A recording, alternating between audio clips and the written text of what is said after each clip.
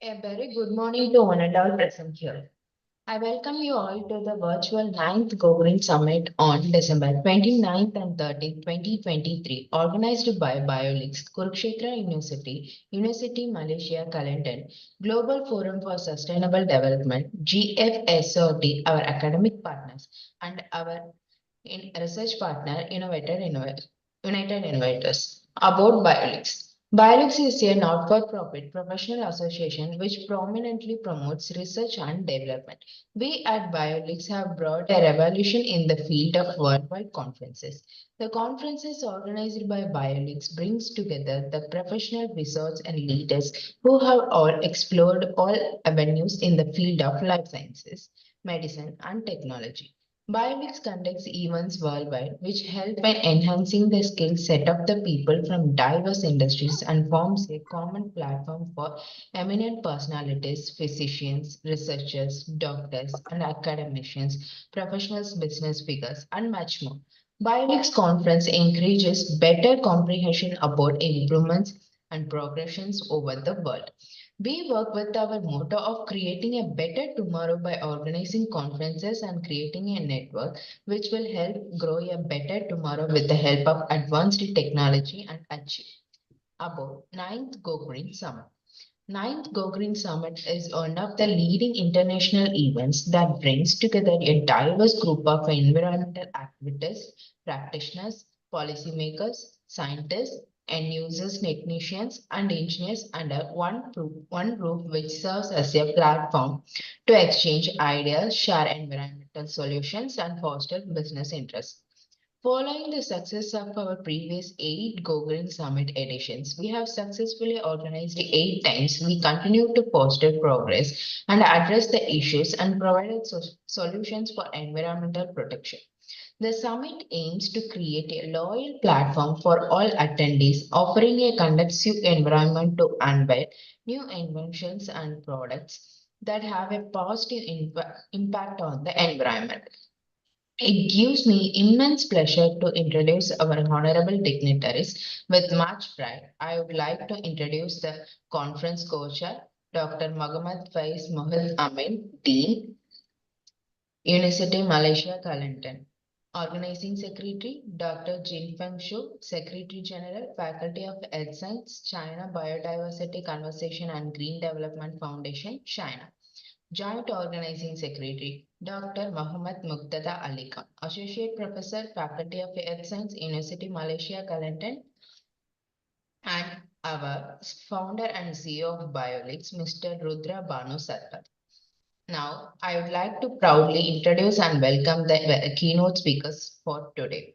Mr. Alan Tupikoff, CFO, Executive Board, FOS, President of ANZISM, Australia. Dr. Sachi Baby, Professor and Program Director, Department of Sustainability Studies, MIT World Peace University, India. Dr. Christopher Tech Boon Sang, Associate Professor, Department of Pudra, Malaysia. Dr. Bhavani Prasad Mukhopadhyay, Professor, Department of Earth Science and Technology, India. Dr. Kalkidan Essayas, Ecologist, Researcher, Kal Consulting, Adidas Ababa, Ethiopia. Dr. B. Armuga Prabhu, Professor and Head, Department of Mechanical Engineering, Kalasalingam Academy of Research and Education, India. Now, I would like to welcome and introduce the session chairs from Kurukshetra University for today. Dr. Deepthi, Assistant Professor, Dr. Meenakshi Suhag, Assistant Professor, Dr. E.R. Nitika Rani, Assistant Professor, Dr. Bhavana Dahia, Assistant Professor, Dr. Anjali Malan, Assistant Professor, Dr. Pooja, Assistant Professor. Now, I would like to welcome all the participants and we are looking forward to your active participation today. I would like to thank each and every one of you who have gathered here. Now, I request Dr. Mohammad Faiz Mohid Amin, Dean from the University of Malaysia, Kelantan, to welcome the gathering.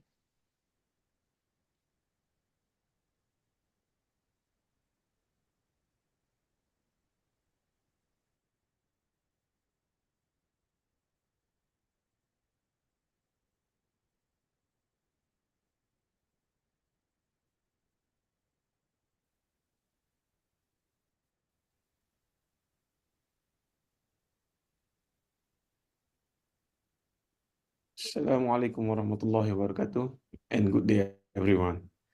It is, it is a great privilege to welcome all the keynote speakers, presenter, participant, and sponsor from all over the world to the 9th GoGreen Summit, which held on 29th to 30 December 2023 in Bali, Indonesia.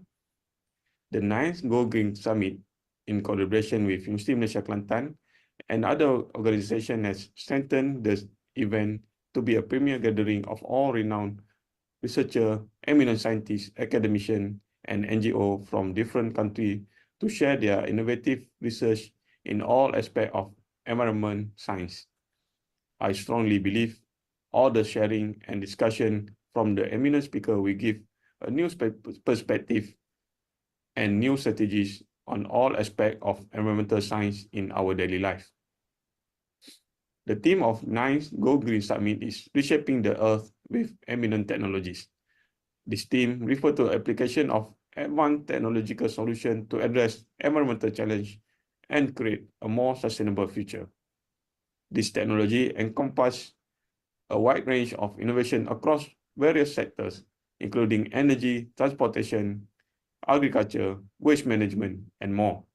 This theme can be achieved through the adoption and implementation of these eminent technologies that we can reshape our planet, striving towards a more sustainable and environmentally conscious future. Now, it is time for all of us to be more innovative rather than peripheral and conventional. The 9th Go Green Summit is a platform to share resources and solutions within a regional economic and connect people towards similar goals. The focus of the 9th Go Green Summit is to create awareness for the environment, showcase the use of technology for the betterment of the environment, research and development for new environmental protection technologies, and provide business opportunity to environment, technology, and equipment manufacturer. So, I encourage all participants of this summit to do your best to achieve the set goal of this conference. Lastly, but not least, I would like to take this opportunity to thank all the community for spending their valuable time to bring the virtual 9th Go Green Summit 2023 a great success. My sincere thanks goes to the supporter and the sponsors. We are also happy to collaborate with ICES and BioLeague in making 9th Go Green Summit a grand success. I look forward to receive you all at the 9th Go Green Summit 2023. Thank you.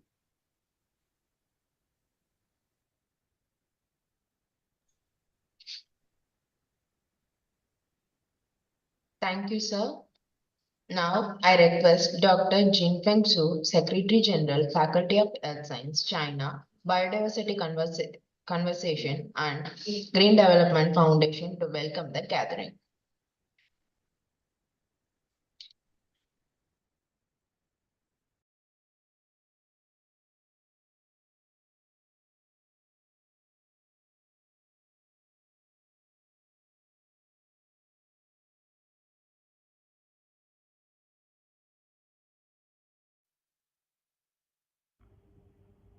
Dear distinguished guests, ladies and gentlemen, on behalf of China Biodiversity Conservation and Green Development Foundation, I would like to thank and congratulate the organizer.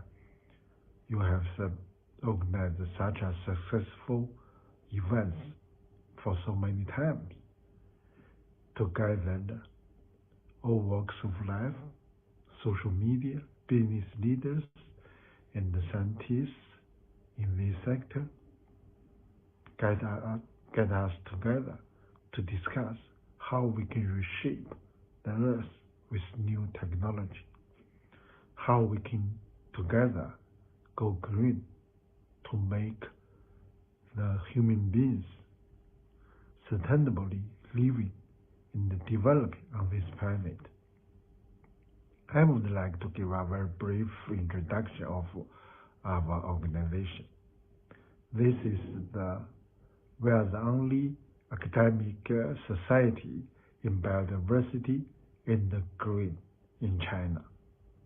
And also, we are the only foundation with public fundraising license in China nationwide in these two sectors as well.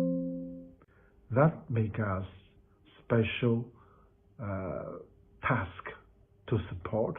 Every year we support over 100 grassroots NGO in these two sectors, in these two fields, and to support them to do conservation, to do the innovative activities to try to change our way of life and way of production to meet our new challenges, a climate challenge, biodiversity challenge, and public health challenge. And we are from UK, and by Duke of Bedford in 1985. He returned the Duke, returned some paradise deer back to China, and with some fund, we set up the foundation. After we successfully reintroduced the deer back to China, we changed our name and to biodiversity in 1990s after China joined the CBD. And later we changed our name again. We realized green development is so essential, and we should not only develop, we must go green. We must do our development sustainable. So we have our name today, China Biodiversity Conservation and Green Development Foundation. We are also observer or partner for UNEP, UNDP, FAO, WHO, as well as many other CBD, CMS, and CITES, as well as many other international organizations or conventions. We are very actively involved in this field in China and abroad. And we have a series of new ideas, including we are born equal of carbon rights and carbon responsibility. And we set up biodiversity conservation in our neighborhood. We emphasize on biodiversity conservation is not only for those red list or state protected area, it's every pupil's job. You know, our difficulty or emergencies we face today are all caused by human, especially caused by the past 100 years development. The only solution to those issues, emergencies, problems, is we human-based solution will be the final solution. As well as today's event, this is, we see, is very essential and important. Let's get together to discuss, to move, to make the people's participation. Let's work together to reshape the earth, to make it a sustainable habitat for human beings. Thank you.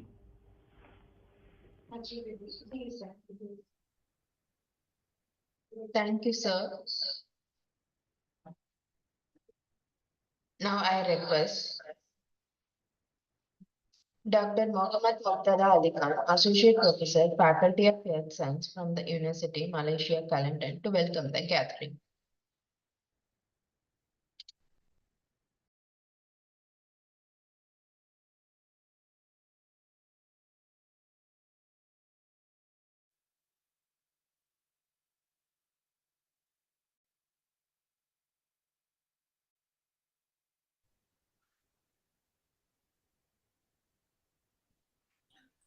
Assalamu alaikum wa rahmatullahi wa barakatuh, and very good day, everyone. It's my pleasure for me to welcome all the participants today in the 9th GoGreen Summit 2023 virtually. I welcome all the eminent keynote speakers, researchers, academicians, NGOs, students, and guests from different parts of the world come here to share their knowledge and vast experiences in innovative researches in all aspects of environmental science. I strongly believe all the sharing and discussion from all the keynote speakers, researchers, academicians, students will give a new perspective and new strategies on all aspects of environmental sciences in our day-to-day life. The 9th GoGreen conference, mainly on the concept of reshaping the earth with eminent technologies. This conference can develop cleaner and more efficient energy sources, such as renewable energy and energy storage solution. This helps reduce our reliance on fossil fuels and mitigate the impact of climate change. Additionally, advancement in transportation technologies such as electric vehicles and autonomous systems can contribute to reducing emissions and improving air quality. The 9th GoGreen Summit is a platform to share resources and solutions with the regional economy and connect people working towards similar goals.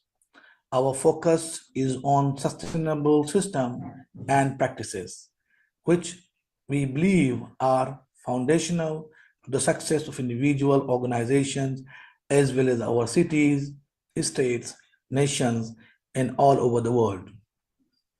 GoGreen Conference is a good and open opportunity for young scientists can get appropriate and timely information, and using this platform also can make collaboration among young researchers for better scientific and technological advancement.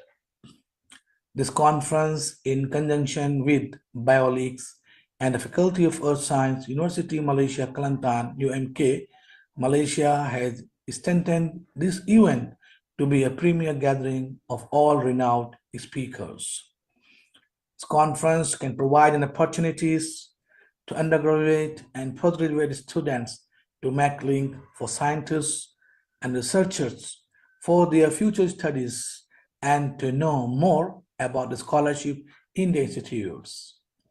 I sincerely trust you all will be enjoyed today and tomorrow in this virtual 9th GoGreen 2023 conference, and we keep great hope from all of you that you will get more knowledge and fruitful experience throughout this conference. Once again, I would like to thank you all for participating in such a wonderful conference. So please stay safe, be calm, and be positive. And we all pray together to our own God for protection and save this world from all the pandemic diseases. Thank you very much and best of luck, everyone.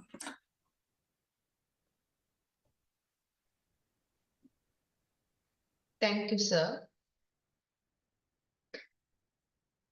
Now we'll move on to the keynote lectures we have been waiting for. The first keynote speaker of the day, I request Mr. Alan Tupikov to render the lecture. Sir.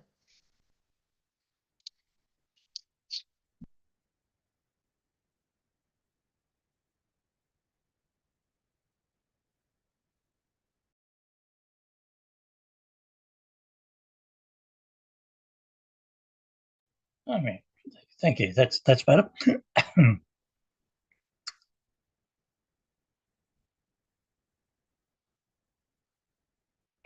Okay, thank you very much for the opportunity to speak today. These conferences are vital for our future and very much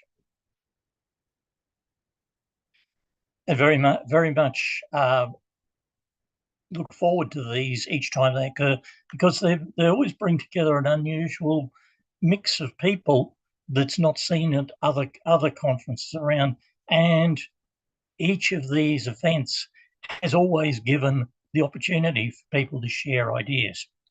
Now, today, what we're going to do, so we're going to be talking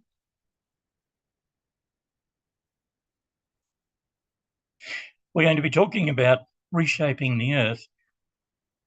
And my talk today will be about reshaping the future together.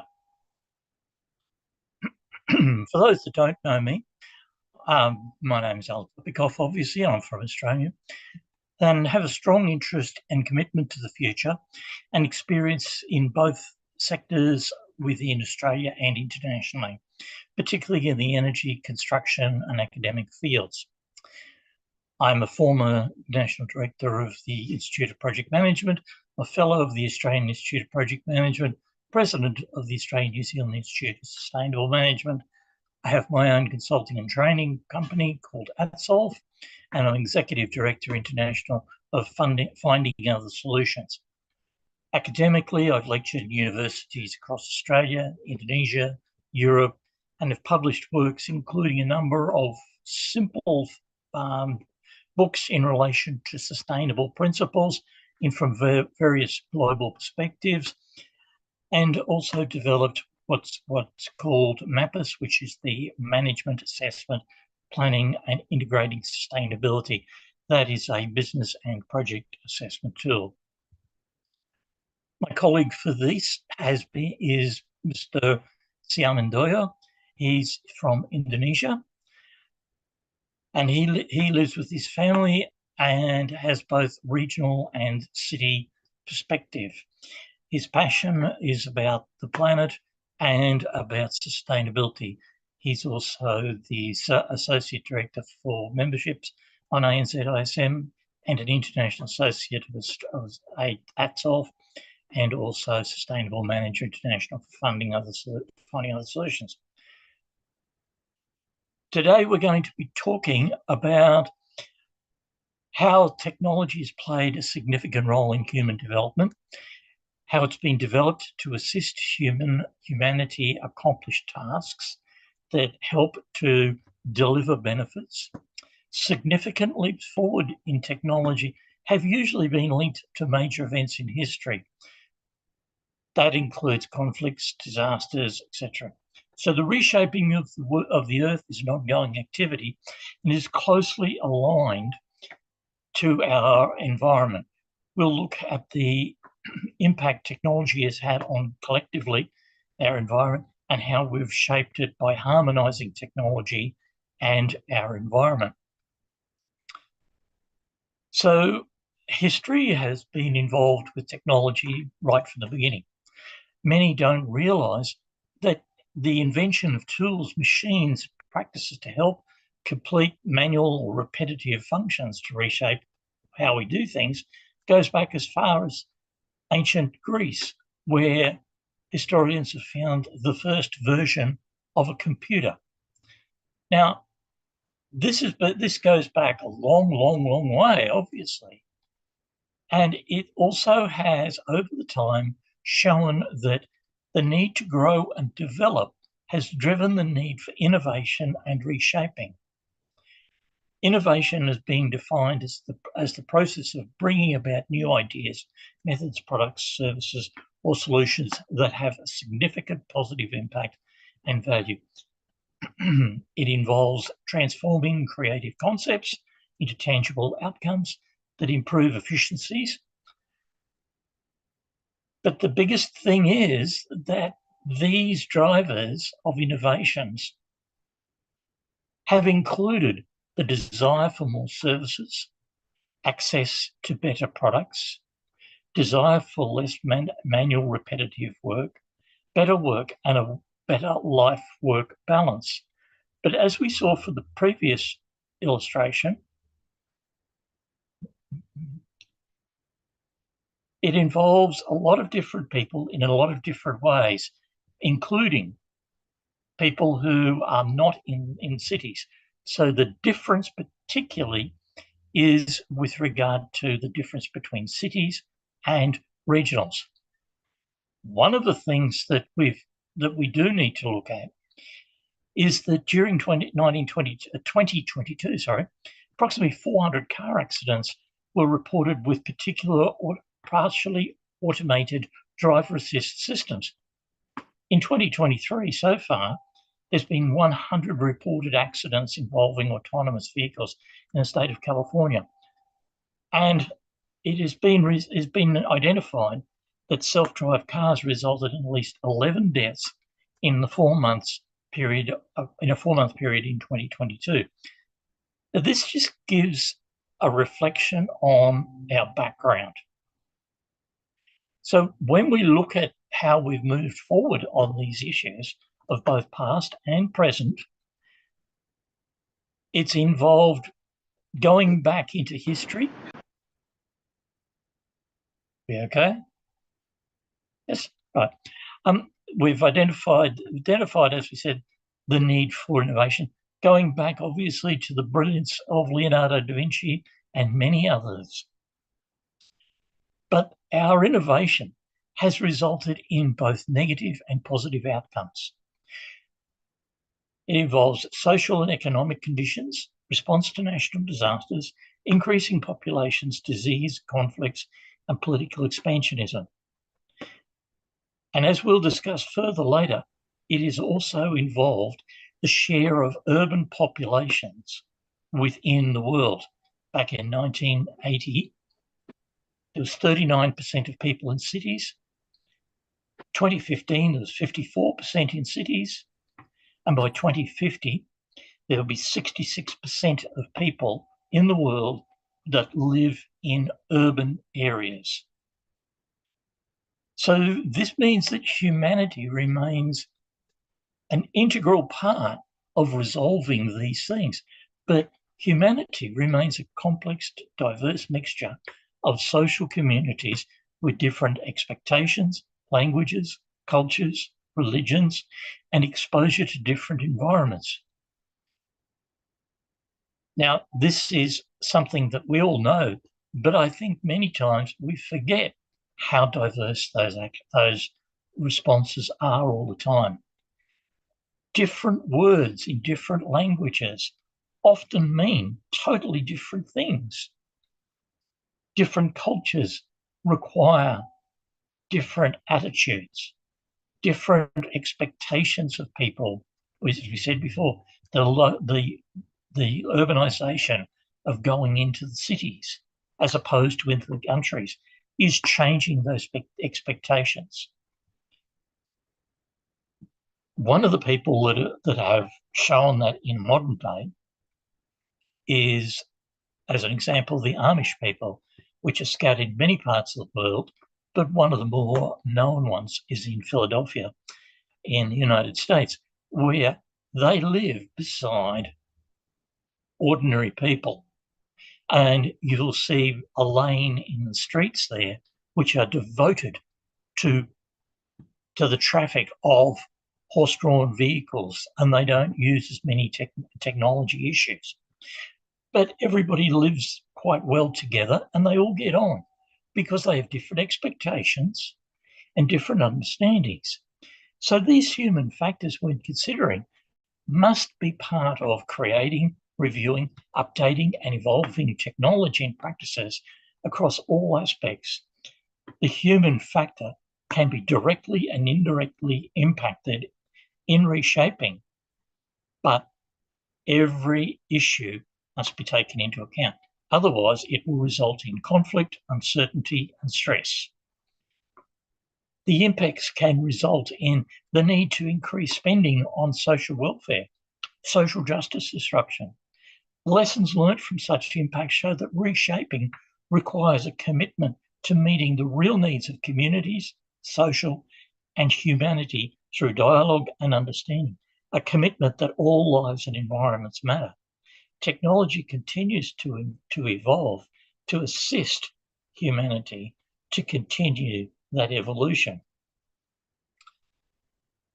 So we found here now that the technology is being driven by the needs of humanity. But technology also assists humanity with a strong link between our human environment and maintaining our sustainable environments. So we're linking technology and environment and humanity in a trilogy. The effects to date have included the pollution of natural environments from e-waste as a result of the need for the latest version, the use of rare resources to create hardware.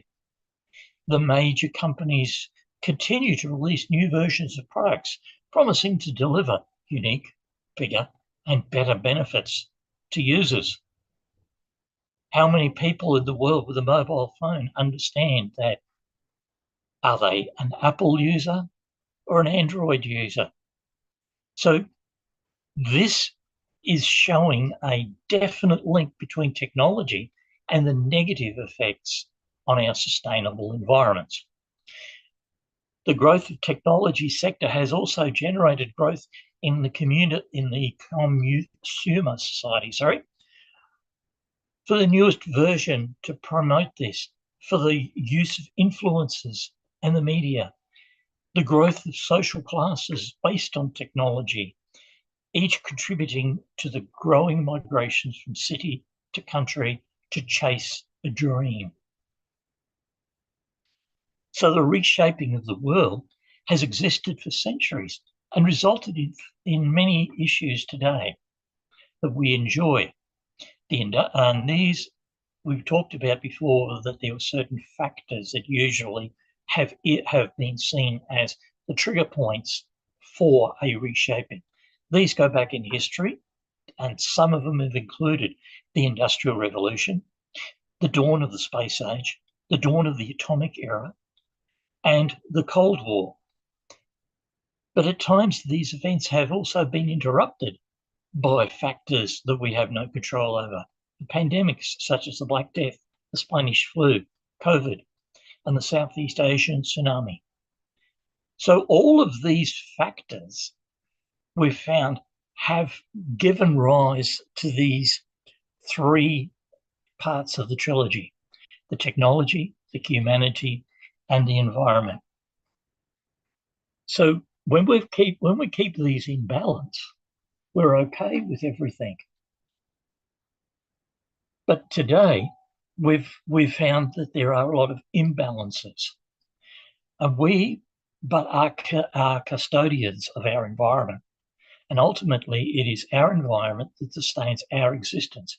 Our environment is much more complex than any of our technology and has for centuries maintained our essentials for life. Technology has become a necessary part of our collective DNA, but there is also a significant percentage of the world who do not have access to technology and rely on more traditional methods. 30% of the world's population do not access technology in any major way. They either don't have access to the internet or don't have access to electricity. So technology is really only servicing 70% of the world's population.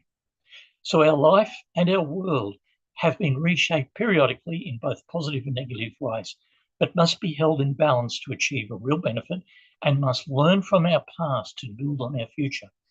To reshape our future, we take a reinforcing of the positive practices, ways, and lessons of our collective past. As in our past, our future will be based on the most appropriate reshaping to meet the needs locally and internationally. And we have to make sure that people respect the information that they're being given. And we need to be very careful of the false technology that is out there, the false information, the misleading information, or the corrupted one. The famous case of the War of the Worlds radio broadcast in England in 1938 caused mass panic. And in conclusion, we're saying that people say that if we destroy something, that we've created, it's called vandalism. But if we destroy something that nature creates, It's called progress. Unfortunately, our progress is killing our nature in many ways. But we must remember that whilst technology is world-based, no one solution will deal with everybody's needs, because everybody, as we said before, deals with things in a very different way. If anybody wants to know any more of what we've spoken about, there's a range of books on Amazon. And today there's just been a launch of another one called AI and Us, Together or Turbulence. And there's some information there about what we said for Mappers. So I hope that gives people an understanding of where we're up to, and to be able then to say that we can resolve the issues that we've got. But to do those, we need a lot to go right for us, and we need a lot to appreciate, so that we can actually get involved with technology and make sure that technology is still working for us and our environment. Thank you very much for that. Thank you so much, sir, for your wonderful keynote sessions.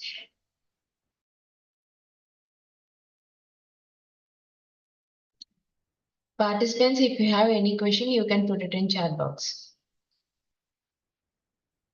Or else you can raise your hand.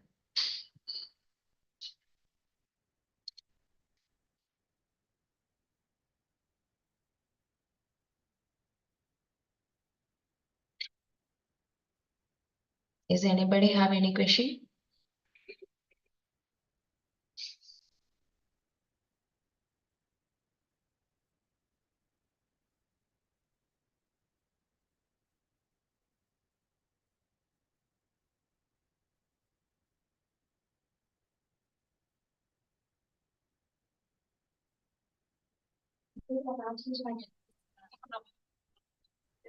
Good morning. Good morning. Sir, it's a great thing the 9th GoGreen Summit started with your presentation. Really, it's a very nice presentation. Just I want to clarify. So whether nature reshape itself against any kind of pollution. Sorry, I didn't quite catch that is my question, sir. Yeah. Whether nature itself reshape. Okay. Well, nature by itself is a very good tool for preserving itself. But unfortunately, as you saw within the presentation, there is a lot around the world that we have done to stop nature from making adjustments as it needs to. The amount of e-waste that is around the world at the moment is actually spawning a whole new lot of industries, which are all there based on technology in many ways. One is to reshape technology and come up with new versions. But the other one is the recycling component. And then the third part of it is how to deal with the industrial waste that e-waste is producing. So if we understand what nature is doing, we're okay. But we tend to try to sort of ignore sometimes what nature does. And when we ignore it, it's not a good thing at all. So does that answer the question?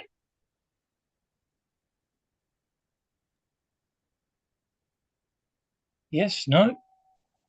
Yes, sir. Yes, sir. Thank you, sir. Thank you. So I am Rajesh from American College, Tamil Nadu, India. Thank you for the answer.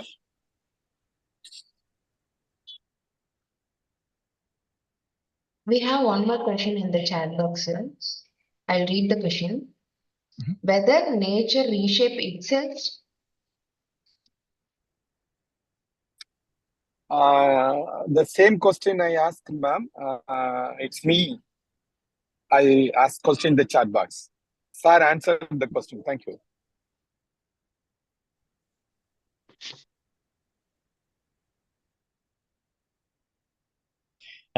Just to sort of go a bit further on that, one of the things that I think as researchers, most people try not to do these days is understand that there is a trilogy. We think of many other trilogies, but we forget the trilogy that impacts us, technology, and the environment. And as I said, in many cases, a 30% mark for a lot of people would be a fail. But in technology's terms, we consider it to be a massive pass, even though 30% of the world does not access the internet or doesn't have access to electricity to do it. So what we tend to do is we're talking about technology solutions that at the maximum can only deal with 70% of the world's population. And out of that 70%, you've got the brand recognition factors in there and many, many other factors in there that knock that percentage right down dramatically. So, you know, sometimes we take credit for things that perhaps we shouldn't take credit for.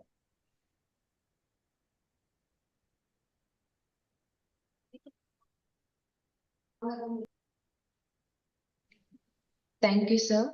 I think all the questions are answered. Now we'll move on to the next keynote session of the day. Thank you very much. Thank you, Thank sir. you. Thank you, sir. Now I request Dr. Sachi Baby to render the lecture. Okay. Let me share the screen sir. first. Yes, sir. So, Okay.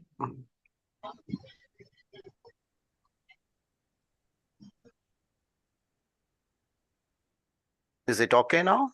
Yes, sir. We can see a slide.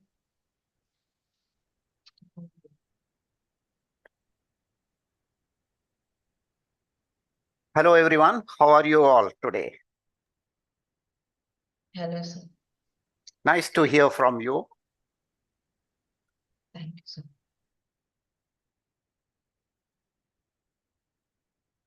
Ladies and gentlemen, weather and climate are crucial and have a huge effect on our livelihood, our health, and our future. Today's climate seems so alarming. Climate change alarms are ringing.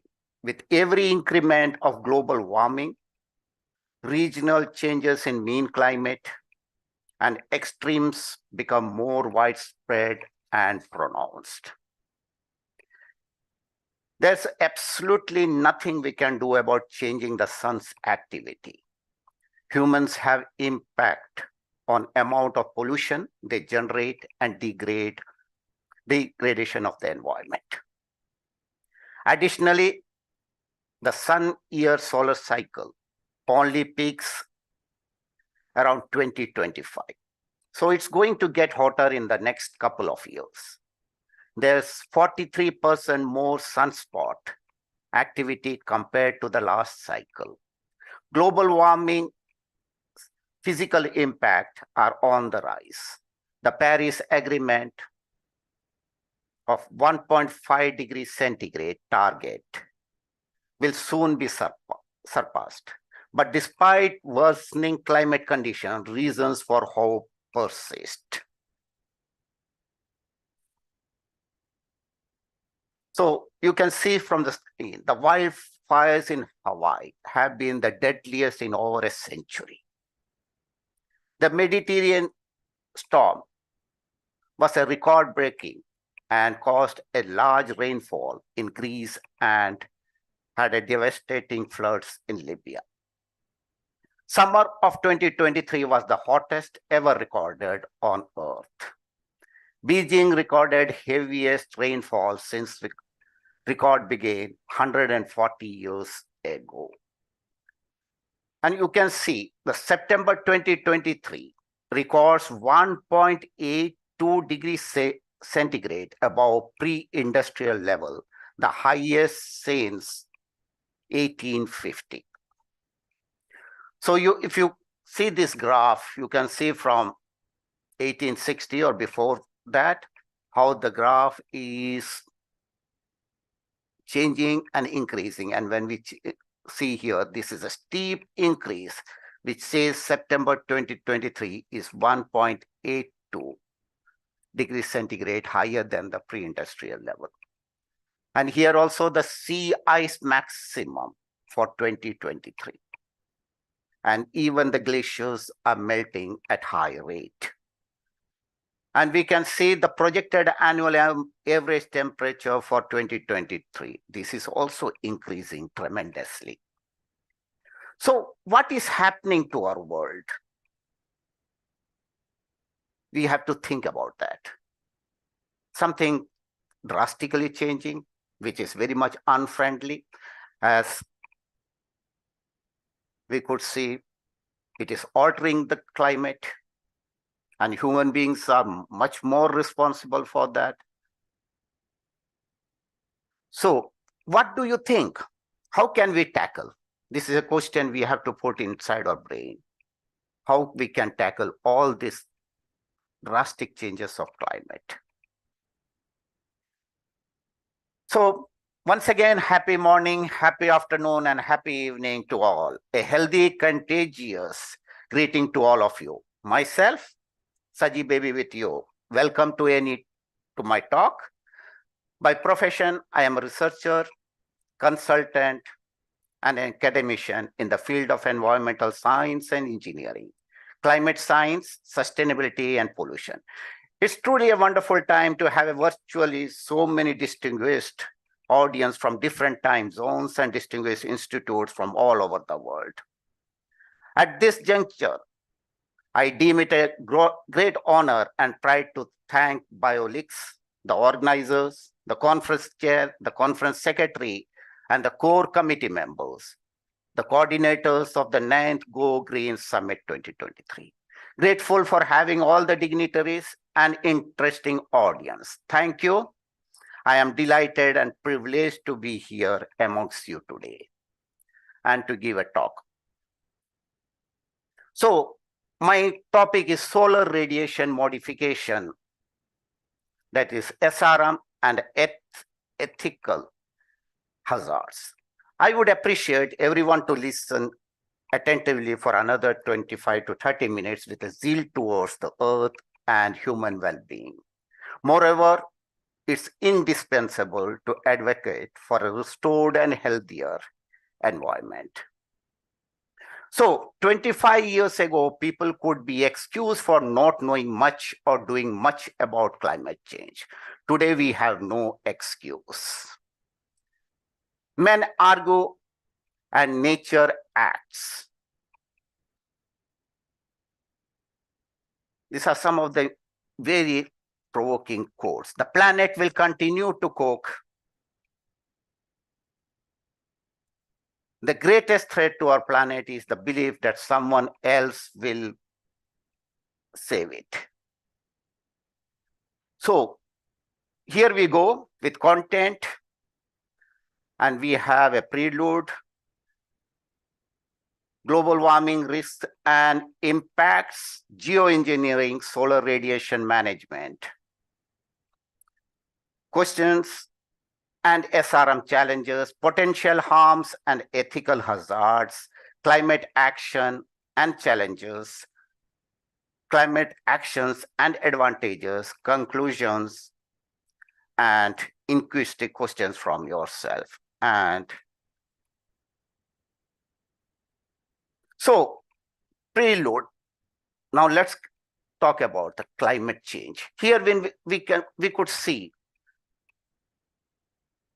that things, air temperature is increasing, surface temperature is increasing, water temperature is increasing, ocean, sea surface temperature, sea level, species ranges is shifting, the biodiversity is decreasing, ocean acidification is increasing, ocean heat is increasing, ice sheets are decreasing, and snow covers are decreasing, growing seasons are length. Summer period is increasing. Global greenness is increasing even at the Antarctic or Arctic level. Species ranges are shifting, precipitations are increasing. So these are all the evidences what we see from the climate change.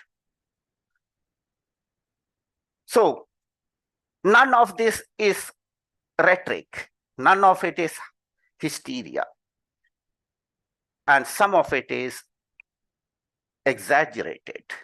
We think, but it is none.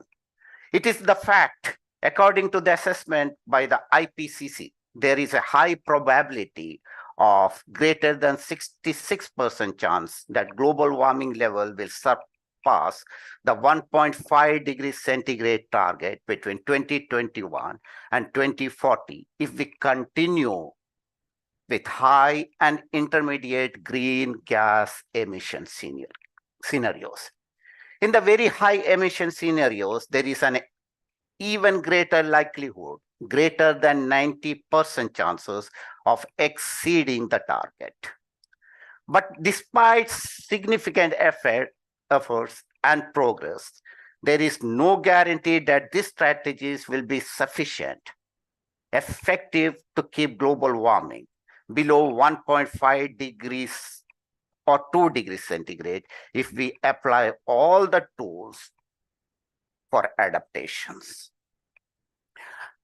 As the summer heat is on our minds, it's essential to remember that Earth is an interconnected system. So changes such as rise of temperature may influence many other changes and transforms our climate.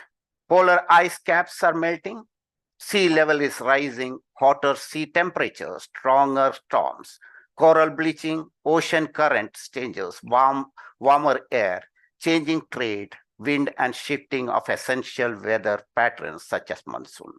Civilizations like Anger, Mayans, and Indus have collapsed due to localized long-term climate change. This is a fact and this is evident.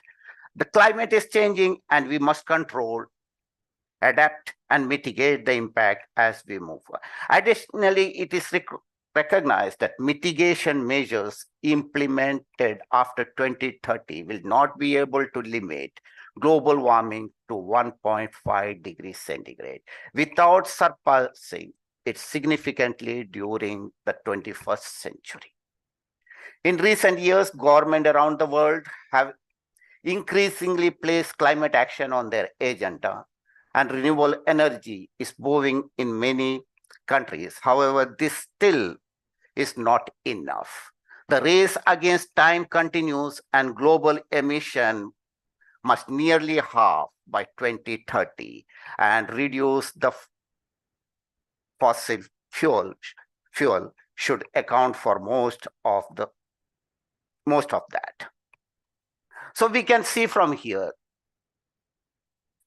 the sun's energy and the sun's light, how it is being managed and how it is being affecting the earth.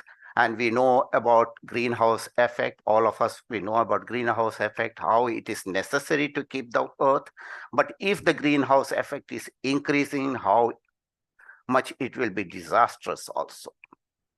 So one of the main culprit is CO2. So ladies and gentlemen,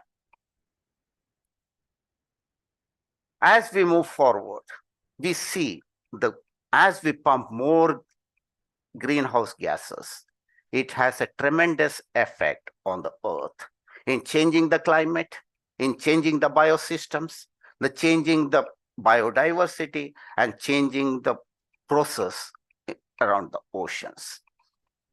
So just look at this video, the CO2 emitted from transport in New York City 2010.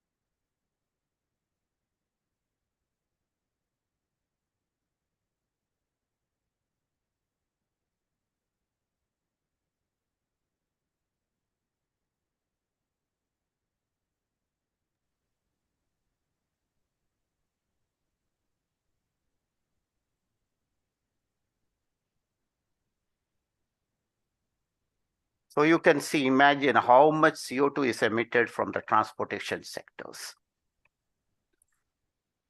So the radiative important gases are carbon dioxide, nitrous oxide, and methane, which we all know.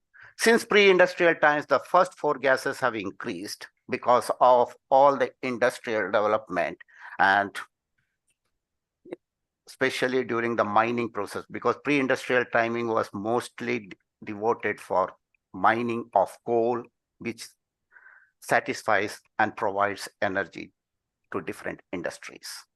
So here is the greenhouse gases and their sources, which we are well aware about it. Carbon dioxide and methane is also a biggest changer of global warming, and it has a global warming potential of 21.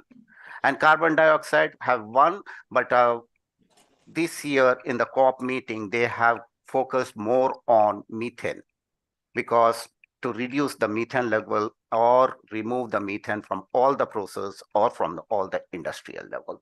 So carbon dioxide emission, this chart shows by country level, and you can see one is China is the highest, and the rest of the world 21, United States 15%, Japan and Russia 5 and 3%, India 7%. And this is the global greenhouse emission by sector, by different activities. So we can see energy used by building is 17.5%, transport is 16.2%, and the industries are 24.2%. And altogether for energy, we use 73.2% of greenhouse gas emissions are there. So these are all the graphs. As we see, the CO2 emission is increasing and the billion metric tons, and we can see 37.55 billion metric tons of CO2 emission during 2023. And this is emissions by mode of transport. We all see in the, and the global greenhouse gas emission and warming scenarios. If we have no climate policies, how much greenhouse gas emission will be there? If we follow the current policies very stringently and in a dedicated manner, we can decrease the global greenhouse gases. That's what it shows. So per capita CO2 emissions, this picture shows, and the darker one represent the more per capita CO2 emissions, and the lighter one, the less number of CO2 emissions. And this is per capita consumption based on CO2 emissions. And in this case, we can see the lighter one is the less consumptions based CO2 emissions. So what we know and understand, in per capita term, the average Indian emits around 2.5 ton CO2 equivalent per year, much lower than the most developed countries, such as US, European Union, and Japan. So the build-up of so-called greenhouse gases appear to have adverse effect on global climate. The economic development, the energy consumption, and increased greenhouse gas emission is just like a directly proportional and is proportional to, and that leads to the global warming. Interestingly, the India around 7% and USA around 13% and China around 33% as the three largest greenhouse gas emitter in the world are also known to be the greatest and the biggest economy of the world. So 2023 emission gap report from UN Environment Program finds that global greenhouse gas emission increased by 1.2% from 2021 to 2022. Greenhouse emission across G20 increased by 1.2% in 2022. So imagine how much it is linked with the development. The greenhouse is linked because it is linked with the development at the same time there is a decrease or there is need for sustainability or sustainable development.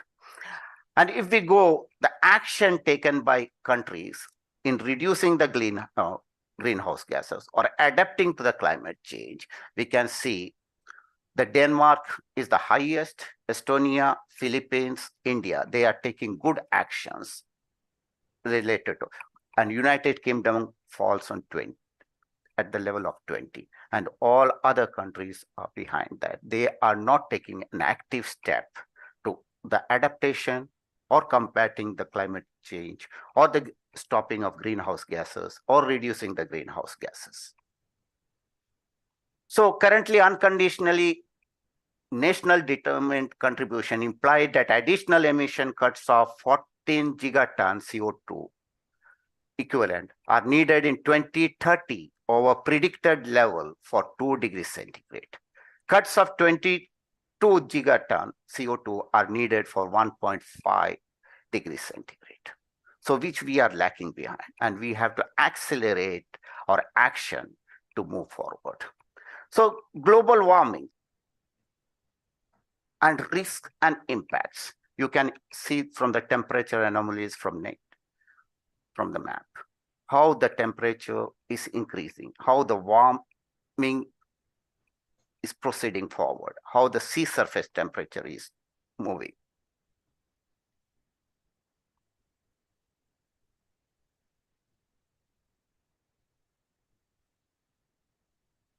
So it is becoming darker, redder, red in color. So this is another global monthly temperature from 1940 to 2023. You can see from the clockwise is the all month, and this circle starting is from 1940. As we move clockwise, it reaches 2023, and you can see how more redder it becomes. And so the climate and the global warming is increasing tremendously. So this is NASA's climate spiral created from the data.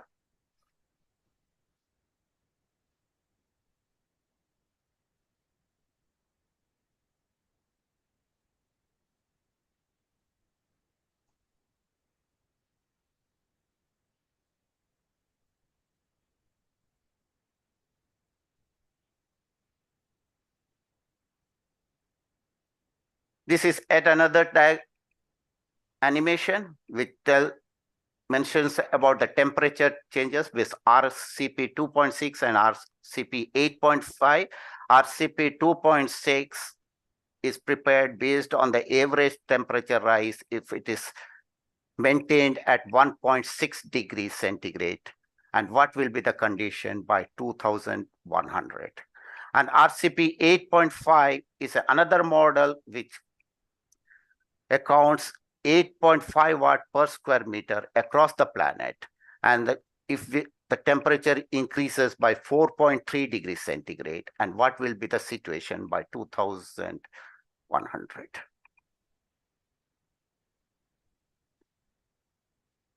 So this is another temperature anomalies by country, how the climate is changing, how the globe is warming and everything. And here is India and the rest of the other countries. And which country is warming more according to the geographical conditions.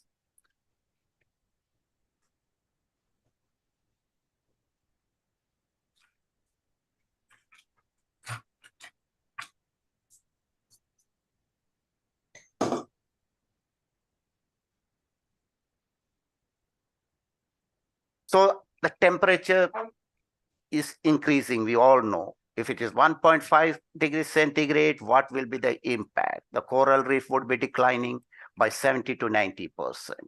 If it is 2 degrees centigrade, fewer opportunity for infrastructure and adaptation, sea level rise will increase. And if it is 3 degrees centigrade, what will happen? Near complete melting of Greenland ice sheets and sea level rises above 7 meters. So 4 degrees centigrade, high level of food insecurity, development path will be reversed. Half of all the planets and animal species face local extinction. And if it goes beyond that, what will be happening? You can imagine, you can think from this picture. Good news, at the current rate of global warming, they should be able to just swim over there and eat him under the 5 years. So these are the impact from climate change. The risk we face is from infectious disease, loss of biodiversity, floods, wildfires, extremes. And other things what we will be facing is declining in food production, declining in ecosystem, increase in antimicrobial use, increase in pesticide use because pests will be more, change in range of vectors and pathogens. So when collectively we have so much risk, what will be the impact of in human beings? Mental health problem, physical health problem, mortality will increase. And it will affect the human population, affect domestic animal health and population, wild animals and plants. So in order to tackle all this, will it be possible from the human beings to tackle the climate change, which is drastically changing and accelerating so fast? So we are coming through a technology called geoengineering, and it is a solar radiation management known as SRM. Climate scientists around the world are actively exploring different ways of climate engineering. The goal is to find innovative methods that can help us reduce global warming and protect ourselves from most severe effect of climate change. So in light of these challenges, technologies like solar radiation modification, known as SRM, and is also termed as geoengineering, could be considered the potential tool to mitigate the adverse impact of climate crisis. This perspective is supported by the Intergovernmental Panel on Climate Change, IPCC, in their report in 2021, page 4. Solar radiation modification is increasingly being discussed as a potential tool to reduce global and regional temperatures, to buy time for conventional carbon mitigation measures to take effect. So, solar climate intervention method will change the surface albedo.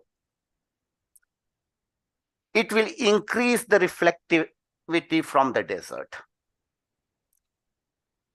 reflectivity of marine clouds, brightening of ocean surface by using sea foams, whereas reflection of marine clouds is for misting dissolved from salt from seawater. And we can increase the surface albedo by whitening the roofs and other surfaces. So increase the amount of stratosphere aerosols through sulfur aerosols from volcanoes, balloons, and aircraft, injecting tiny reflective particles. Space-based method, fixing an orbital mirror, which provides us a sunshades, giant mirror to reflect the sun's rays, and it may have an amount of 1 to 2% of sun's rays, which could be reflected. Decrease the amount of high altitude cirrus clouds, cirrus thinning. That is because that also matters a lot when we are thinking about albedo or reflecting of radiation. Genetic engineering of reflective crops, because the lighter crops can reflect more energy backward. So this is the pictorial diagram which shows all the technologies which can be used for solar radiation management. So wrapping glaciers in high albedo matter is a SRM technology. Sulfur aerosol from volcanoes is a SRL. Whitening clouds, SR. And orbital mirror, SR. So there are SR. And other which is shown by CC is carbon capture method. The questions about SRM and challenges are: solar radiation modification has been proposed as a potential option to counteract anthropogenic warming. However, just like with any scientific endeavor, the impact of solar radiation management is still a bit uncertain and quite ambitious regarding how positive and negative the impact of SRM will be. But hey, that's the beauty of science. That's the beauty of development of science, how the science is being evolved, always keeping us on our toes. Absolutely, it is important to recognize SRM. And SRM has the potential to address a certain aspect of climate change. However, it is equally crucial to remain vigilant about any unintended consequences and to prioritize the well-being of vulnerable population. So before we draw any conclusion, let us have an open discussion with that weighs both the positive and negative impact of SRM. So let's ask the question, who decides our climate future? Who decides what material to use and how far to go with SRM? Who decides if it is safe?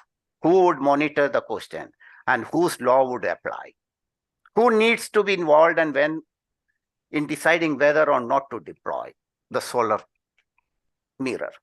Who would control the global thermostat? How much it should be reduced? How much the shade should be provided?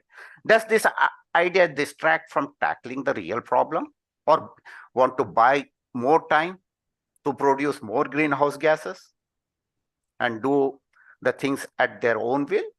How would one deal with the winners and losers? These are all the questions which come in front when we are talking about SRM. Another thing, the challenges we feel, code of conduct, the public policies for research, and the risks and benefits of sustainable development. Who will have that one? And whom it will affect more? And who will monitor, attribute, and management of risk and impact? Potential public concerns are there. If we have an information, whether there will be a transparency of information. If something disaster happens from SRM, who will be accountable? And who all will be involved in that decision? And if something goes wrong, what about compensation and who will be liable? So globally legitimate decision-making on whether or not to research to consider for use, to decide whether or not to deploy, ensuring democratic decision-making and global cooperation become a crucial aspect to address this concern. Institutional guarantees against premature termination. So the potential harms and ethical hazards which raise from SRM is certainly when it comes to the development of new technology. It raises significant ethical consideration. These ethical hazards should be taken into consideration. So unintended consequences, which may come from unforeseen ecological and climate impact, which cause potential harm. It may cause to ecosystem, agriculture, and human health. Distribution effect, which is uneven. Reduced temperature in some places and may not be in other places. Increased drought, altered rainfall pattern. This all may not be in the uniform way. And misuse and manipulation of technology. This technology may be used for another evil purposes, may be used for warfare. Moral hazards create a false sense of security. The root cause of climate change to reduce the greenhouse gas emission, really solely on SRM without simultaneously reducing carbon emission. So the climate action challenges, what we face is a social, health and productivity, water scarcity, agriculture and food security, infrastructure and coastal vulnerability, energy sector, and policy and mitigation. These are the challenges which we face. So, however, economic factor also play an essential role in promoting environmental stability. because when we want to adapt according to the climate change, we need fund, we need economy, and the poor countries will not be be able to afford it. That's the cost of climate challenge on GDP. You can see world, this will reduce the GDP. So we have to withdraw the money. We have to take the money from the GDP and provide a solution for the global. But this is a short term. But in a long term, the GDP will be increasing. And we have a lot of papers published which shows that it will increase in the future. So climate actions and advantages. So just when we come to the climate actions, we have to phase out coal, oil, and gas. We have to use renewable energy. We have to manage waste very well.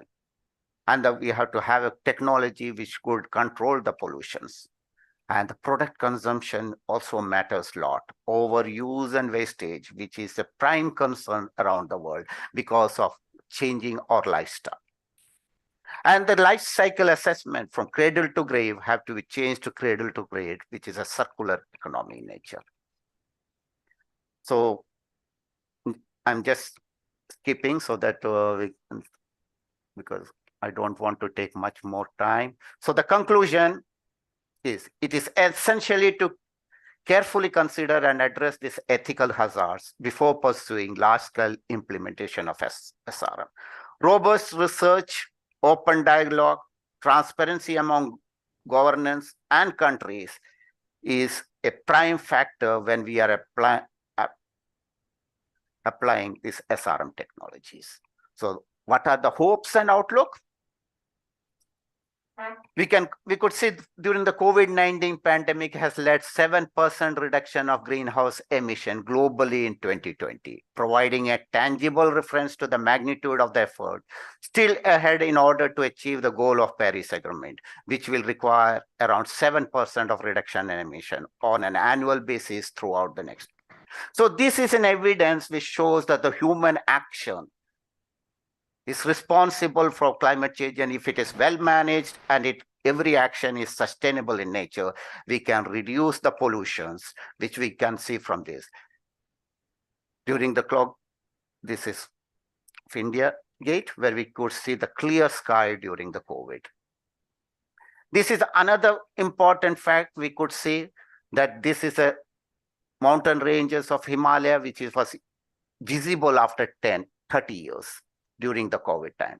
So how much pollution we are pumping to the air, we can imagine that. So we can reduce the pollution. That doesn't mean we have to stop the work, but with a sustainable development, sustainable technology, we can do it. And it's not impossible. So carbon emission fell in 2020. You can see how much it. In Spain, -15. And rest of the world, it was -6. So it's possible. So more countries are committed to net zero. The coalition is growing, but commitment must be backed by bold and credible actions by every country in the world. We have to start now. So the conclusion is no carbon footprint, only your footprint. Okay. Any questions from your side? Thank you so much for your wonderful keynote session, sir.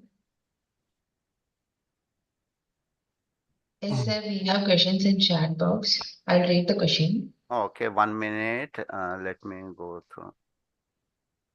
Okay, just. Okay, sir. If you could be able to read. Yes, sir. The growth graph for CO2 globally is also mirrored closely in the urbanization growth.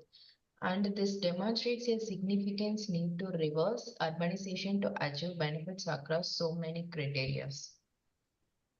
The growth graph for CO2. Yeah, correct. Urbanization and industrialization, even for providing the urbanization needs means you have to industrialize. So both are correlated. So we should have a better way of urbanization. And even sometimes I'm against also the fast growth of technology.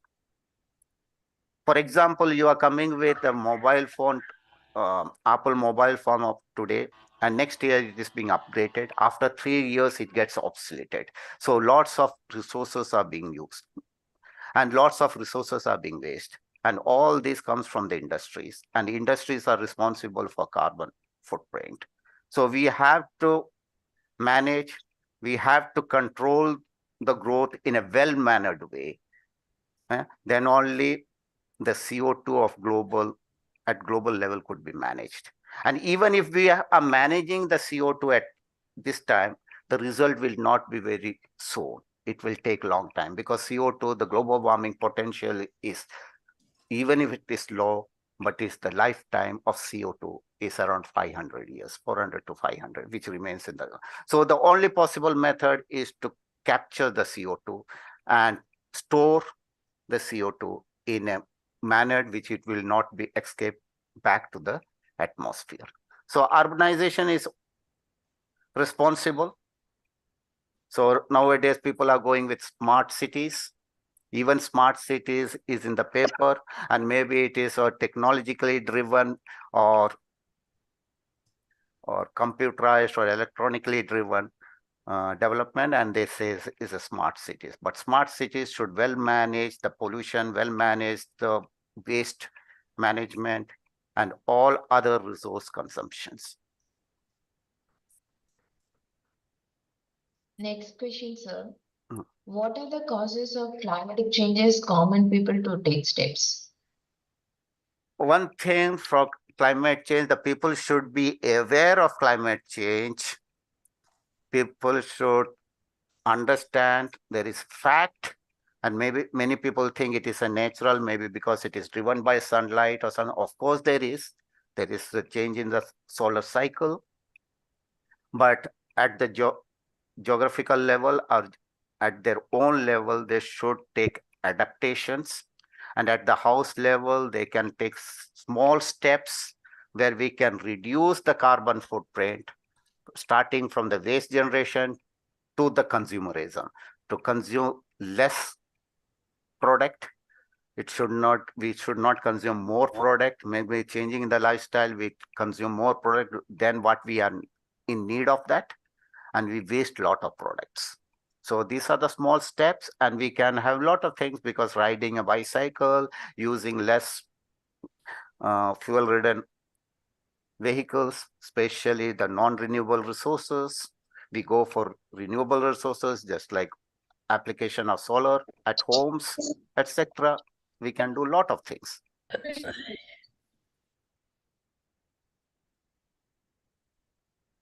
Participants, any other question you have?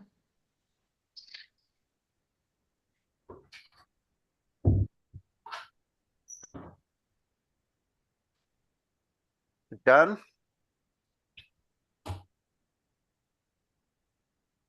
I think someone asked one question, sir. Okay. Working since 10 years, people are very resistant to change the habit. Sir, that is correct. To change the lifestyle is very difficult. We have to practice it. And right from the childhood, we have to change our culture, the way of life. Another one question, sir. Sir, it's late to control, right? Yeah, it's late, but it is not impossible to control. Still we can control, because our grandchildren have to survive. Great-grandchildren have to survive. So there are methods. We can apply that methods, and we can control and keep the future in a right place. That's it? Yes, sir. Okay, stay blessed, stay inspired by nature, spread love and peace, be human, much love. May God bless you all. Thank you. Thank you. Thank you, sir.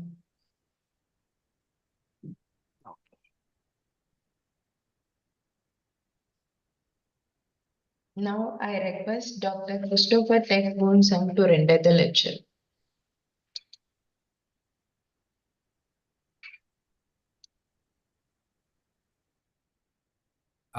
Can I share my screen? Yes, sir.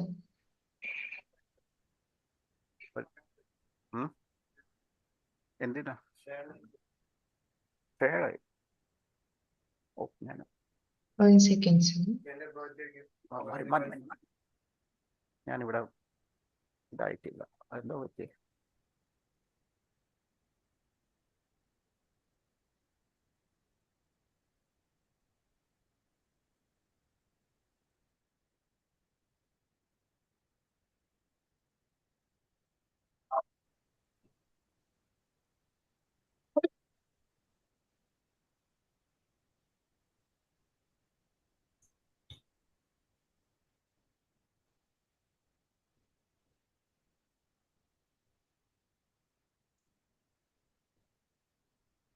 Sachi, sir.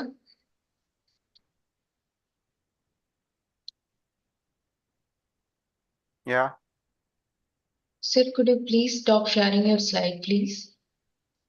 okay I already stopped No, sir. Still we can see your slide. no I already stopped from here maybe I can exit and come back Yes, sir. Okay, sir. okay Yes, sir. Thank you.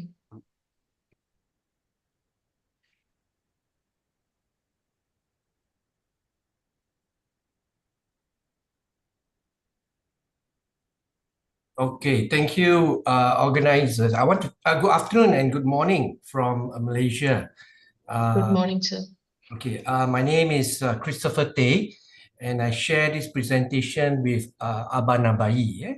So I think in keeping with the theme of this conference, I think one of the key steps to sustainability is the 3 R's, where it's reuse, recycle, reduce. So one of which I'd like to share one channel, one opportunity that we can practice this 3R is reusing wash rice water as plant fertilizer. So this is a presentation that summarizes four of our trials using wash rice water. So what is, I think rice is a very important food in the whole world. It's about half of the world population eat rice as the staple food, particularly in Asia, where practically it's almost 100%. And before rice is cooked, it is very often washed to get rid of the dirt and so on. And then the leftover water, which is called washed rice water, is typically just thrown out, discarded into the environment, unused. And this washed rice water has several names. In Malay, it is called air cucian beras. In Indonesia, it's called air leri beras, and in Philippines, it's called hugas bigas. But whatever it is, this water is typically not kept, but just thrown away unused. But however, this washed rice water is not empty water. It's not just water, not pure water. It contains nutrients which has during washing leached out from the rice grains. So these nutrients, because of their presence in the washed rice water, people have claimed that it is beneficial. For instance, as fertilizer, they are even human beauty treatments for skin and hair, and even for health supplements for human and animals. And washed rice water is a very common household and industrial wastewater. Remember, washed rice is not just cooked at home, but cooked and used in the food industry as well, in food product containing rice. And 520 million tons of rice were consumed worldwide in 2021-22, and 90 of which is from Asian countries, and many of them eat rice 2 to 3 times a day. And rice mills, during food production, processing food, they may also wash rice. So if we have a very conservative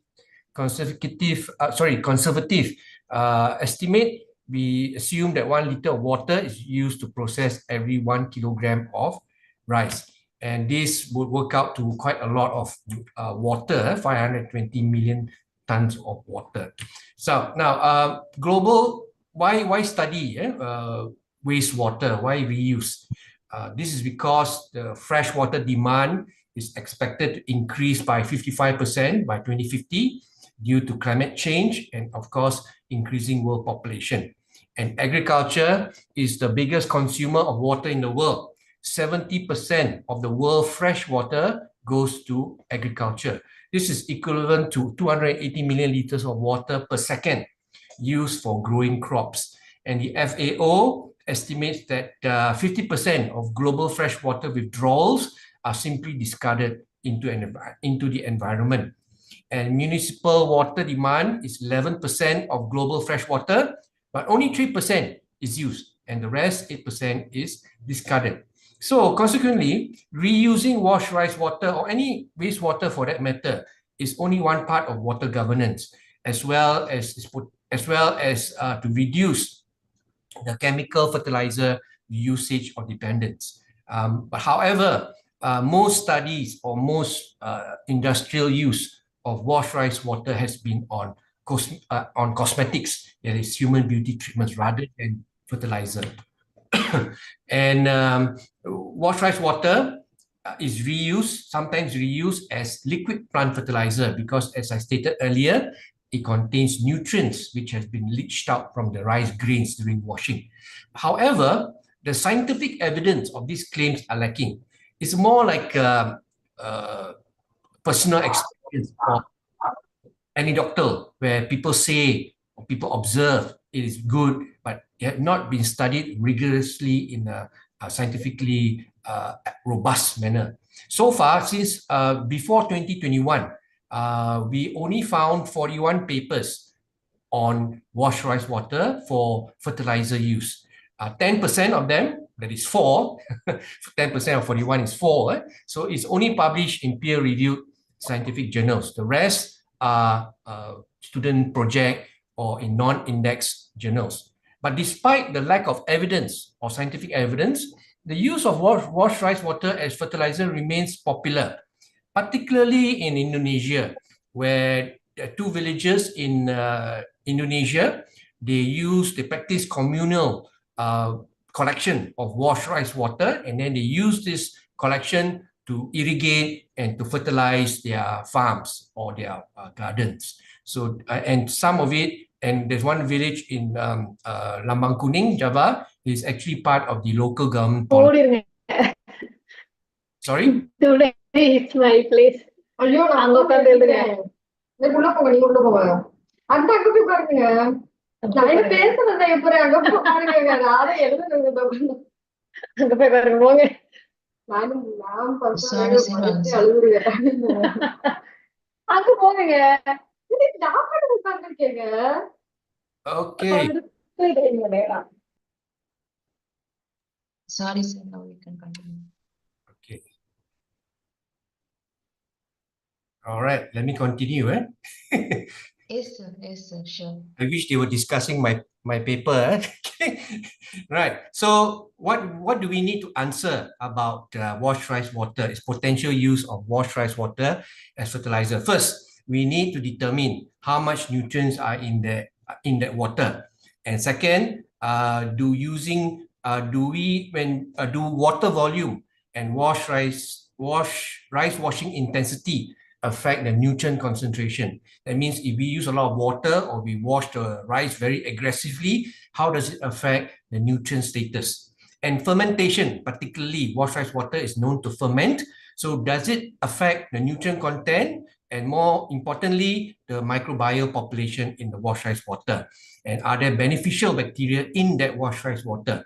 And lastly, does washed rice water increase crop growth in the short and in long term? And is it better or just as good as the conventional chemical NPK fertilizer?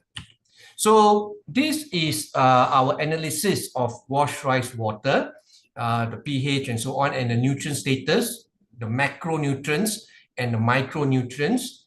The tap water is a control because tap water is the water that we use to wash the rice. This on the rice grain is the nutrient status of the grains. And after washing, some of those nutrients, which is the rice grain, will enter or leached out into the washed rice water. And on average, 9% nutrients are lost, but the amount is not equal. Most of the nutrients lost is sulfur, nitrates, potassium, magnesium, carbon, boron, ammonium, phosphorus, copper, calcium, zinc, and nitrogen. The least being nitrogen, the most being sulfur, but average 9%. So the most by far is the sulfur. About 1/3 of it is lost just from washing rice. So we then proceeded to do some experimentation. We compared fresh 0 days, that means immediately washed, and that is the fresh. And then we left it alone for 3 days, 6 days, and 9 days to ferment. And then we used 3 different water volumes, 1:1, 3 times water to 1 time rice, and 6 times water to 1. So we use 1, 3, 6 times the amount of rice water. And then we wash it at different intensity, 50, 80, and 100 rounds per minute for 1.5 minutes. And this is what we observe. There's a lot of curve here. There's a lot of tables here. I'm sorry, there's a lot of charts here, but on the left is the 50 rounds per minute. The middle is the 80 rounds per minute, and the right is 100 rounds per minute. And if you compare the 50, 80, 100, 50, 80, 100, you see that there's little change, showing that washing intensity does not have a big impact on the nutrient status of rice, of the nutrient status of washed rice water. What is important, however, is the fermentation. 0 days, which is fresh, 3 days, 6 days, and 9 days. So you can see, and the blue is the 1:1, that is use the least amount of water. The red triangle is the 6:1, that means it's very diluted. We use a lot of water, 6 times the amount of water compared to rice. And you can see that the longer you ferment, the nutrient status actually increase. So most of it goes up. And the 6:1 water ratio, the most amount of water causes the most amount of nutrients to be leached out generally. This is EC, this is electrical conductivity. That is the amount of salt in the rice water. The second set shows the reverse, where the longer you ferment, the nutrient content actually decreases. pH, that means the water becomes increasingly acidic as you ferment because of organic acids by bacterial fermentation. Carbon goes up and then down because the carbon is consumed by the bacteria within the washed rice water. So it increases and then goes down because the bacteria consumes it. Copper as well, interestingly, because the concentration of copper is low, it is not toxin to bacteria, so it actually consumes it as well. Nitrogen, the trend goes up and down like carbon and sulfur. So overall, washed rice water chemical properties were mainly affected by fermentation and the amount of water we use. The washing intensity had little or no effect. So the longer you ferment the washed rice water led to increased nutrient content of ammonium, nitrate, phosphorus, potassium, calcium, magnesium, and zinc, mostly all. The salt content also increased. Acidity increased or declined the pH. Carbon and nitrogen increased and then decreased after 3 days. This is fermentation. If we just look at the amount of water, the more water we use, it led to increased nutrient status of these elements, but decrease in phosphorus, magnesium, and zinc. Boron was not affected. So bacterial population. This graph shows you 100 rounds per minute, very intensive washing, 80 and 50. And they all show the same trend. It goes up and then down. So 0 is fresh. It will contain very little bacteria, but just 3 days is sufficient to see a drastic increase, a very sharp increase in the bacterial population within the washed rice water. But after 3 days, it declined. So this is why does it decline? It declines because of a limited food supply, because that washed rice water contains limited carbon. So as the carbon is consumed, the bacteria is no longer able to sustain the population, so it declines. So it's a very rapid increase and then decline. And 80 rounds per minute and 80 rounds per minute, very intensive washing, causes more bacteria to produce compared to 50. So this is different from the nutrient status. Nutrient status shows that there's no difference, essentially no difference, but bacterial population, the more you wash it more aggressively, causes the bacterial population to increase. Now, why is that so? So this is the CN ratio, the carbon to nitrogen ratio.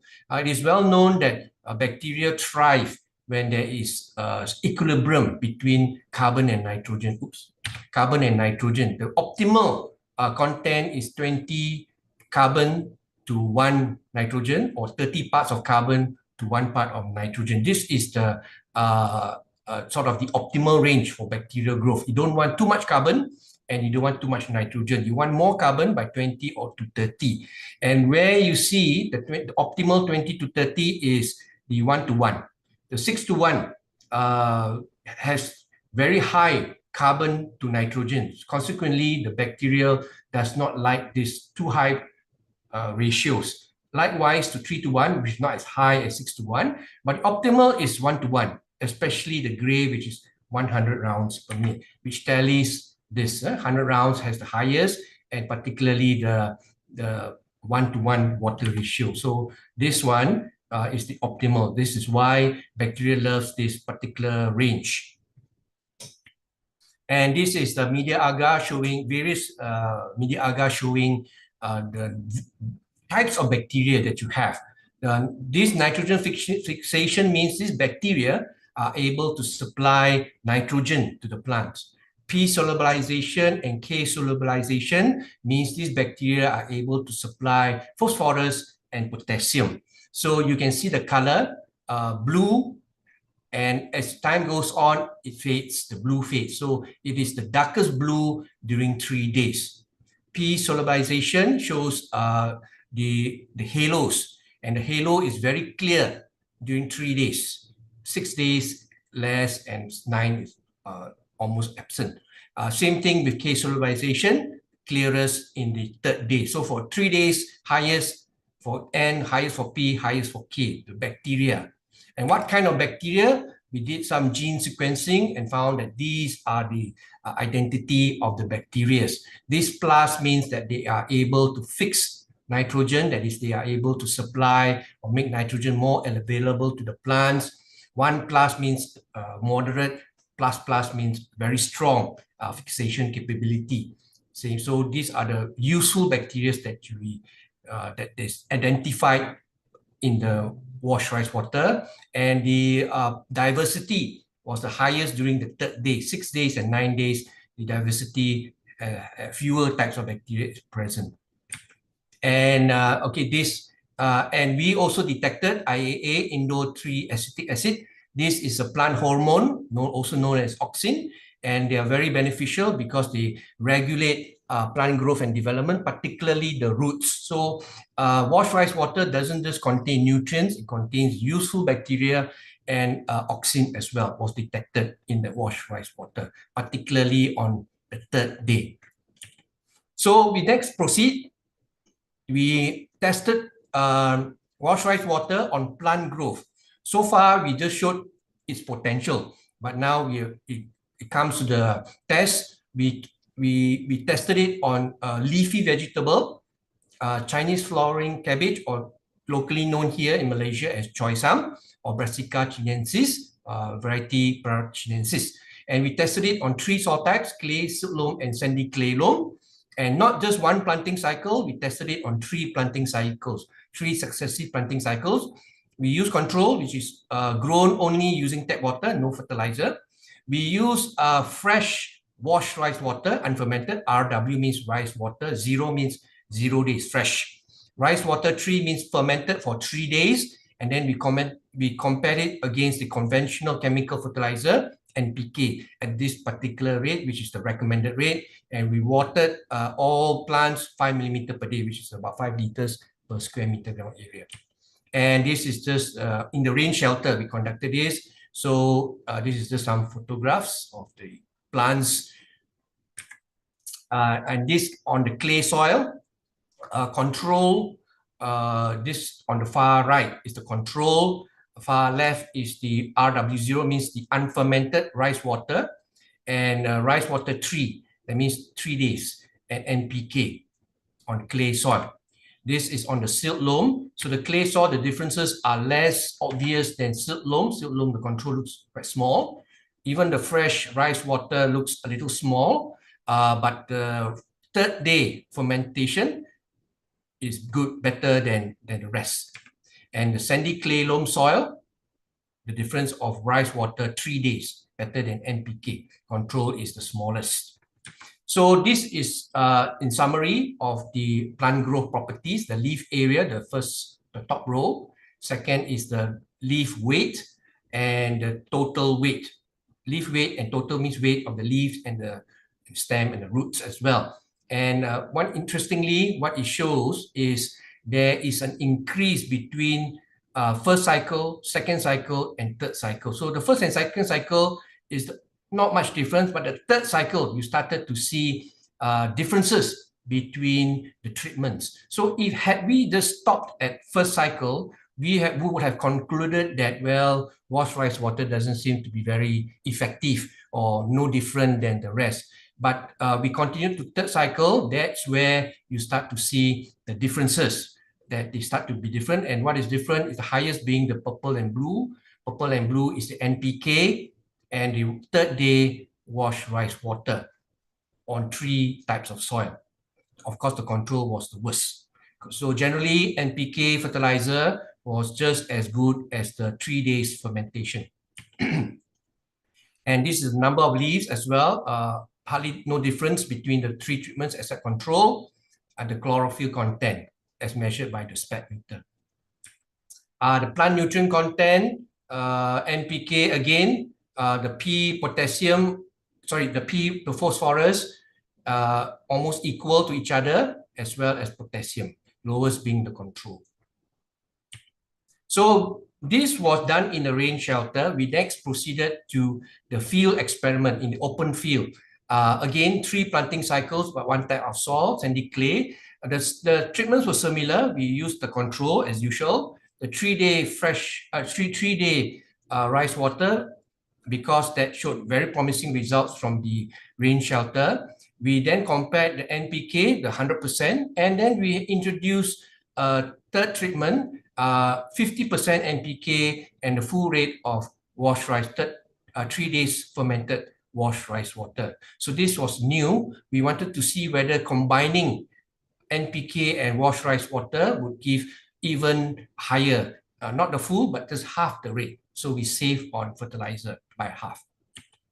And the result shows that there was no interaction between the treatments and planting cycles. But the main effect of the treatment was significant. Control expectedly was the worst because it didn't receive any fertilizer. 3 days wash rice water, the full rate of NPK and half rate of NPK and wash rice water was mostly similar to one another. If you look at this graph, it looks similar. However, the half rate of NPK, the combination, the combo, half rate and 3 days wash rice water gave the highest growth in leaf fresh weight and leaf dry weight, as well as the total leaf area. So this is the yield, because for leafy vegetable, this is the part we eat, the leaf. So this is good news because we want larger leaves and we want heavier leaves as well, because this is the yield. So combining NPK, half the rate, and wash rice water gave the highest leaf area and leaf dry and fresh weight. And the soil bacteria population, again, the planting cycle 1, 2, 3.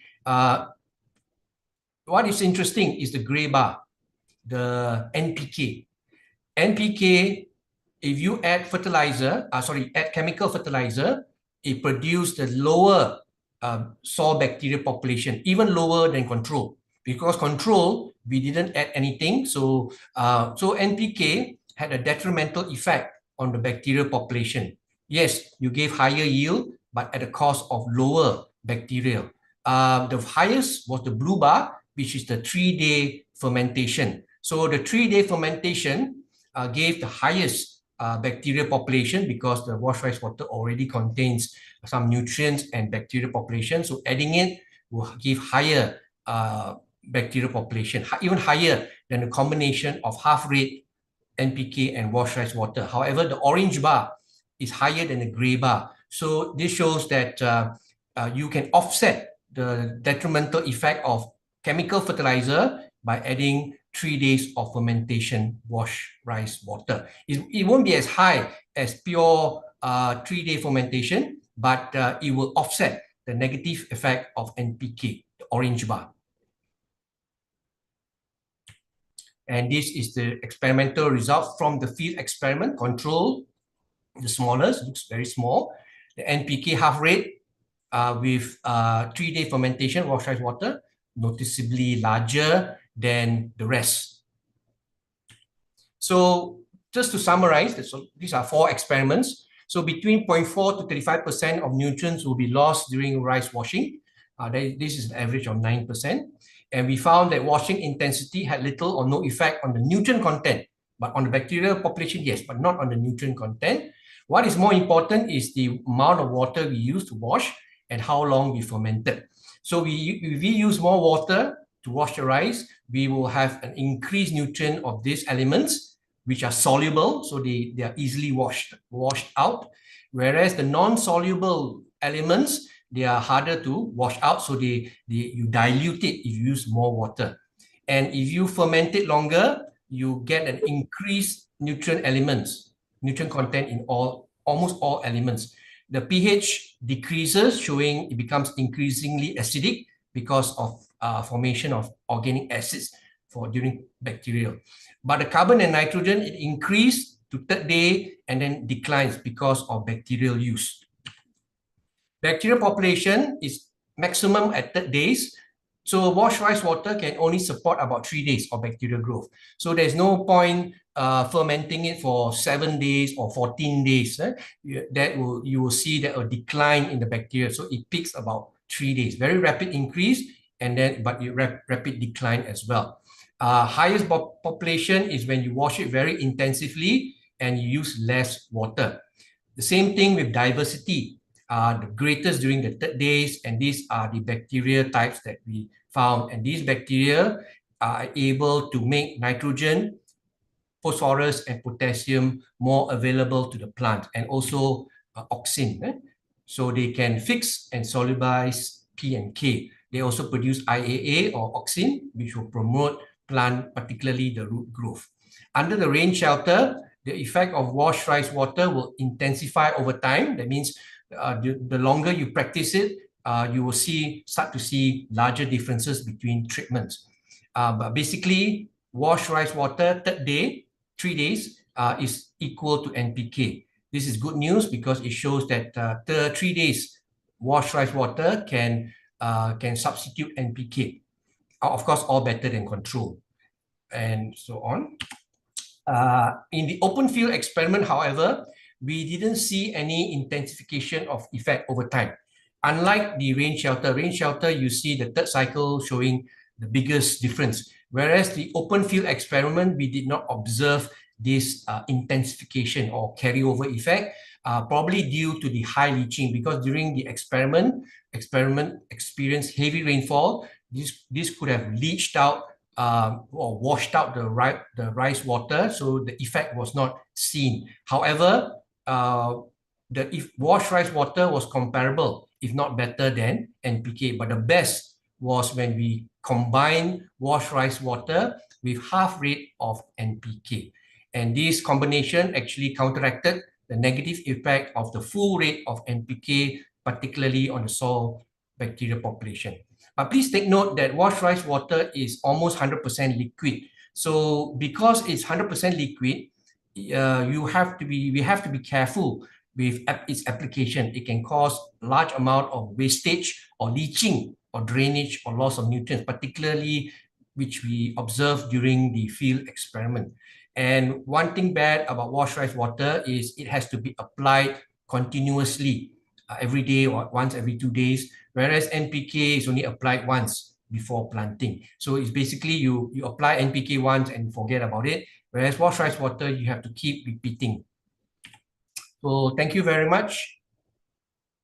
I hope that you found the presentation useful.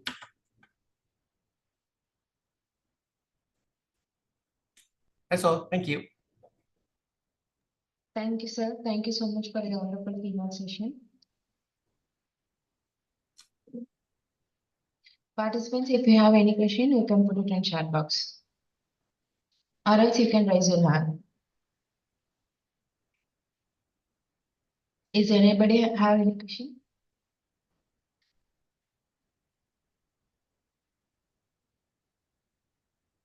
Someone commented the slides were not visible. Is that true? Did you all see the No, slides? sir, we can see.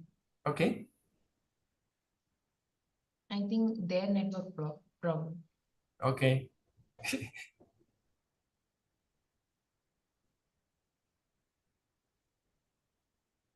Okay, sir. I think no one have any question. Okay, thank you. Thank you, sir. Thank you so much.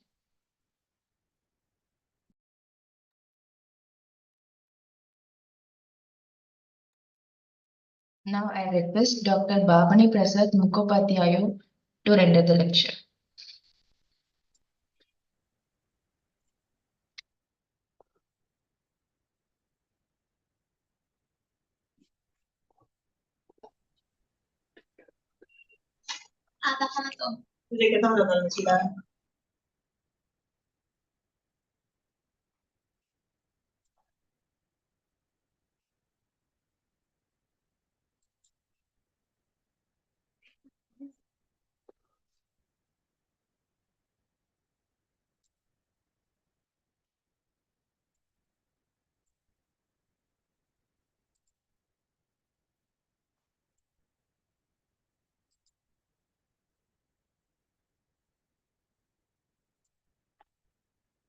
Am I audible? Yes, sir. You are audible. Very good morning Good to morning, sir. all of you. And really, I'm thankful to BioLeaks and the organizers of Go Green Summit because they have given me an opportunity to share my views with eminent scientists and researchers all over the globe. And actually, myself, Bhavani Prasad Mukhopadhyay, is a professor of Department of Earth Sciences of Indian Institute of Engineering, Science and Technology, Shibpur. Actually, it is one of the oldest institute, technology institute in India, established in 1956. And actually, I'm from Earth Science Department, but basically, I'm field geologist. I work in the field for I'm working for last 40 years. And my subject specially sedimentology, hydrogeology, and environmental geology. And normally I work with riverbank erosion, landslide, groundwater crisis. All these are my area of interest. So I have chosen this particular topic that is perception of disaster and its management in contemporary world. This particular topic, disaster, is very interesting to me because in this connection, I may mention that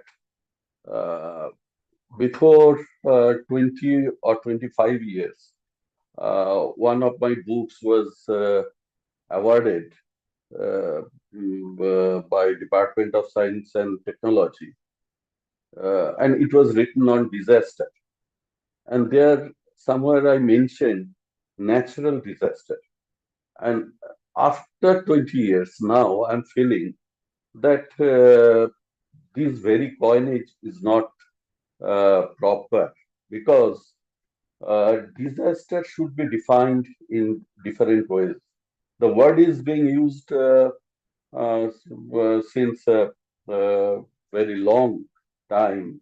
In 1560, it was first used, and it may be said that when it was first used, it was not used in that sense as we are now using. However, whatever may be the meaning of that time, they use the word in ill or bad starred. That means something bad for humanity or human civilization. But definition, if we want to define disaster, it's not so simple. But in the beginning, I want to mention one thing that I'm not presenting here any data or my research data, but I want to explain the things philosophically. It is very important. When I discuss with my colleague or my research fellows or with my fellow colleagues, they always mixed up this particular word with a few other words like natural hazards or natural processes or natural phenomena and along with this disaster. But each and every word, natural disaster, natural hazards, natural processes, each and every words has a definite meaning. So that's why I have chosen the topic to explain it philosophically. So definition of disaster is not so simple as we use it because it depends on the researcher or scientist who is looking towards a disaster. Suppose when a social scientist is seeing a disaster, it will define with its own objective. When a scientist, earth scientist, is seeing a disaster, it will define a disaster with its own objective. So different authors define disaster in different times to address their different objectives. Ultimate essence of a disaster, the word definition of disaster, signifies the disruption of normal social functioning. Whatever happens, but it disrupts the normal functioning of the society or normal life function. But according to United Nations Office of Disaster Risk Reduction, a definition has been given, and I think it is more appropriate. That is a serious disruption of functioning of a community or a society at any scale due to hazardous events interacting with the conditions of exposure, vulnerability, and capacity, leading to one or more of the following human, material, economic, environmental losses and impacts.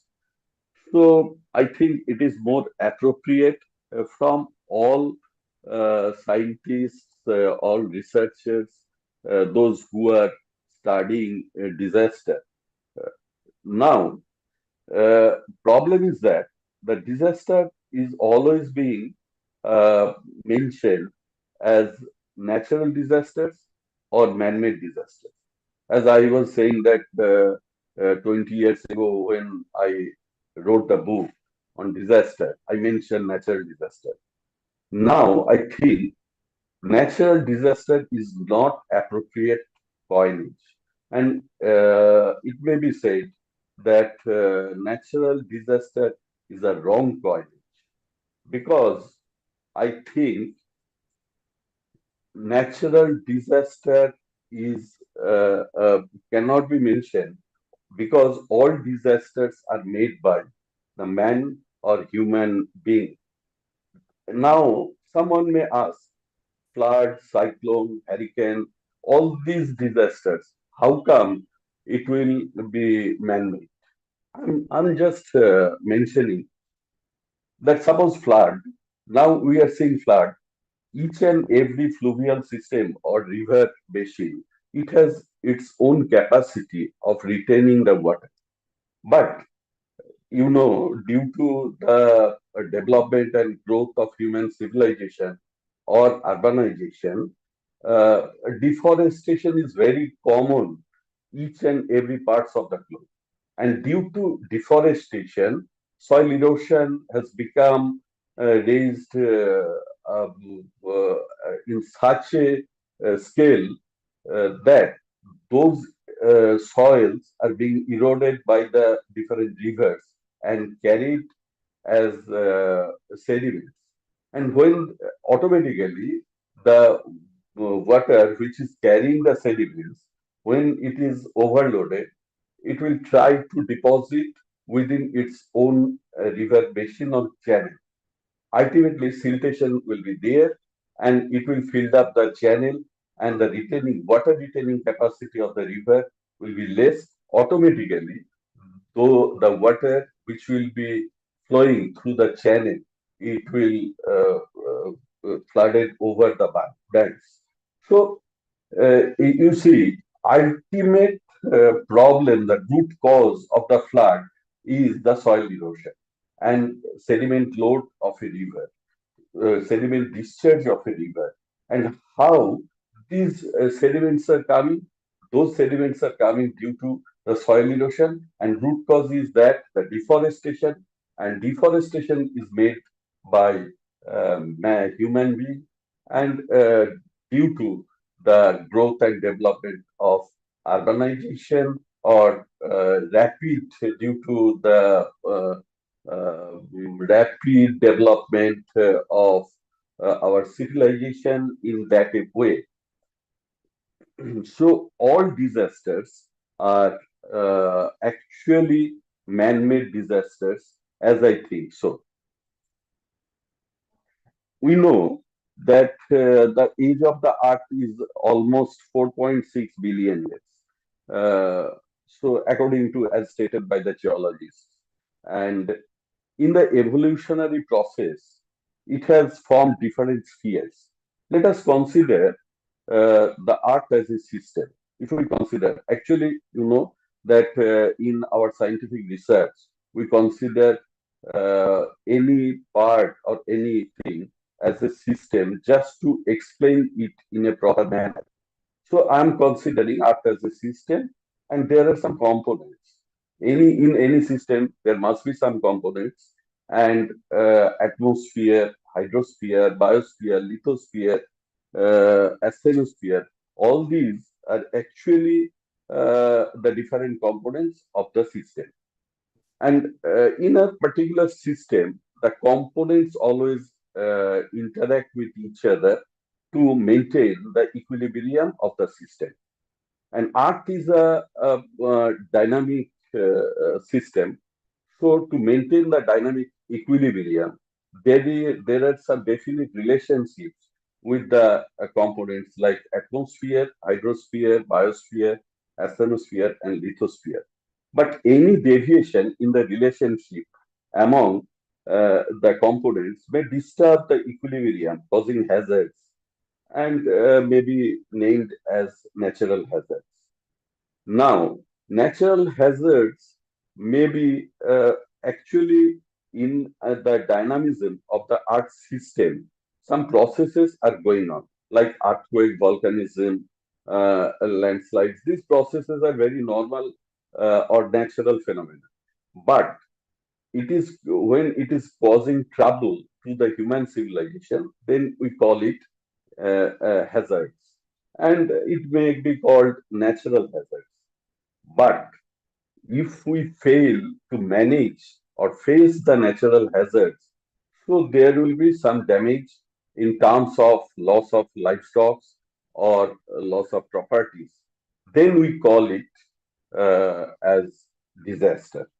So distinct definitions are there. Natural phenomenon or natural processes are quite normal.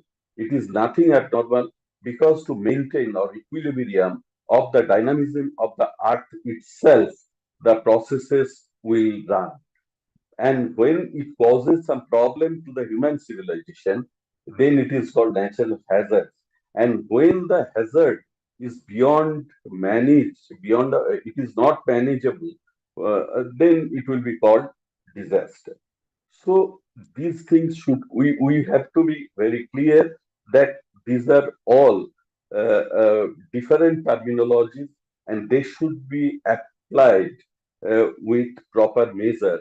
Otherwise, if these terminologies are mixed up, then we will be confused rather.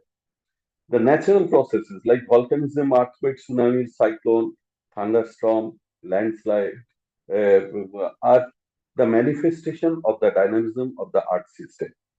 For sustainability and maintenance of the dynamism of the planet, they may require time to time. This phenomenon may affect a human civilization, termed as natural hazard, which I have already told, and these should not be mixed up with the other terminologies. Now, if we see the why we are facing such kind of disasters, because starting from the primitive stage of the human civilization, we know that human civilization evolved from agriculture-based civilization to today's information technology-based civilization through industrial civilization. So we have passed through the different phases of the civilization. During its journey from primitive civilization to this modern civilization, we have developed or human civilization, the growth and development of the human civilization occurred through the exploitation of the natural resources. I think everyone should agree with me that without exploitation of the natural resource, it was not possible for us to reach in this stage of civilization. But problem is that when we are exploiting the natural resources, starting from groundwater to everything, mineral resources, fossil fuel, everything, we have exploited limitless in a limitless manner, and that is the main problem. Actually, if you see, these all resources are lying in different spheres of the earth. When we are exploiting something, and it will disturb automatically the equilibrium among the different spheres, and this disequilibrium will create the problem, and it is already created the problem. So for the development and growth of the civilization, we need natural resources. But how much it will be exploited, that is the point we have to consider. And therefore, that we are discussing about sustainable development. That is the development which is sustainable for the future generation. It is only possible if we use the natural resources in a limited manner and not just for making any profit. Actually, in this context, I have to mention one thing, that today's global economy is running with the profit making and for because for making profit, for gaining profit, always we have to exploit more and more, and there is no limit, or there is no limit of our demand of making profit. That is the, and global economy is moving towards that way, and it is very dangerous, and we are all exploiting natural resources limitless, and it is going beyond the tolerance of the nature or environment. And there is the problem, and that is the main or root cause of creating disaster. So, in no way, I think nature is responsible for a disaster, as we normally say everywhere, that natural disaster, it's a wrong coinage, in my opinion. Scientists may disagree with me, but I myself, I think that nature is no way responsible for all disasters. We are responsible. So there should be no words, no coinage in natural disaster. Everywhere it should be man-made disaster. Now, to mitigate the disasters, what we have already done, it is disastrous for our civilization. So different researchers from academic and research institutes, they are for reduction of the risk from the disasters in almost all the countries. Different levels of government and non-government organizations are framing various programs for awareness of the common people towards the causes and consequences of the disaster. From official records of Economic and Social Council in the year 2003, it is found that disaster management and vulnerability has been included in multi-year program of work on the Commission on Sustainable Development. United Nations General Assembly advocated for substantial reduction of disaster risk and losses in lives, livelihoods, health, and in the economic, physical, social, cultural, and environmental assets of persons, businesses, communities, and countries. HIGO Framework for Action 2005-2015, Sendai Framework for Disaster Risk Reduction 2015 to 2030, different programs are being taken just to reduce the risk of disaster. So all of us have to be cautious before using the natural resource. Even I have some experience. I'm working with hydrogeology or groundwater, and I was carrying out some research work in West Bengal in a drought-prone area that is in Purulia district. It is well-known drought-prone area. And you will be surprised that in a year, 8 months, the people of that area are not getting their drinking water. And they are purchasing drinking water for 8 months in a year. So people are facing this kind of problem. And when I went that particular area for study, I have seen that in each and every households, they're having dug well as well as tube well within 10 to 15 feet distance, which is not permissible. And each and every household are having this kind of things. And when I've seen that they are not getting water from tube well and as well as dug well. So when they're exploiting the water for agriculture, they're exploiting water for domestic uses. Similarly, they're using water for drinking purposes with the same aquifer, but it is the finite resource. It is not infinite resource. Similarly, our mineral resources are also finite resource. It is not infinite. Our fossil fuels, what we are using, those are all also a limited and finite resource, not infinite. Problem is that what we are getting or exploiting, whatever may be the resource from the nature, we always think that all resources are infinite and we can exploit as much as we wish. So it should not be. We have to be considerate, and we should have the ideas that all resources of the nature are limited and finite. Now, I just want to say one thing. It's very favorite slide to me among all the slides, because I say everywhere that actually nature is our mother and environment is the first child of nature, and human being is the second child, and most intelligent and rational child of nature is human being. Problem is that Mother Nature is very helpless.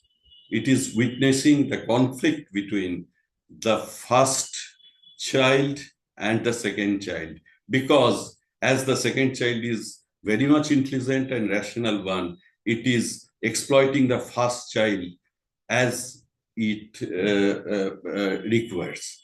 So there is the problem. And now the first child is shedding blood, and the mother nature is witnessing that blood shedding of the first child.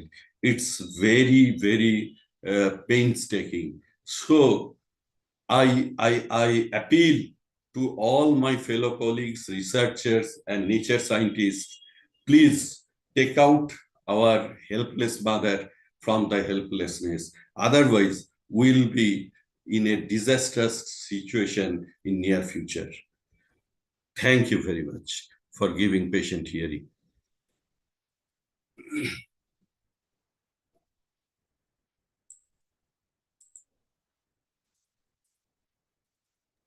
Thank you, sir. Thank you so much for your wonderful keynote session.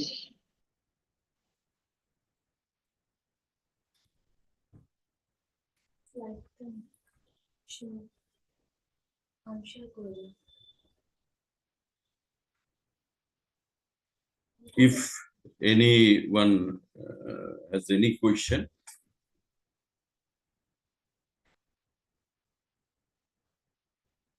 Participants, if you have any questions, you can put it in chat box, or else you can raise your hand.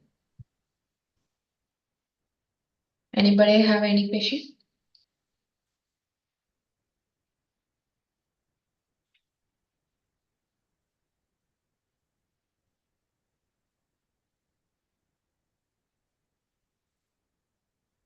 so may I leave? Yes, sir. Thank you, sir. I think no one have any question. Okay, Thank you, sir.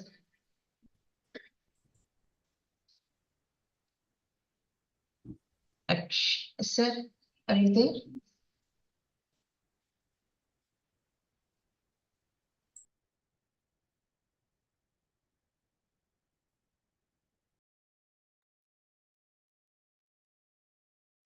Now, I would like to welcome the next keynote session of the speaker of the day, Dr. V. Arunga Prabhu, to render the lecture.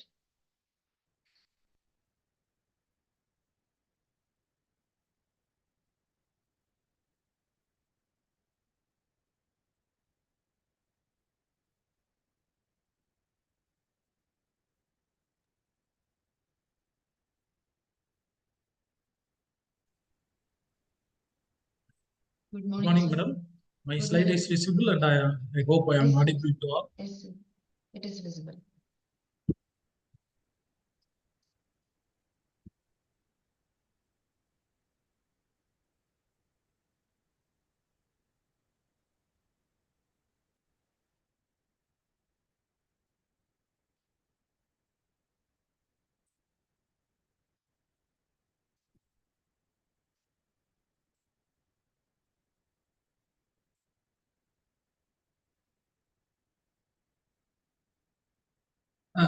Madam, I am audible. Whether I am audible to all? Yes, sir. Shall I You are start audible. this? We can hear you. Yes, sir. You can start. Please, sir. Yes, madam. Yes. Very good morning to one and all present here. Good So morning, sir. it gives me a great pleasure in delivering a keynote talk at this occasion to share about my research experience in the field of waste management, how to utilize the different waste for developing innovative materials. So next half an hour, I am going to brief you about some basic fundamental research that myself and my team did during our past 8 to 9 years research experience. And the title we have chosen, that I have chosen for this particular keynote talk is about the biochar, which is one of the excellent resource that can be utilized as a reinforcement for developing various materials. And before going to detailed discussion about that one, let me take another few minutes to share about my background. So myself, I am the Army Prabhu. I am working as a professor and the head of the department mechanical engineering from Kalsium Academy of Research and Education. So basically, I am a mechanical engineer, and I am going to share my experience about the development of materials and its mechanical performance. So here I am going to focus about one key waste, that is the biochar.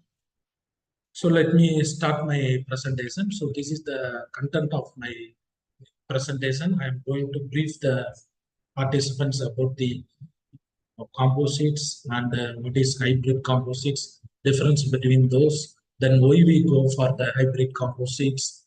Then I am going to brief you about the reinforcement materials. And from my fourth topic onwards, I am going to enter into the key discussion, that is about the different industrial wastes which can be effectively reused in developing some good materials. Then followed by that, as a mechanical background person, I'm going to share some interesting mechanical performance results. And followed by that, I am going to brief you some case studies. Then let me conclude my presentation with a brief conclusion of the findings. So let me start with the introduction. So this picture shows you clearly about how a composite is done. It is generally a combination of one or more material, and in technical aspect, the one material is called by the name matrix, or other words we can use it, we can call it as resin. Then followed by that, the next material is termed as the reinforcement. So combining together these two, we are able to develop a composite material. So the third material will have some unique performance. The material which we are going to use as a resin, as a reinforcement, they are of different characteristics. They possess different physical properties, chemical properties, and combining together, the third material will have unique performance, that is said to be as the composite material as shown in the picture. A specimen, a sample specimen is shown. If the composites was prepared by using more than one layer arrangement as shown in this picture, which is termed as the hybrid composites, where we are going to use either one or more reinforcement, that is termed as the hybrid composites. And the hybrid composites can be arranged in different manners as given in the table with the pictorial representation. That is, the first one is interlaminated, where the reinforcement they are arranged in the fiber. One of the excellent reinforcement that nowadays researchers are focusing was either a natural fiber or a synthetic fiber. In my coming slides, I will add more about that one. And it should be a continuous arrangement or random arrangement, or it should be an interplay arrangements as mentioned in the picture, or it should be intermingled arrangement. Here and there the arrangements will be there. So this is about the basic fundamental about the composites. With this note, now let me move on to the next one, that is about the hybrid composites. Why we go for the hybrid composites? Because of the excellent advantages it possesses in such a manner that the produced material is of lightweight. So more people focus towards the hybridization. Then high strength equivalent to the existing conventional material attracts the researchers towards this hybridization competition. And the maintenance also very low. On the other hand, the increasing material cost in terms of using the conventional material will create an interest about these hybrid composites, and of course the low installation cost, which is another one of the most interesting aspect of the hybridization, in such a way that we are going for using the hybrid composites for developing innovative materials. Now, with this brief note, let me take another few more minutes to discuss about the various reinforcement materials that we are using. As I pointed out to you a few minutes back about the deriving a composites using a matrix and a reinforcement, there are different categories of matrix of that. Polymer matrix, ceramic matrix, and metal matrix. All those matrices are very widely used in our day-to-day activities in replacing the existing conventional materials. in such a way that there are different kind of reinforcement materials also. So here in this slide, I am showing you few interesting pictures of the reinforcement material derived from natural source as well as from the, by means of synthetic processing also we are able to derive the reinforcement material. In such a way, please note the first picture where the fibers are extracted and used as a reinforcement from a coconut tree. And in my right hand side, the picture shows the extracted fiber from the coconut tree that is called as the coconut seed in such a way that another interesting natural source available is the sisal plant, and from the sisal plant the processed fiber is shown in the next picture called as the sisal fiber. So here for example I am projecting you two type of natural fibers. Likewise, different natural fibers in use right now for the effective deployment of making innovative materials. For example, pineapple fiber, banana fiber, and kenna fiber, palm fiber. Likewise, these are all some of the interesting results processing fibers. Then followed by that, as I pointed out you about the synthetic fiber, the last picture shows one such kind of fiber that is none other than the glass fiber, where by means of undergoing some chemical processing, we are able to develop this fiber. The remaining all fibers are available by nature. By nature itself, those fibers we are able to attach. I mean, they grown as a tree plant, and from the seed or from the stem we can extract those fibers and use it as a reinforcement for making innovative material depending on its performance. That is the very most underlining key factor there. Then like a glass fiber, another interesting synthetic fiber is basalt fiber, where it is extracted from the volcanic rock. So these are some of the interesting things that can be used as a reinforcement for the development of material. Now, let me move on to the key aspect that I am going to focus is about the waste management. So how we are doing the waste management, especially focusing the industrial waste first, then followed by that we focus at present we are doing research giving more emphasis on the agro waste. So let me first brief about the different behavior, different interesting things that we noticed while using the industrial waste as a reinforcement here for developing the material. In such a way that this slide picture shows four different kind of industrial waste that will be generated as a major source in different manufacturing sector. One such is rice huts, the second one is fly ash, third one is red mud, which is coming out more abundantly during the manufacturing of aluminum. It is a big challenging task. And if you visit any kind of aluminum manufacturing company's website, they mention about this red mud, how they are processing, how they are reusing.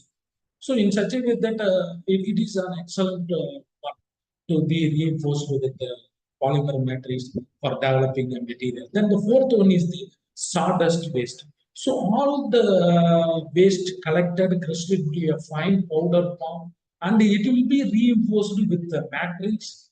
And by means of simple hand layer technique, that is a solution dispersion technique, the matrix. And here the matrix we are focusing is the polymer family, and in the polymer family for all the waste, the matrix we use is a common one, which is none other than the unsaturated polyester. So the unsaturated polyester is used as a matrix here, which will be reinforced with the different waste such as rice hull, fly ash, red mud, and sawdust. And the prepared sample specimen photographs are presented here for your reference.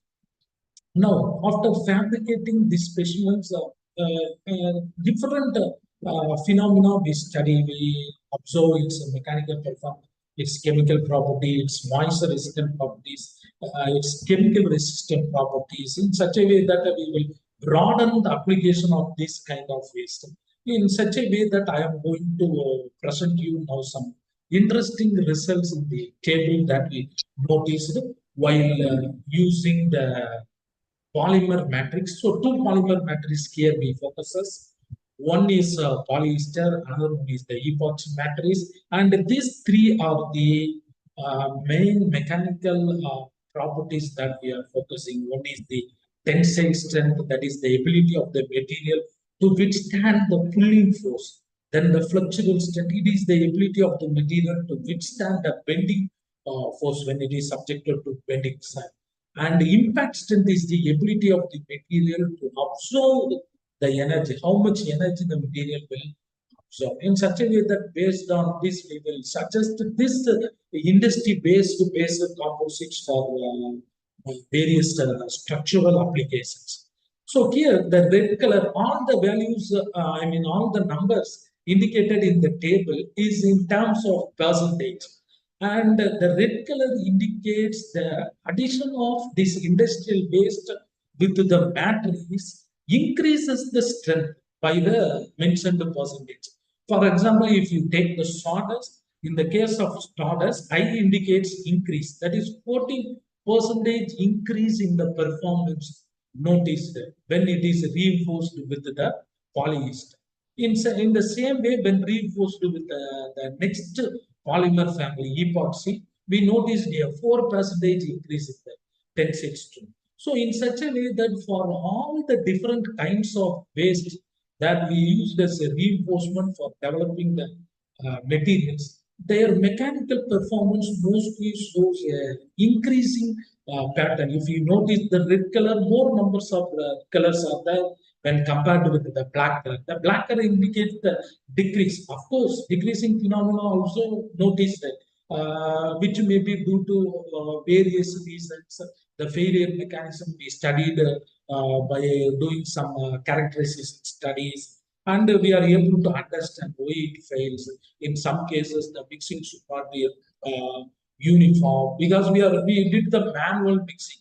So we go for some changes in the fabrication or some changes in the distribution, non-uniform distribution. So these are some of the failure mechanism that we noticed for the variation in the results. So now, with these interesting results, let me move on to the next slide for further elaborating about the phenomena, how the process will be. So further going to elaborate the phenomena, let me start the discussion on the major focusing topic that we are working for nearly for the last 2-3 years. Of course, you are able to notice many researchers work on the previous 4 industrial waste that I explained you in the previous slide. The recent one which we are focusing is none other than the biochar. The biochar is none other than it is simply by taking any kind of agro waste.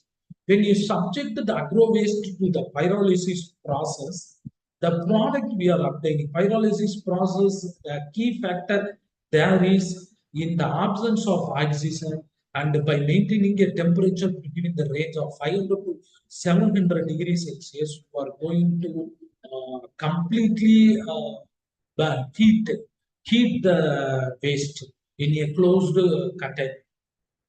And after a duration of 4 to 5 hours, the burned elements taken, and that is the biochar. Then the extracted biochar we bring to the ball milling process, where we are able to obtain a fine powder biochar of different micron size as per our requirement.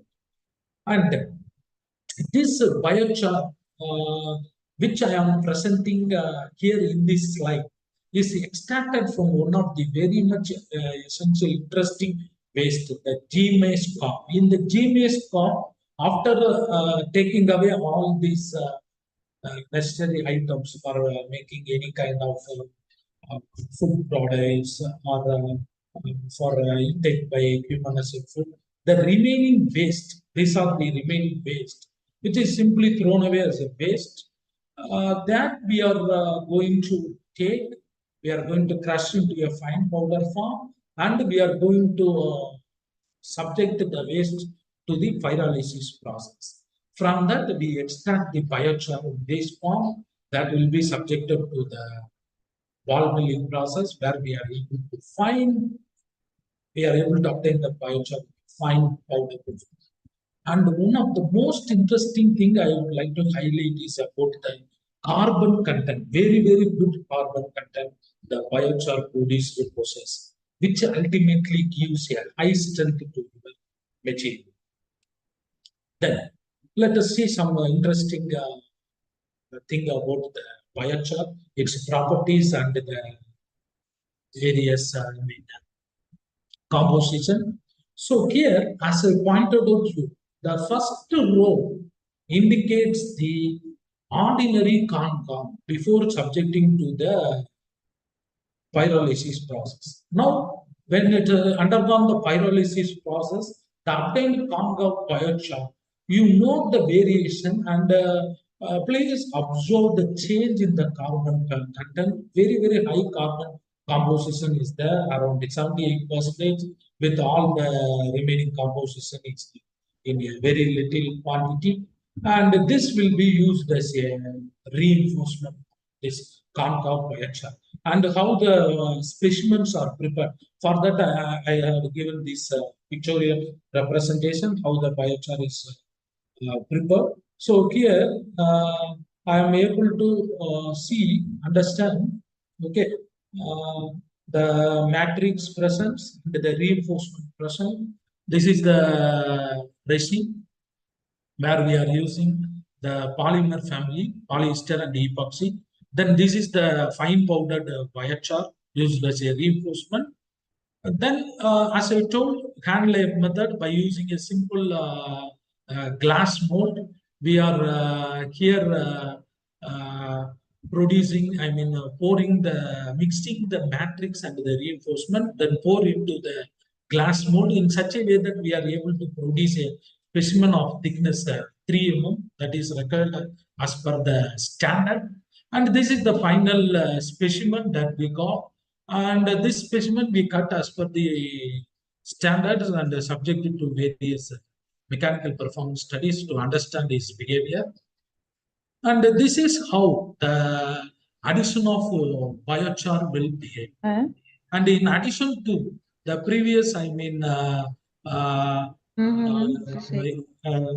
polyester or epoxy, here I am going to use the vinyl ester. Vinyl ester is also a polymer, also belongs to a polymer family. So how the addition of biochar react with the pure polyester. So please notice this increase in the results. The graph, first one, the tensile strength. So this is the point where the high tensile strength is observed when compared to pure ones. That is, first we observe the behavior of the pure matrix, pure vinyl ester. Then subsequently followed by that, we are going to add the biochar. So while adding the biochar, the variation in the weight percentage, the strength noticed here.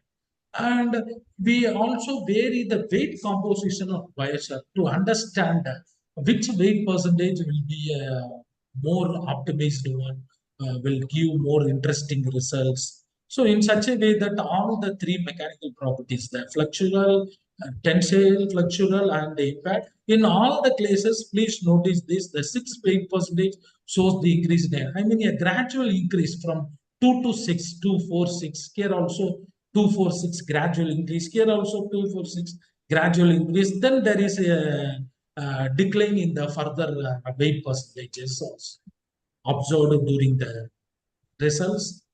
And then as we get a confident that the biochar will be a good reinforcement which produces good bonding with the polymer matrix, we go for now the hybridization. because the hybridization will further enhance the strength in such a way that we are able to obtain a extreme high strength materials that will be very suitable for many because many structural applications they need a high strength. So now the biochar along with the matrix, we are now bringing the natural fiber here. And the natural fiber we add along with the biochar here is called as the Sansevieria cylindrica fiber, which is used normally as the decorative plant. So here the fiber is extracted from the Sansevieria cylindrica decorative plant. And when compared with the other natural fibers like sisal, jute, and flax, if you notice, the Sansevieria has a very high cellulose and hemicellulose contents that makes this as a wonderful wonderful material for using as a reinforcement. And it possesses some interesting properties as pointed out here, high strength to weight ratio. The Sansevieria fiber has high creep resistance, high tensile strength, and high toughness, and also has a good wear resistance, corrosion resistance. These are all some of the interesting characteristics that possessed by Sansevieria cylindrica fiber. And these are all the characterization studies. Using the scanning electron microscope, we notice the structure of the biochar filled Sansevieria cylindrica where the particle presence was observed. And this is under the FTR. We are able to understand the composition and justify the composition of biochar. Where if you notice, the presence of carbon element is very, very high, almost 85% when compared to others. So that is a very big advantage towards the usage of biochar as a reinforcement. Then again, as usual, we did the mechanical performance, the tensile, flexural, and impact studies. So here also, interestingly, the same phenomena observed at the 6% of your fiber addition, that biochar and the fiber addition along with the matrix possess a very good increase in the strength. And by means of the characterization studies, we are able to observe the failure mechanism. Please observe the first picture where there is absence of biochar, that is 0.8% biochar, where we are able to notice matrix rich region alone, and this is the Sansevieria. And this picture is taken for the failure mechanism undergone by the fiber along with the vinyl ester alone. No biochar influence here. Okay. So the cross section of the fiber and the damages done to the matrix also touch. On the other hand, if you notice the biochar addition, especially the 6-8%. As I told you, the 6-8% possesses a very, very high strength. So here this fiber, the biochar addition, you notice the difference where the fibers hold strongly, and it creates an ability to withstand stress. Okay. So that's the reason which where the biochar fully covered with the matrix in such a manner that the bonding should be good, and because of the good bonding nature, ultimately we will get a very good results. That was also observed proved through the characterization studies. Now let me move on to the fluxural strength. So again the same thing. 6% was a good one. That is here again the same observations was happened. Where cracking we are able to notice without biochar addition. Here with the biochar addition, there is no such a big cracks. You see here, this is the crack at the failure portion. So, which simply indicates that there should be a strong interfacial bonding. There should be a strong interfacial bonding in terms of the biochar addition along with the fiber. That is what. And the key phenomena is mentioned here as a statement for your reference.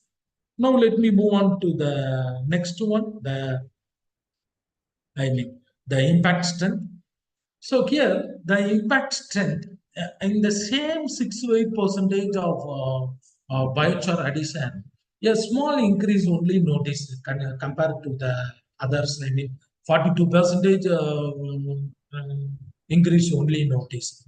Okay. But the other interesting phenomena is that it has a very good capability to absorb the energy, which makes it to be a good replacement for various tribology related aspects.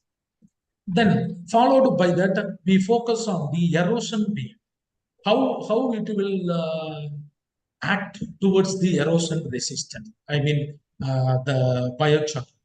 So for understanding that behavior, three process variables we are taking into account. The one is the filler content, and next one is the impact velocity.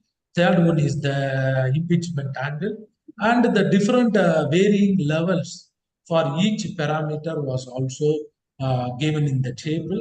And here, along with this process parameter we have taken, we go for the applying using the design of experiment concept to understand and to obtain a best optimal value out of this number of combinations and different levels. So from the design of experiments, we are able to understand and we are able to notice that the erosion resistance also will be considerably very good in the case of biochar addition when compared to without the biochar. So these three graphs shows the erosion at a different, I mean, varying the impact velocity. Here the impact velocity is 72, 129, 100, and by varying the angle also from 30 to 90, by means of which we are able to notice the variation in the trend, and we are able to observe the good erosion resistance. See, this different colored line shows the different weight percentage of biochar. That is, black shows the 2%, red 4, 6, 8, 10, etc.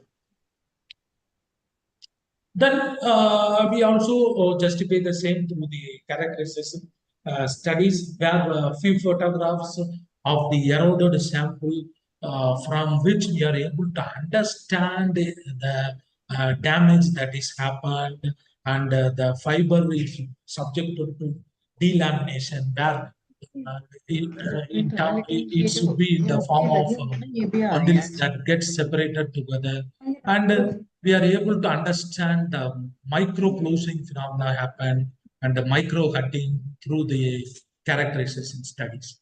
And from this erosion, what we are going to understand and strongly conclude is, in the case of 10% of biochar, 68.25% increase in the erosion resistance was noticed. And let me go on to the discussion of my next interesting case study, the last case study of my discussion, that is the PET chart. So right now I discussed about the biochar extracted from the agro waste. Now I am going to discuss you and show you some interesting results that we got based on the char extracted from the PET waste, the PET bottles, polyethylene. So it is used, normally we are all more familiar about the term PET, which is used as a water and soft drink bottles, and they are collected and cut into small pieces as shown in the figure. Then they are packed in a container subjected to the pyrolysis process. Then followed by that, the PET char we obtained in this form as shown in the last picture, which is termed as the PET char. Now, let me quickly show you some interesting results. Okay. Yeah, so this is as usual the characterization study of the PET char, which indicates the presence of good carbon content again as usual, but reasonably low when compared to the agro. The agro, it touches up to 85%. Here it is around 60% only, and this is the peak that indicates the presence of carbon.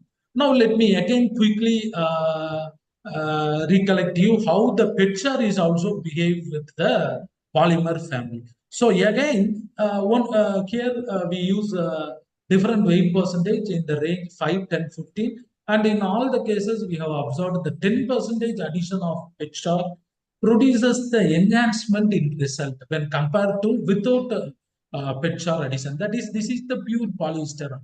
When we add pit shark as a reinforcement along with this one, the notable increase in the strength was observed, and the same will be supported by means of the various characterization studies that we did. That is, crack initiation here, better dispersion noticed, formation of small holes, porous surface.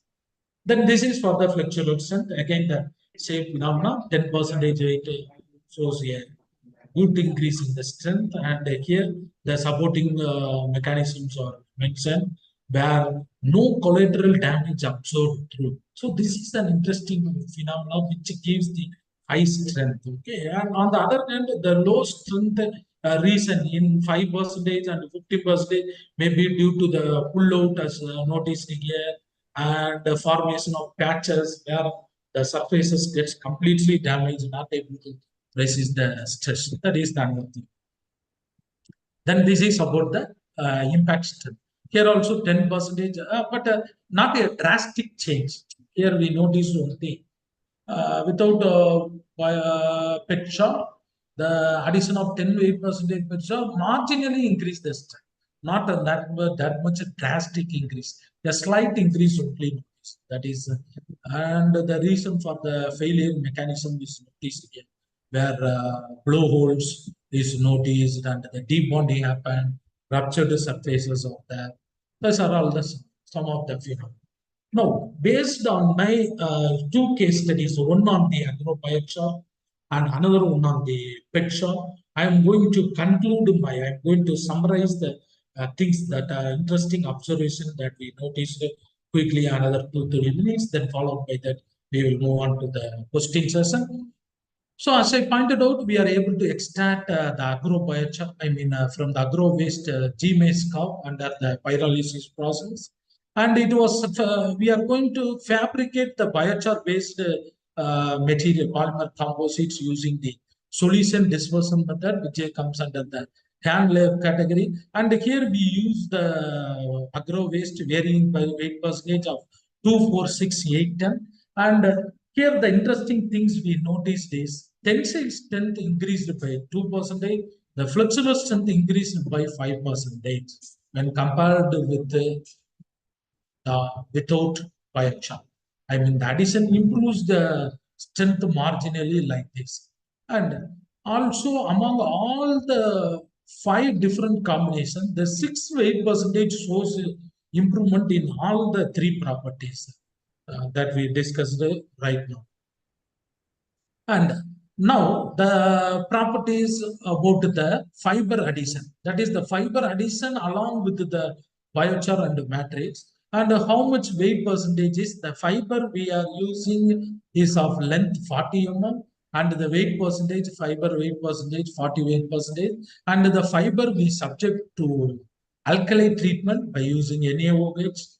And here again 6 weight percentage biochar shows a considerable increase in the strength. And from the characterization studies, we are able to understand that the fiber content, fiber length, and the fiber treatment has a huge impact on the mechanical, the 3 properties which we discussed right now. Okay. And the next one, here we are varying the weight percentage. During that time, the change in the material behavior also noticed from semi-ductile to ductile nature to semi-ductile nature. That will also affect your property. Okay, and please note the erosive performance. Very, very interesting. 68% increase in the erosion resistance was noticed, which was a very, very good thing, very good sign of using the biochar based materials. And the next next is about the industrial waste pet shop. That is the pet shop is compared, compared, it's another part of the study where we are able to understand a good dispersion between the pet shop And the picture indicated the presence of various inorganic components, especially carbon. And here 10-8%, as I pointed out, you possess a good increase in all the mechanical properties, and that will be mainly due to the good bonding, and the failure and the decrease in the results due to the agglomeration of filler also increase. Then the tensile strength increases by 24%. In the case of our PETSAR, please note the difference, how much drastic increase, and the flexural strength by 20%, followed by the impact strength by 4% respectively. So from this, we conclude that we use the PETSAR as a strong element along with the polyester resin. So with this, let me conclude my presentation. Before that, I would like to show you the publications, I mean the articles published in reputed Asia journals towards this biochar, agro-based biochar, this work. And this is the PET-based biochar. So if you want more information, you can search during your free time and understand yourself. Because another most important aspect is the usage of biochar as a seed is nowadays going on. Since I am a mechanical background person, I don't involve in depth into that. Also, the nano biochar also creates a more interesting results that we are able to understand, and we are able to forecast in the future work. So, in such a way that this could be an effective waste that will be utilized for various purposes. Lot of studies still remaining. So, those who are going to start their research, those who are doing their research, if you want to focus now, you can use this as one of the source for work, I mean objective for work. So with this, let me conclude the presentation. So if any questions, please ask. Thank you. Thank you, sir. Thank you so much for a wonderful keynote session. Participants, if you have any question, you can put it in chat box, or else you can raise it.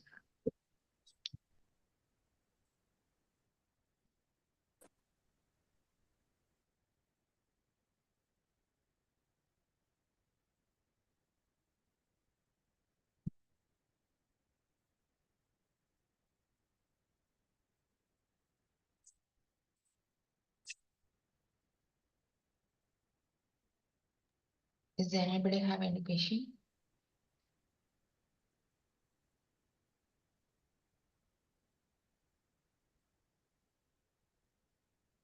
Yes, sir. Thank you. I think no one have any question.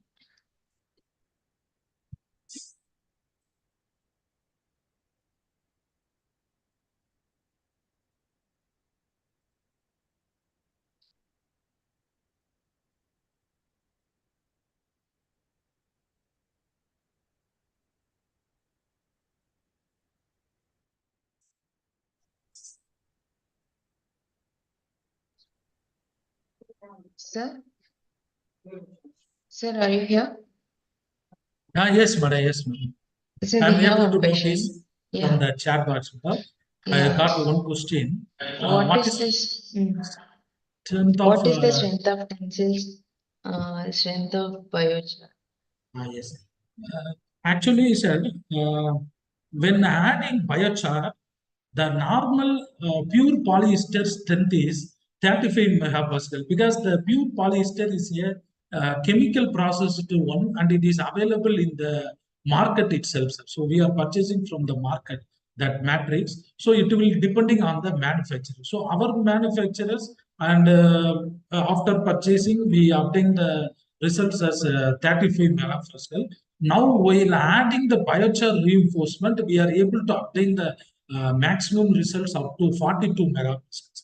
That is the maximum while taking out the average of spice specimen after making the samples. We cut as per the standards, and from that we are able to notice up to a maximum of 43 megapascals. That is the stage. Okay, sir. Thank you. I think questions are answered. Thank you, sir. Thank you, sir.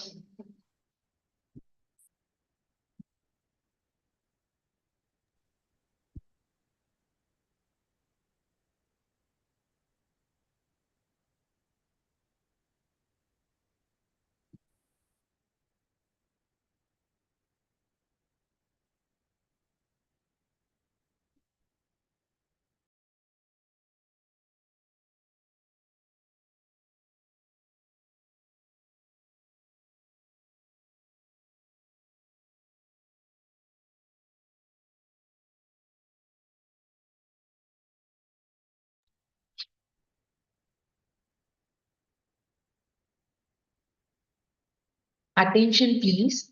With that, we are wrapping up with the keynote lectures for today. I have an important announcement for the participants who are presenting today. Please check the halls allotted for your presentation and join the respective breakout rooms. If your presentation is allotted for the main room, please remain here. The session will begin parallelly as per the agenda.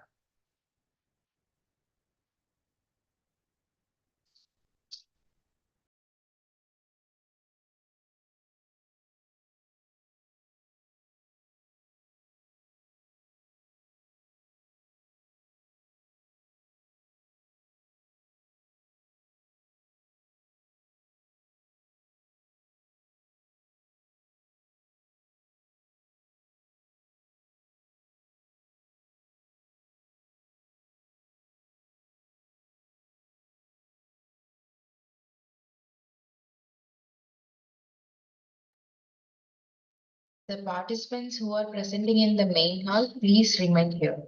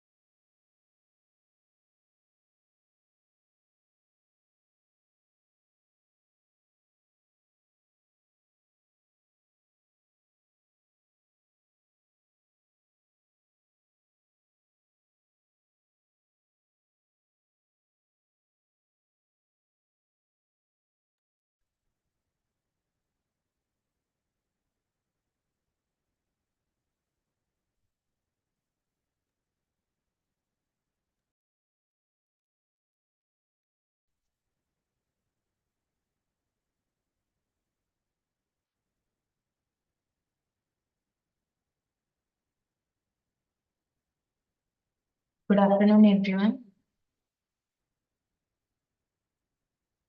Deepti ma'am, Meenakshi ma'am, Nikita ma'am, can we start the session? Yes, we can start. Okay. Now, I would like to welcome you all to the 9th GoGreen Summit 29th and 13th December 2023 for the technical session. Our session chairs for the day, Dr. Deepti, Dr. Meenakshi Suha, Dr. E.R. Nikita Rani from Kurukshetra University, India. Now I would like to call the first presenter of the day, Dr. Falguni Joshi.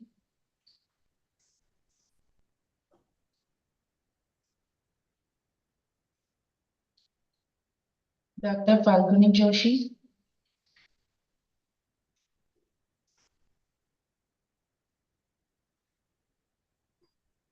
I think he's not in the meeting.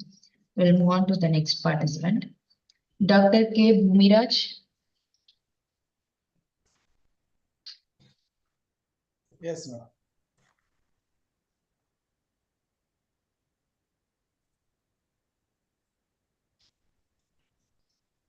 My slides are visible? Yes, sir.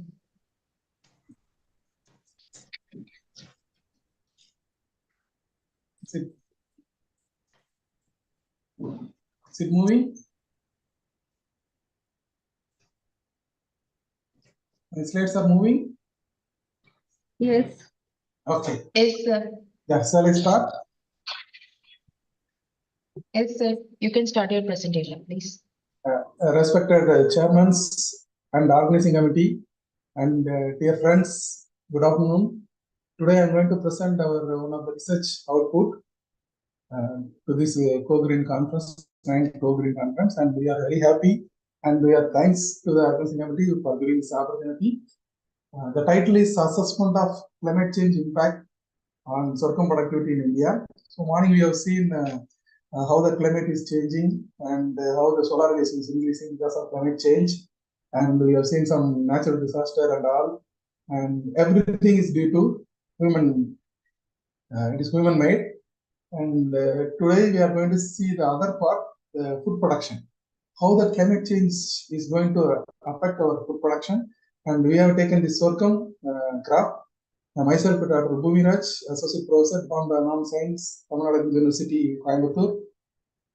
As we know, last 100 years, temperature has increased by 0.74 degrees Celsius, and it is going to increase more in the coming years.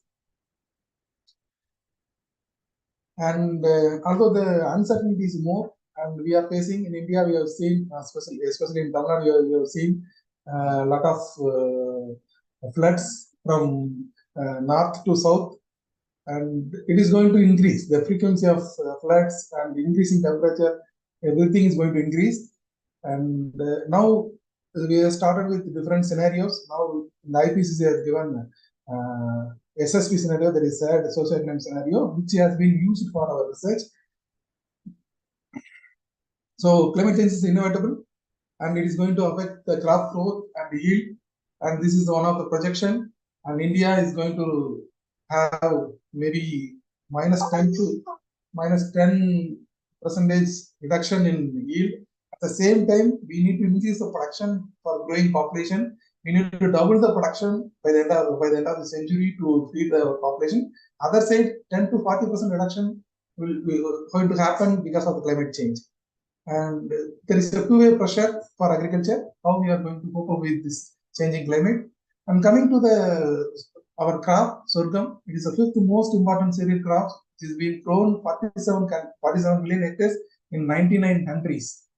And the major producers are USA, second is India, that is Nigeria, China, Mexico, Sudan, and Argentina. Why it is most important? It is nutritionally, it is superior than any fine grains, fine cereals like rice and wheat. It is superior than rice and wheat if you take nutritional status. It has high fiber content. Also, it has more minerals, and most importantly, it has slow digestibility. Wherever the workers they need more energy, they used to have sorghum crop, sorghum food, so that the hungry will be extended. Digestibility is slow. When you take the sorghum, then your food requirement will be less, and it is And most importantly, it is cultivated in nutrient-poor soil as well as the drought area. Most of the sorghum crop is grown in rain-fed area because it is not that much important crop. In India, in the southern parts of the Deccan Peninsula, we are growing this crop, especially Maharashtra, Karnataka. Karnataka is covering most of the area, and Karnataka is a stable food. In Karnataka, without jover, there is no any dinner or lunch or breakfast. They used to have one of the produce from sorghum. And the major constraint in the sorghum production in rainfed area is water stress. And coming to the area where the sorghum is being grown, that is called semi-arid tropics, which has 70% of like 1.4 billion people which is living in the rural area of semi-arid tropics, which is lack of food security and environmental constraints like high mean annual temperature, unpredictable season rainfall, as well as population is increasing like anything in the semi-arid tropic countries like Ethiopia, Nigeria, Pakistan, and India. As we know, the agriculture is a weather-sensitive enterprises which is highly vulnerable to climate change. The existing constraints are going to exacerbated by the climate change. The most important climate change parameters are increasing temperature and rainfall uncertainty. These are the major criteria which is prevailing in semi-arid tropics where the sorghum crop being grown. So we have taken different sorghum growing area. We need to calibrate that model so that we can use the model for climate change analysis. So we have calibrated the model for different phenology like 50% flowering. So we got 70% coincidence between observed and simulated area. So we have taken almost all the sorghum growing area. The data has been collected. Crop data has been collected. Weather data has been collected. Soil data has been collected. All this data has been put into the model and run the model, and we got simulated data and simulated and observed data. We got 70% coincidence. The agreement is 75% is well. Then the model is calibrated well for 50% flowering, and the next is maturity. Again, we got around 87% correlation we got between observed and simulated yield. Then the trimeter production also we got 90% correlation, and grain yield we got again 87% correlation. So then we have done some statistical analysis whether the model is simulated properly or not. So for that we have different statistical estimates like maximum error, root mean square error, t-index, CRM, model efficiency. So model efficiency we got 72% for day 2 analysis, and days to maturity we got a 0.81 or 81%, and trimeter production we got 96.96 or 96%, and grain yield we got 0.86 or 86%. So the model is simulating almost very good simulation it has done. So after that we use this model for sensitivity analysis whether it has been sensitizing the increasing temperature and increasing carbon dioxide. Yes, it has sensitizing all this increasing temperature. So increasing temperature is reducing the yield, and increasing carbon dioxide is increasing the yield. So then we use this model for assessing the climate change impact, and we have taken the CMIP6, that is SSV scenario, socioeconomic scenario, from CMIP66, that is coupled model intercomparison project. From there we can get the data like the maximum temperature, minimum temperature, relative humidity, solar radiation, rainfall. We have downloaded the data for our region, Coimbatore region, and we have done baseline simulation, then near mid-century and late mid-century. If we take irrigated crop, the baseline was 5.6 tons, and it has been reduced to 3,563 kg per hectare or 3.5 tons. during 2050, and during in 2080, again the reduction is less from 2050. But if you compare to baseline, the reduction is more. And rainfall, it was less reduction we have observed up to 2050. Then again 2090 we are having less reduction. So how much percentage reduction has happened from the baseline? If you take from the baseline, the irrigated sorghum yield is reduced more, like 37% reduction we could expect during 2050 and 39% reduction during 2080. Why this reduction is more? Because the irrigated agriculture, irrigated sorghum cultivation area, already it has been reached the maximum yield, as well as the constraints are less in the current situation. But if you go for 2050, up to 2050, the temperature is increasing. That's why it is the yield is reducing, and the rainfall the yield reduction is less because the rainfall is more. Up to 2050, the rainfall is more. The projection is more for India. Rainfall projection is more due to climate change. So that's why 2050 the projection the rainfall has increased. That's why that reduction in yield is less. In 2080, even the rainfall is increasing, and at the same time the temperature also increasing. That's why the yield reduction is more during 2080 in the rainfall agriculture. Almost 27% reduction we could expect because of changing climate. And if you compare to irrigated sorghum 2050 and 2080, only around 2% because already 37% reduction has occurred. So the crop has sustained the reduction. So 2080 the reduction is less compared to 2050, but if you take baseline, there are 39%, almost 40% reduction we could expect from the sorghum crop. If you see the food security, it is very big question mark because sorghum also one of the stable food, the southern part of India, as well as the other countries, especially African countries.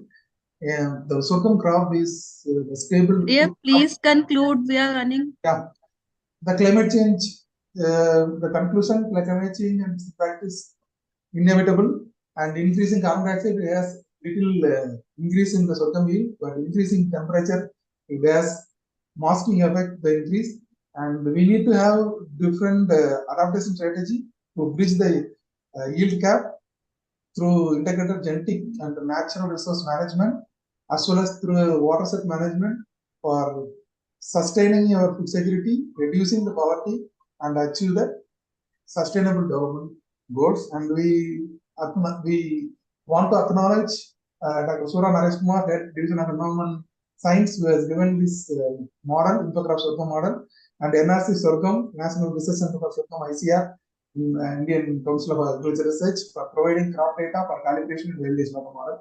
Thank you.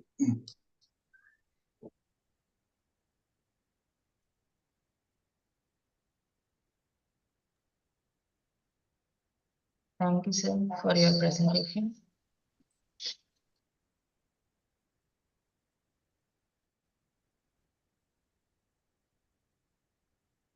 Deepti ma'am, Meenakshi ma'am, Nikita ma'am, you have any questions to ask? No, it was very nice presentation. But I would like to say for other participants, please don't exceed the time limit. Be specific on time. Thank you. Next participant, you can call me. Okay, ma'am, thank you. The next presenter of the day, Gayatri J. Yeah, am I audible? Yes, ma'am, you are audible.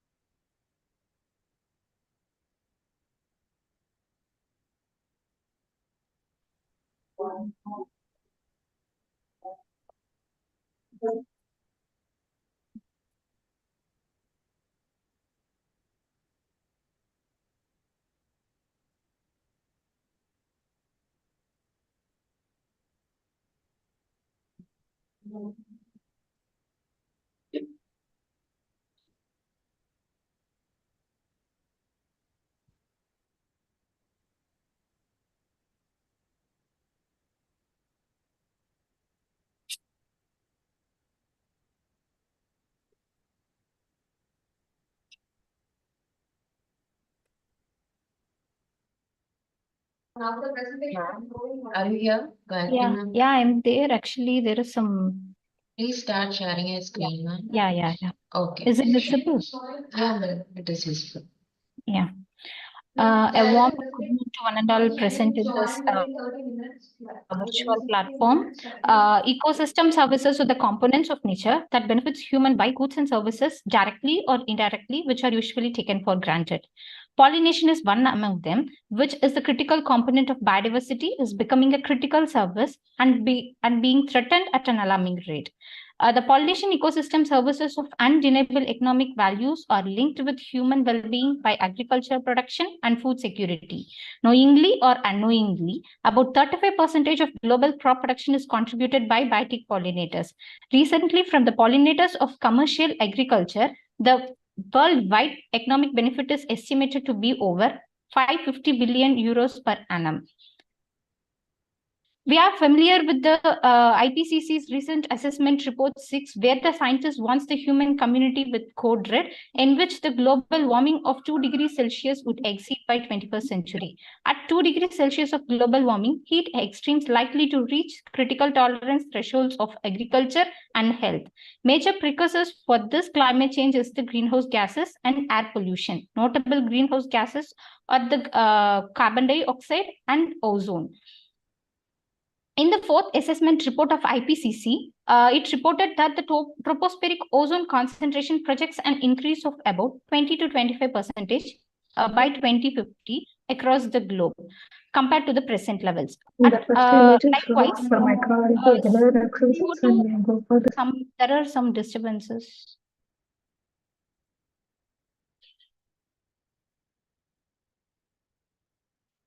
Likewise, the carbon dioxide concentrations have increased at least by 35% since the start of the Industrial Revolution, and are focused to reach 50 to 540 to 970 ppm by the year 2100.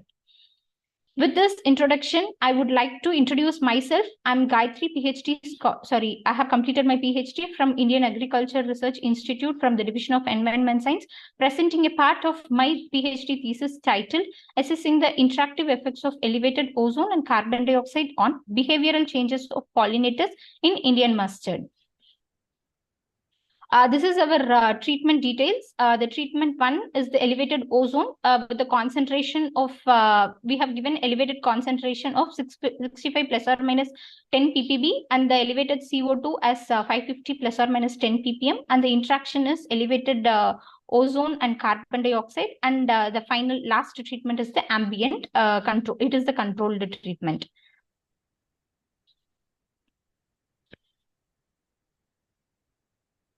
The methodology to identify the pollinators' foraging behavior are as follows. Determining, first one is the determination of color intensity by using color intensity chart.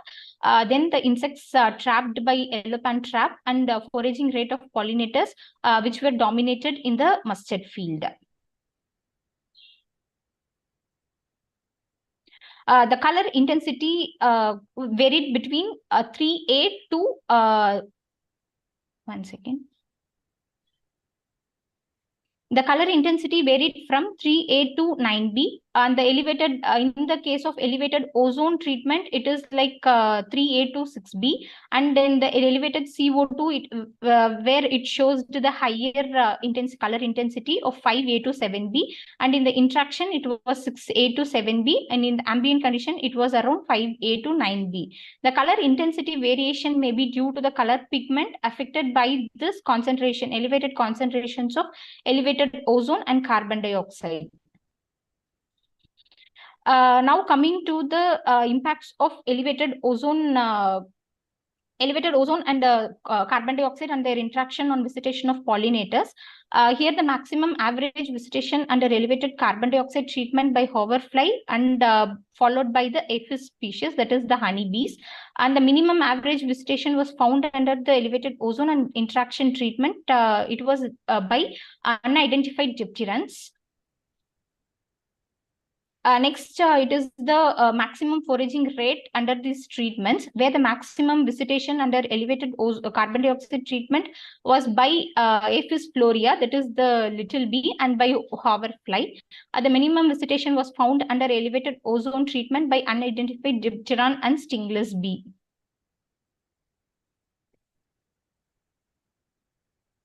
Now coming to the biodiversity indices that we have calculated, in which the maximum domination was by the Hymenopteran, followed by the Diptera, followed by Hemiptera, then followed by Coleoptera, then Orthoptera and Dictoptera.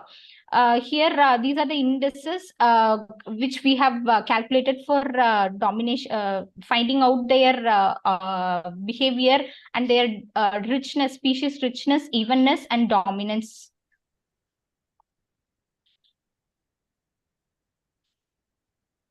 Now coming to the metabolite profiling of pistil, we have taken the pistil of Indian mustard to identify whether how the pollinators how these treatments are influencing the pollinators by this biogenic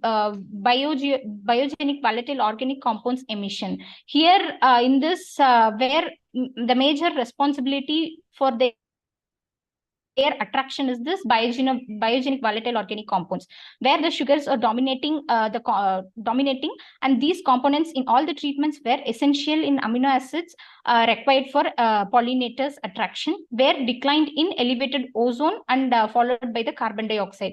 Likewise, the heat map indicates that the maximum metabolic concentration were significantly increased under ambient compared to ozone and carbon dioxide treatments.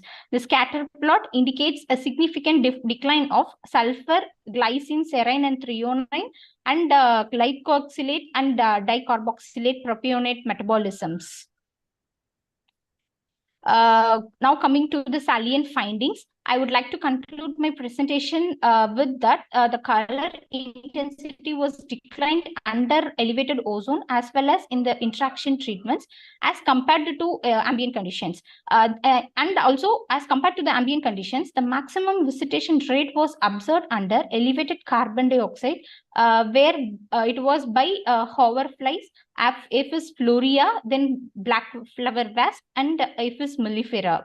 All these, as per the previous studies and literatures, it is observed that all these decline are mainly due to the sucrose, biogenic volatile organic compounds emission, then olfactory signals they are they have interaction between the plants and them, and flower volatiles and scents and flower pigments such as carotenoids and flavonoids. Coming to the future perspectives, the pollinators' behavior under confined environment under future climatic scenarios need to be studied. Then the pollinators' quality assessment on nectar and pollen under different climatic conditions have to be documented. Then the researchers may also be focused to study the climate change impact studies on different food crops, and the quantification of pollination ecosystem services need to be documented. Then the valuation of pollination ecosystem services will aid the policymakers for developing an appropriate framework for the preservation of agroecosystem by recognizing the efforts of pollination regulators. This topic. The aim of this investigation is to present observation on the habitat difference by the microalgae and their effect on the. I would like to thank my chairman and advisory members, ICR IRA, New Delhi, for facilitating with the field and laboratory conduct of my research work. I would like to wrap up my presentation with the words of Albert Einstein: if the bees disappeared off the face of the earth, man would only have 4 years left alive. Thank you. Thank you, ma'am. Thank you for your wonderful presentation. Seaweed deteriorate the environment where the mollusk exist and facilitate the mollusk development and the transportation in the coastal zone by the means of the floating and wave transported seaweed, and to provide the data on the species composition of the Nirali seaweed. Mehta? Research work on the habitat preference of the marine microalgae are scanty in all over. So this investigation paramount in the field to understand current and future existence of the marine biome, because the intertidal zone have their different fauna and flora and fauna. So in the future, it helped to resurvey in the concept to habitat destruction Nirali effects, Mehta, would you climate please? the health strategy formation for the conservation of natural Hello. component present on the seacoast and intertidal zone. For that, the material for this study was collected on the sandfly. So to study these things, the material for the study was collected on the Niveta ma'am, sand flat. Traffic Yes, image of ma'am. the can you mute her? images of that area and the shell with attached algae were made in the field. Further, in the lab, I don't know shell who with is talking. episode were dried on the blotting paper for a short time and algae were cut off from the. Yes, ma'am. I muted.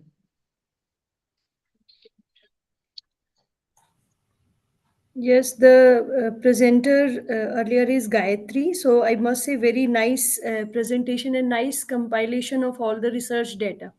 So you can call the next presenter. Okay, ma'am. The next presenter of the day, Krishnamurthy. Hello. Yes, sir. Hello.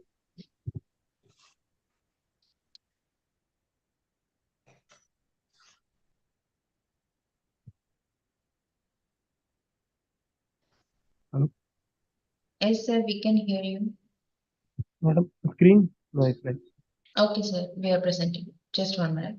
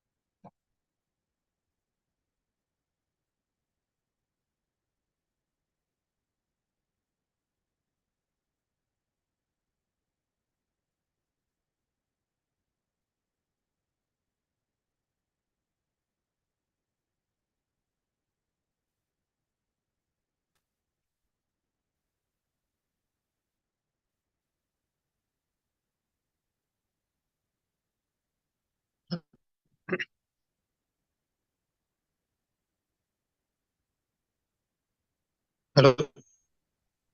Yes, sir. 1 sec. We are sharing. We are sharing, sir. 1 sec.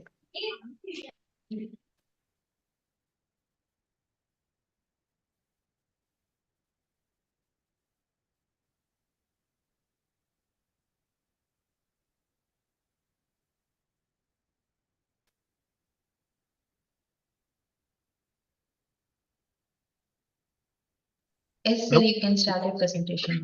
Myself, Krishnamurthy, ma'am. I am doing my third year PhD from ICR NPPGR from IRI. Actually, here I am going to present about my oral presentation on topic about biodiversity and its significance. In this overall of presentation, I want to discuss about what is biodiversity and what is its consequence and what are the types of biodiversity and what are its implications directly. First, we have to see bio means life, diversity means different. Slides are not moving.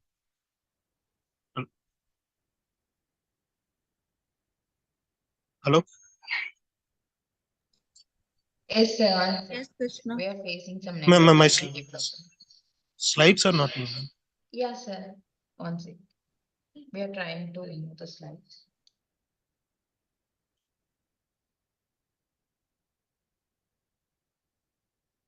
Yes, sir. You can continue now.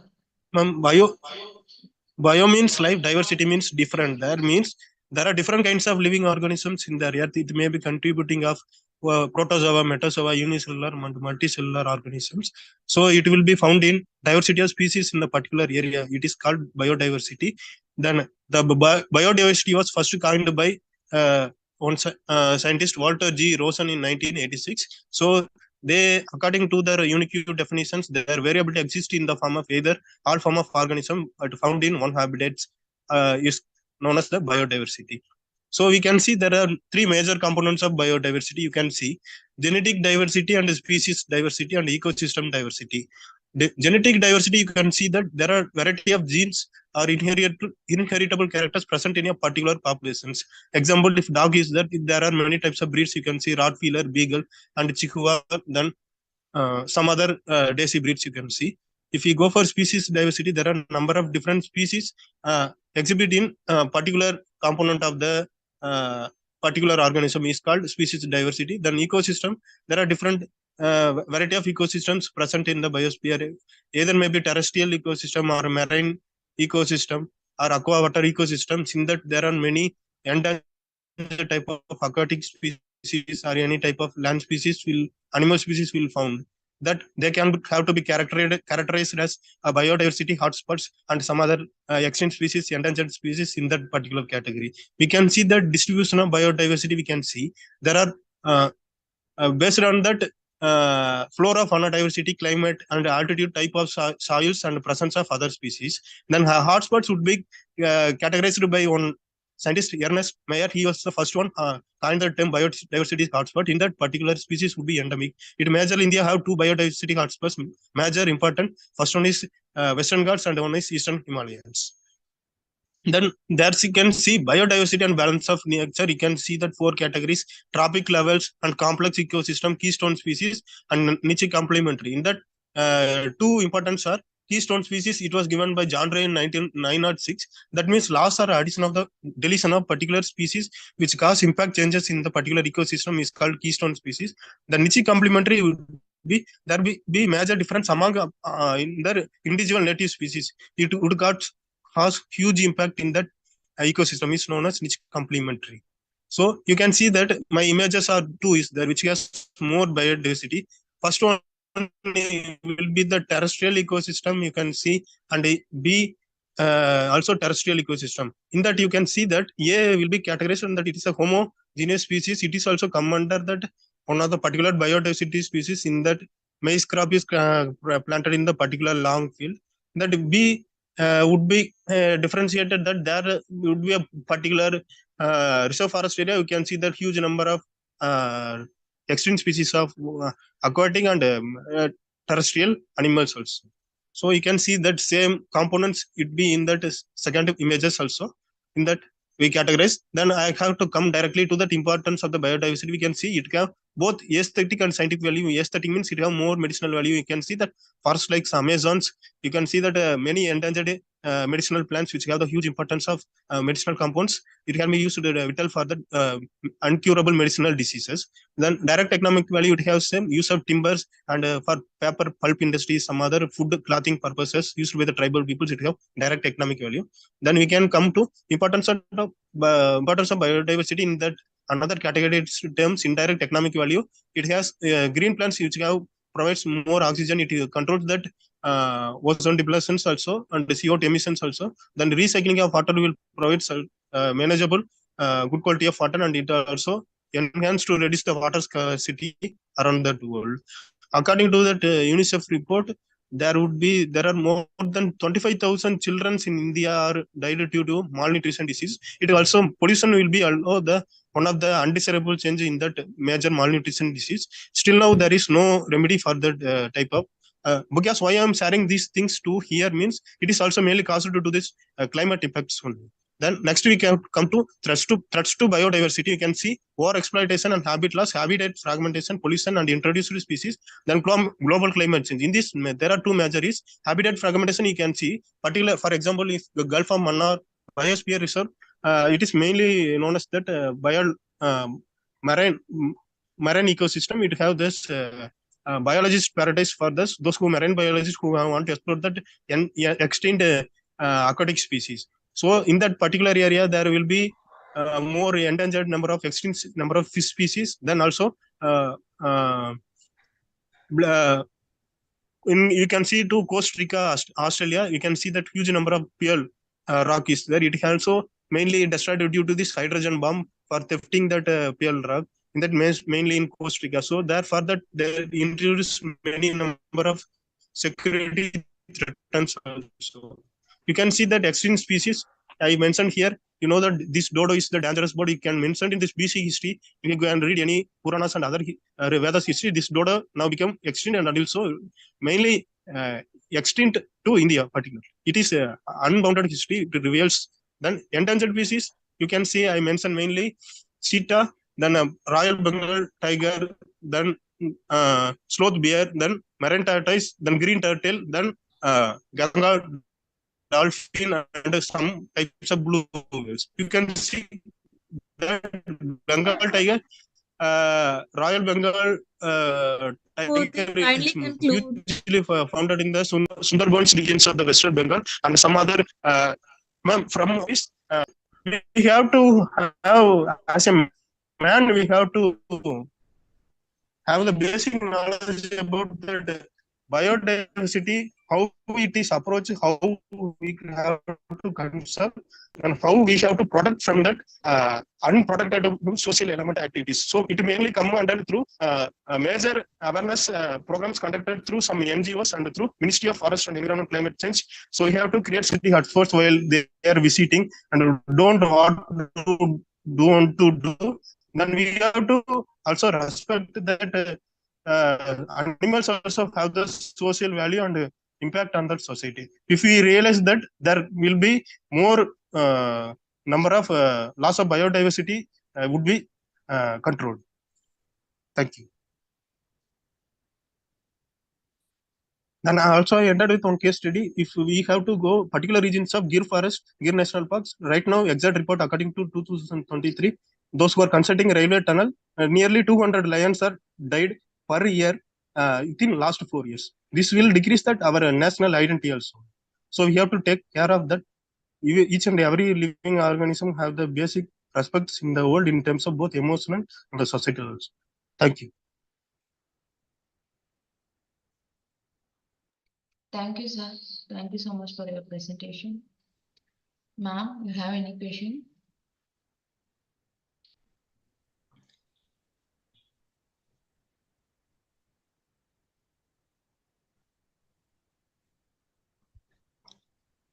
No queries.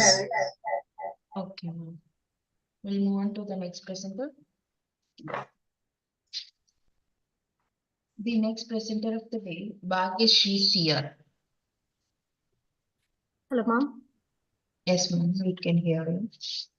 Shall I share the screen? Yes, ma'am, sure.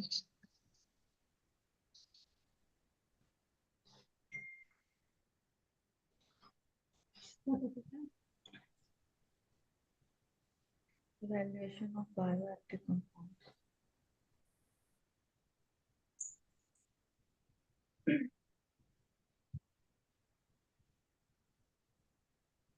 Good afternoon, everyone. My name is Bhagyashree CR. I'm from Davangere University. I'm pursuing my first year PhD. My topic is evaluation of bioactive compounds from marine actinomycetes and their application. Marine actinomycetes are normally gram-positive organisms. They have both characteristics of bacteria and fungi. They are also called as ray fungi. And environmental conditions, marine environmental conditions are extremely different from terrestrial ones. And the organisms which survive in such environment have distinctive and structural characteristic and to withstand the environmental surroundings. And the marine actinomycetes are considered as economically rare and treasure house of prokaryotic organisms due to the ability of production of abundant number of bioactive metabolites. Marine actinomycetes has a significant potential of producing bioactive compounds, which are characterized as anti-malarial, antibacterial, antifungal, anti-cancer, anti-tumor, anti-inflammatory, cytotoxic, and other antimicrobial agents. Several bioactive compounds are produced by marine actinomycetes. Few examples are resistomycin and resistoflavin. Their unique chemical structures and potential for drug synthesis make them promising candidates for combating resistant pathogens and other multi-drug pathogens. Marine actinomycetes also produce peptides, caprolactones, quinones, esters, and beta-lactones. These compounds exhibit various activities, including antimicrobial and cytotoxic effects. The aim is to isolate, identify, and screen the marine actinomycetes producing bioactive compounds. The objectives are as follows: isolation and identification of marine actinomycetes, screening of bioactive compounds from marine actinomycetes, applications of bioactive compounds produced by marine actinomycetes. Here are the materials and methods. Samples is collected from different beaches. From different beach samples, marine actinomycetes isolated using the selective media. The marine actinomycetes colonies from the sample, isolated sample, is pure culture for further uses and experiments. Isolated marine actinomycetes is identified by biochemical tests, and for species level identification, it's done by gene sequencing. Primary and secondary screening of bioactive compounds, that is antimicrobial, antibiotic, and enzyme assay, is performed. Later, quantitative and qualitative analysis by various techniques using TLC, FTIR, that is Fourier transform infrared spectroscopy, UV spectroscopy, GCMS, that is gas chromatography, mass spectroscopy. Results and discussion. Sample collection. The sample was collected from the shoreline of Arabian Sea. Then isolation and identification. Here the marine actinomycetes was isolated from different beach samples using selective media, that is starch casein agar and actinomyces isolation agar. The isolated colonies were pure cultured and used for further experiments. Later, biochemical test was performed to identify the isolated organisms. The tests include MRVP, methyl red Vox-Proskauer test, indole test, citrate utilization, triple sugar, iron test, fermentation test, and other tests also. For primary screening, isolated organisms is screened for the antimicrobial activity, different enzyme assays, and antibiotic sensitivity test.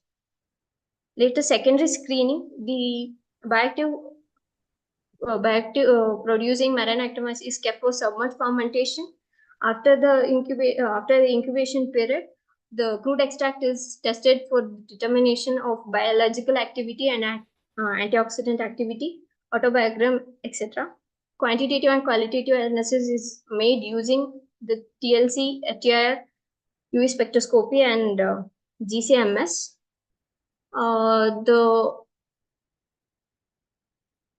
applications part, the bioactive compounds have been isolated from different strains of marine actinomycetes and exhibit various activities, including antimicrobial and cytotoxic effects.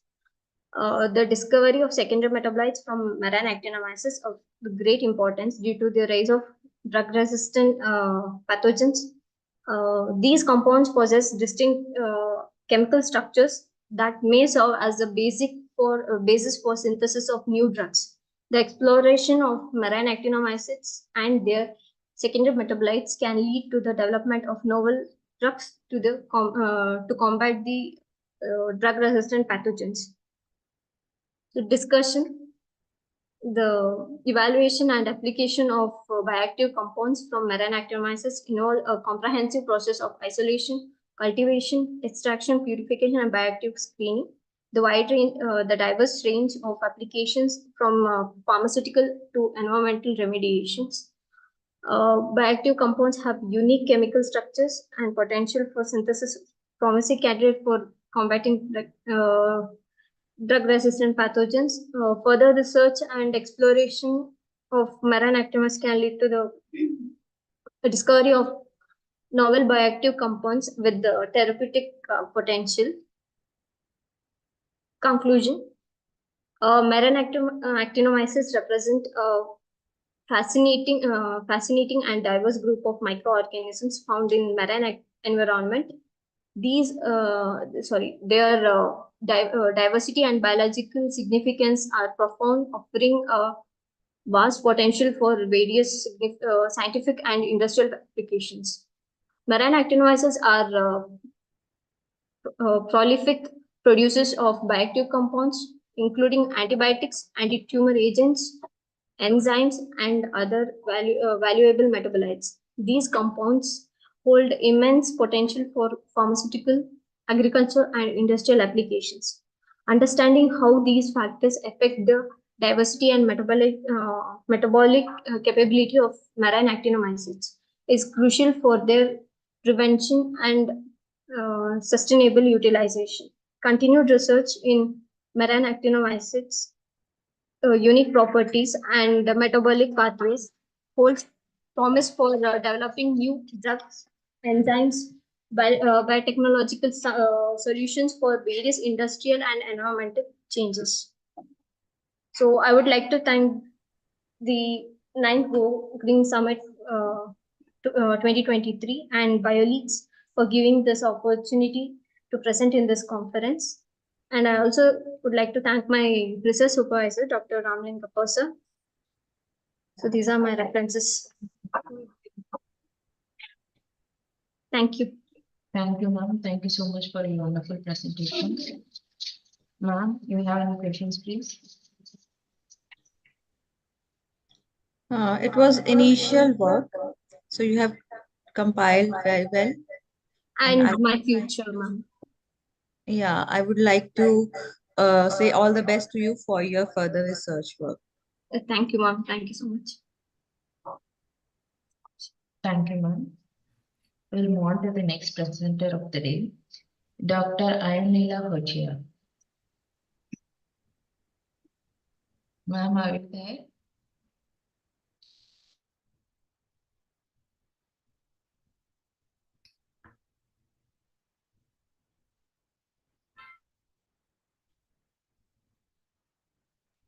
I think she's not here.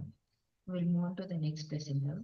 The next presenter of the day, Payal Sharma. Payal, ma'am. Hello. Yes, yes. Just give me a second, please. Okay.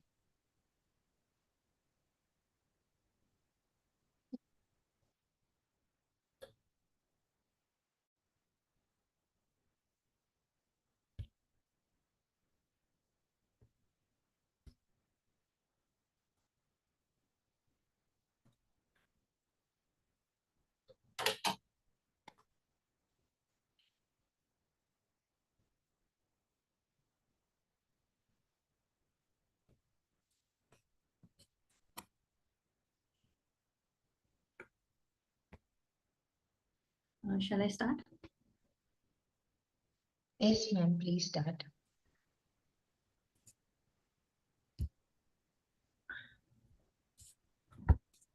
My screen is visible, right?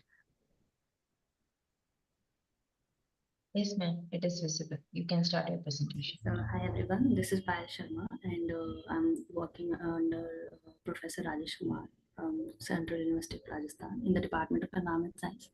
And I'm primarily working on quantifying the glacier distribution and their spatial pattern under climatic variability in the Ravi Basin, Western Himalayas using geospatial tools.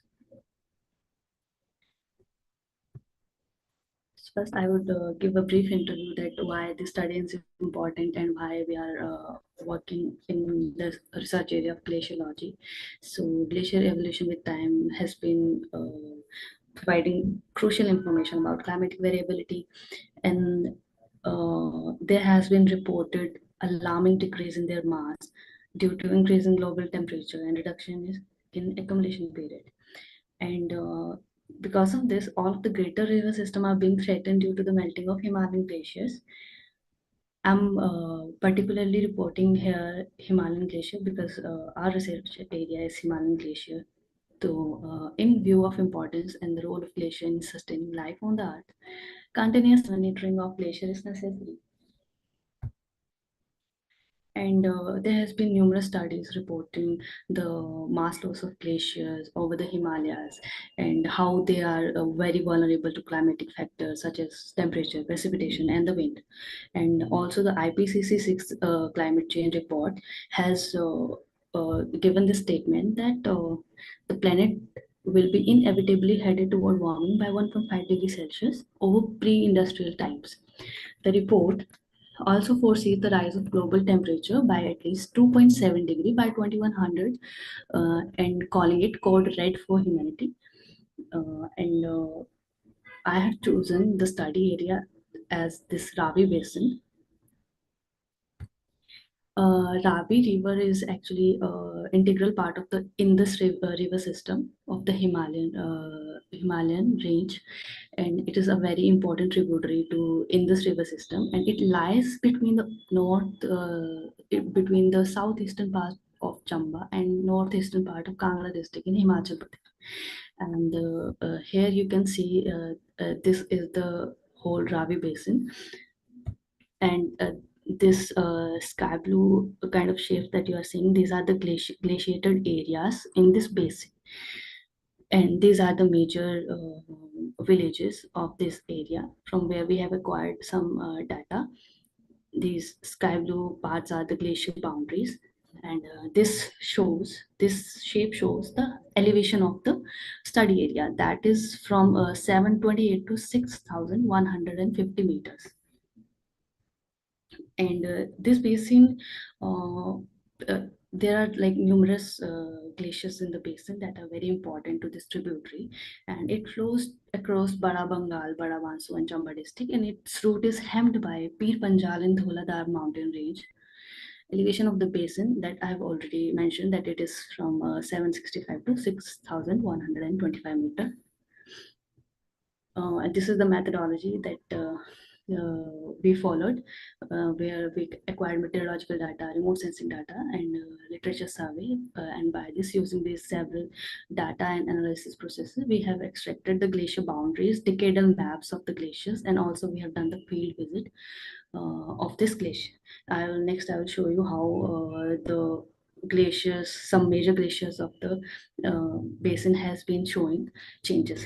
So this is this I have already showed how this is the whole basin, and it covers around 4,900 square kilometer of the area. That is quite a huge area, and these are some of the glaciers that we have covered actually in field study, because field study in the Himalayan glaciers is quite inaccessible due to the harsh terrain and the harsh environments. It is very hard to do the field validation in this area. So some of the glaciers that were actually accessible that we covered, and we acquired the field data for validation of the remote sensing data. So this is the Manimej glacier, as you can see. I'll show in the next slide. And the shapes that you are seeing, these are the changes from 1980s to 2022. You can see here the glacier, like this glacier was up to this in 1980s, and it just shrank over the time and reached here. I will show this Manimej glacier. You can clearly see that how it was here in 1971 and how it shrank, and it has been fragmented into two parts. Earlier it used to be one only. And these are the land. This is the Landsat image, and this is acquired from Corona image, that is from 1971. Similarly, this also is some part of the glacier, some other glaciers, and how the glaciers has been changing since 1971. And also we can see that here a lake is formed just closer to this, just at the end of this glacier. And for these glacier, we also acquired these field GPS point at the snouts of the glacier. Snouts, I will tell you, it's like the end of the glacier. Terminus position of the glacier is said to be the snout. So we went there for the field validation using the GPS that had the accuracy of horizontal accuracy of 3.9 meter and vertical accuracy of 15 meter. And from those GPS points, we found that the points acquired during the snout monitoring mostly lies over the manually digitized glaciers using remote sensing tools. And the season that we mostly go is the ablation season. That means when the most of the melting of the glacier, the yearly melting of the glacier is complete, and there is no fresh snow over the glacier, so that we can clearly see the position of snout. That's the season that we go. And these are the field photographs from the snout monitoring of the glacier. This is the Manimesh Glacier, and you can see this is the part where it has been fragmented. That it was visible in the previous image here. This part. And from the above result, we concluded how the glacier has been changing over the decades. As you can see in this table, that in the 1980s, the number of glaciers were 133, and the glacier extent was 160.07 kilometers square, and with the error of plus minus 7.4 kilometers square. But over the years, we can see in this table at like until 2009, the recession of the change in the glacier area was quite slow and normal, like it was constant. But over the previous decade, we can see mostly from 2016 to 2020, most change percent per year has been seen of about 0.97%. That is the highest in the previous decade, and it is quite alarming. And from this table, we also summarized the whole results in this table, that what are the mean elevation, what is the maximum slope, maximum elevation, mean slope, and the total glaciarized area, how much is it in 2023. So the total glaciated area in 2023 is 131.90 square kilometer in the whole basin, out of which these are the sub-basins of Seoul, Buddhil, and Upper Ravi. These are the sub-basins, and how these glaciarized area are divided into these three sub-basins. That most of the glaciarized area exist in the Upper Ravi basin, that is 78.21%, and these are the glaciated area that are categorized according to their size class. Greater than 1, less than 1, and between 1 to 2 square kilometer, like that. And also to see what are the causes, we mostly it was the climate data was our primary goal to acquire, and these are the spatial plots of the climate data that we acquired from Terra Climate, that is under the 4-kilometer resolution. And over the period 1958 to 2022, we can see the average temperature and minimum temperature and maximum temperature of the area, and how it has been what are the average values of this area of average and average minimum and maximum temperature. So we can see the average maximum temperature has been lying between -2 to 25 degrees Celsius, and however average minimum temperature has been lying between -11 to 15 degrees Celsius. But this is like the average of 50 years. But when we acquired station-wise data, that is quite interesting, that what you will see, there was not much change in the maximum temperature. However, the minimum temperature has been showing this increasing trend. So as you can see, from 1958 to 2022, the minimum temperature has been increasing. So we can conclude that because glacier needs that a range of temperature, minimum range of temperature to sustain their life, right?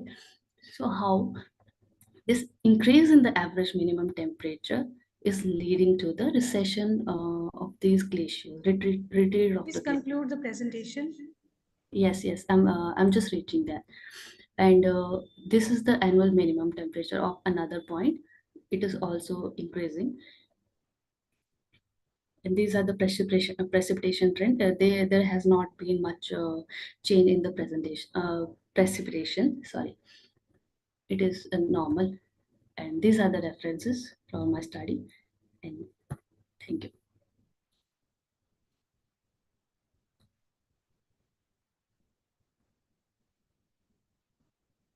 Okay.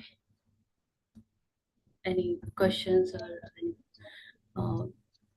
Thank you, ma'am. Thank you for your wonderful presentation. Ma'am, do you have any questions, please? No.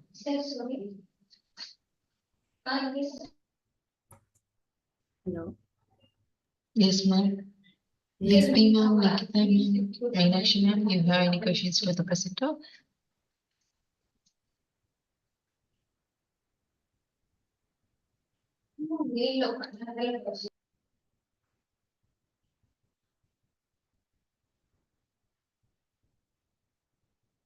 Okay, we'll move on to the next presenter of the day. Okay, thank you so much. Thank you, ma'am. The next presenter of the day, Kamini Kaushal. Kamini ma'am, are you there? Yes, she's there.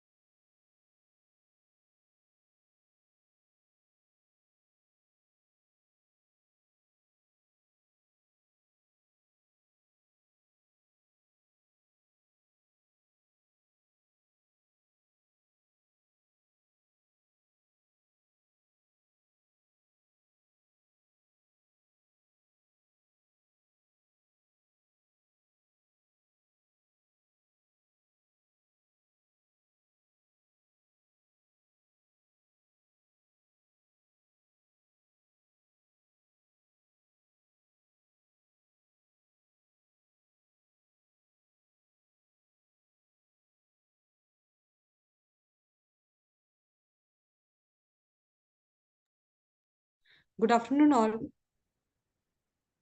Am I audible? Good afternoon, ma'am. Yes, ma'am, you are audible.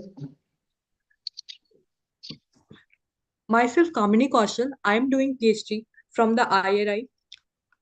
This is my research topic of MSc, that is the effect of turmeric leaf priming on physiological and biochemical changes in chickpea.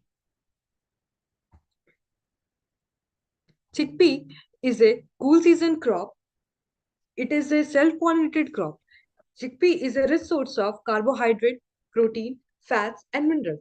Globulin and albumin is the main prominent seed storage protein found in the chickpea. It is a short-statured annual self-pollinated crop. In India, the production of chickpea is very low, despite of having the ample amount of productivity. And the most probable factors which are mainly responsible are different biotic and abiotic stress. Abiotic stress includes drought, waterlogging stress, extreme temperature, salinity, alkalinity, etc.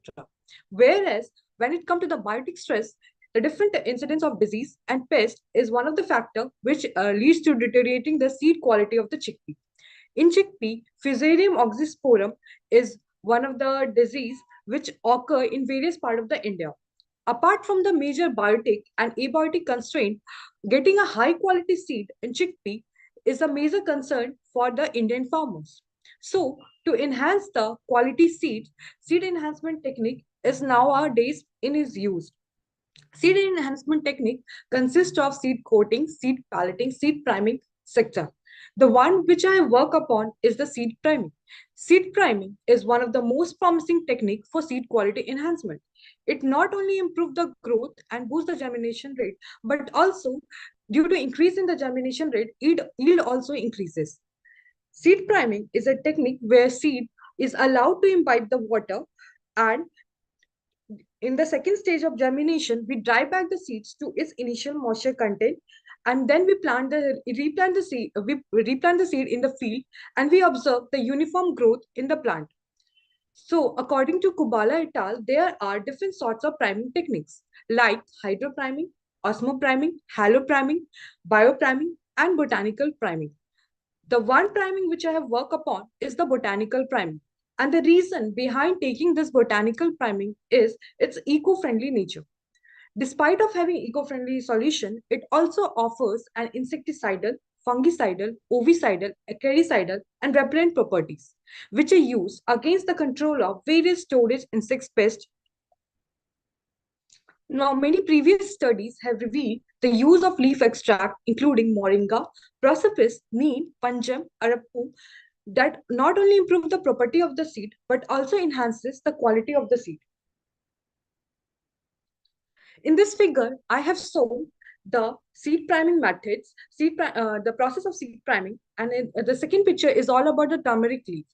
From this picture, we can clearly see that we allow the seed for imbibition, and we allow the seed to go into the metabolic activation phase where different sort of activities, biochemical activities occur, like alpha amylase activities, protease activity, phytase activity, which help in the degradation of seed storage protein and starch. Before completion of the phase 2 of the germination, we dry back the seeds to its initial content. So after that, we plant the seed in the field. And from this figure, we can clearly observe that in prime seed, the germination has occurred earlier as compared to the non-prime. My objective, I have worked upon the two objectives. The first one was to study the seed quality parameter using the turmeric leaves priming, and the second one on assessment of dehydrogenase activities. These are my treatment details. The first one is the control, which is non-prime. Second one was the Bevestin treated. Third one is the turmeric leaf extract priming, 1.0%, and with the duration, 18-hour duration of priming. T4 was the neem leaf extract priming, 1%, 18-hour duration of priming, and T5 was the hydro priming, 14-hour. The duration and concentration I have standardized in my research. The whole experiment was conducted in the CRD design, having a 4 application.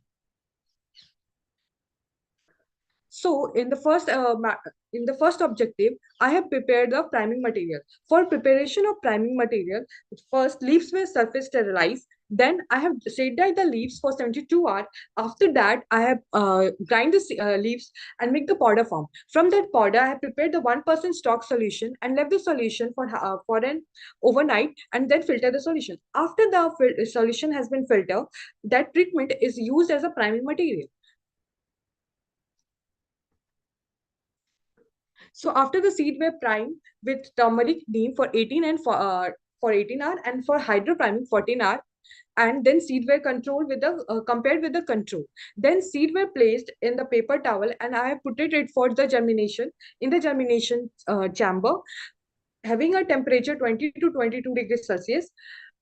Then I have assessed the various seed quality parameter like final germination percentage, root length, shoot length, seedling dry weight, vigor index 1 and 2.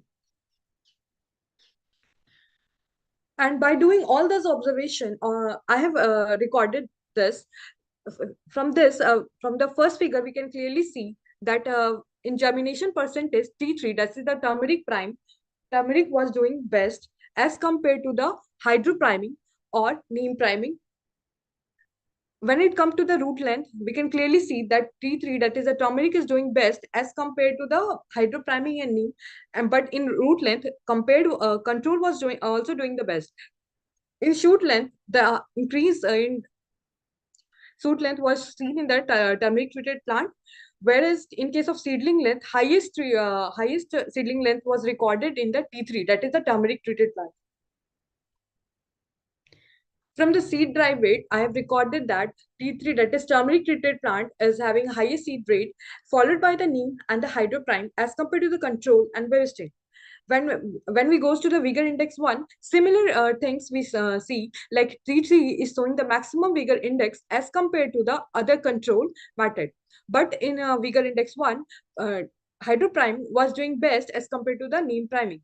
When we come to the vigor index 2, turmeric was doing best.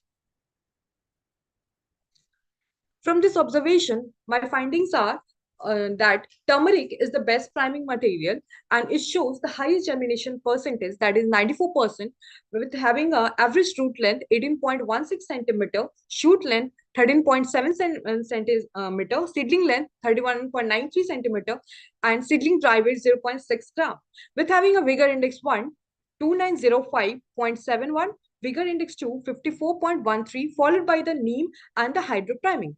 So what was the reason behind this enhancement of the physiological character? The main reason goes to the presence of phenol in the turmeric leaf. These phenols not only promote the greater root length, but also lead to the increase in the dry weight, which is due to the increased translocation of sucrose towards the nodule. The germination, I have calculated the germination percentage using the formula number of normal seed germinated by total number of seed put for the germination. Similarly, I have calculated the seedling vigor index 1 and seedling vigor index 2 using the particular formula which I have mentioned in that figure. Now, my second objective was to assessment of dehydrogenase activity. Why I am taking dehydrogenase activity? Dehydrogenase is act as a biomarker for seed viability. It tests whether the seed is alive or not.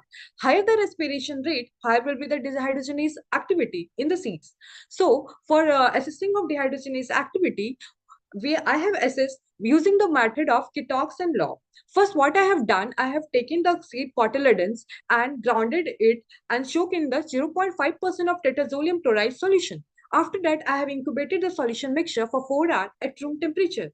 Then, mixture were centrifuged for 3 minutes. Then I have added the acetone. Acetone was added to extract the formagen. After that, I have taken the absorbance reading at 380 nanometer using a spectrophotometer. The following are the results which I have get. I have calculated the dehydrogenase activity at varied duration of priming as well as germination. I have taken 3 duration of priming, that is 6 hour, 12 hour and 18 hour. As we can clearly see from this figure that when we increase the duration of priming, that is from 6 hour to 18 hour, the activity of dehydrogenase goes on increasing, and the maximum activity is observed in the T3, that is a turmeric prime, in all the priming durations. Similarly, when we goes on the activity of dehydrogenase in the germination phase, we clearly see that in the first day of germination, the turmeric was doing best. Similar results were obtained up to 5th day, but the concentration of dehydrogenase, the activity of dehydrogenase goes on increasing up to 5th days. And the reason behind this increment is the increase in respiration rate. The maximum the seed respire, it will dehydrogenase activity goes on increasing. This is the picture which I have taken during 18 hours of duration of priming. So from this, we can clearly see that T3, that is the turmeric, is showing the bold red color, which is showing the maximum dehydrogenase activity. So from this, my findings is that botanical priming with turmeric leaf extract and leaf extract significantly increase the dehydrogenase activity at various duration of priming as well as germination. This similar result were obtained by Pandey et al. 2017 while working on the cucumber while doing the hydropriming. The highest activity of dehydrogenase is found at 18 duration of priming, that is 0.46 milligram of formagen per minute in turmeric, 0.41 milligram of formagen per minute in neem, 0.38 milligram of formagen per minute in hydroprime seed. In turmeric, the activity of dehydrogenase was 0.62 milligram formagen per minute on the first day of germination and 0.85 milligram of formagen per minute on third day of germination and 0.98 milligram of formagen on fifth day of germination. From this experiment, I have concluded that among the botanical treatment, seed primed with the turmeric leaf extract showed a significant enhancement in seed physiological as well as biochemical character over the other treatments. On the basis of biochemical study during priming, the activity of enzymes like dehydrogenase was found to be significantly higher in prime seed as compared to control. Now, turmeric. Turmeric consists, what was the reason behind this enhancement I have discussed? Like turmeric consists of an coumarin as an active ingredient. This coumarin penetrates into the seed and modulate the regulations of various key enzymes like alpha amylase, protease, phytase. This enzymes enhances the seed starch degradation, seed storage protein degradation.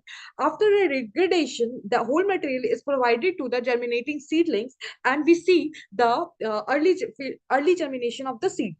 From this study, it can be concluded that seed botanical priming with 1% of turmeric leaf extract can be recommended as a seed quality enhancement technique for chickpea.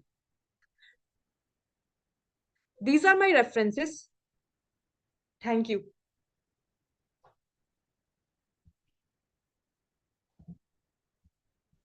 Thank you, ma'am. Thank you for your wonderful presentation. Ma'am, you have any questions?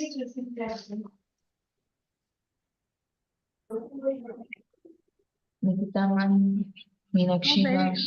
Very nice presentation. Thank you. Thank you, ma'am. We'll move on to the next presenter of the day, Dr. Khalida Qasim. Ravindran is available, ma'am. Yes, sir.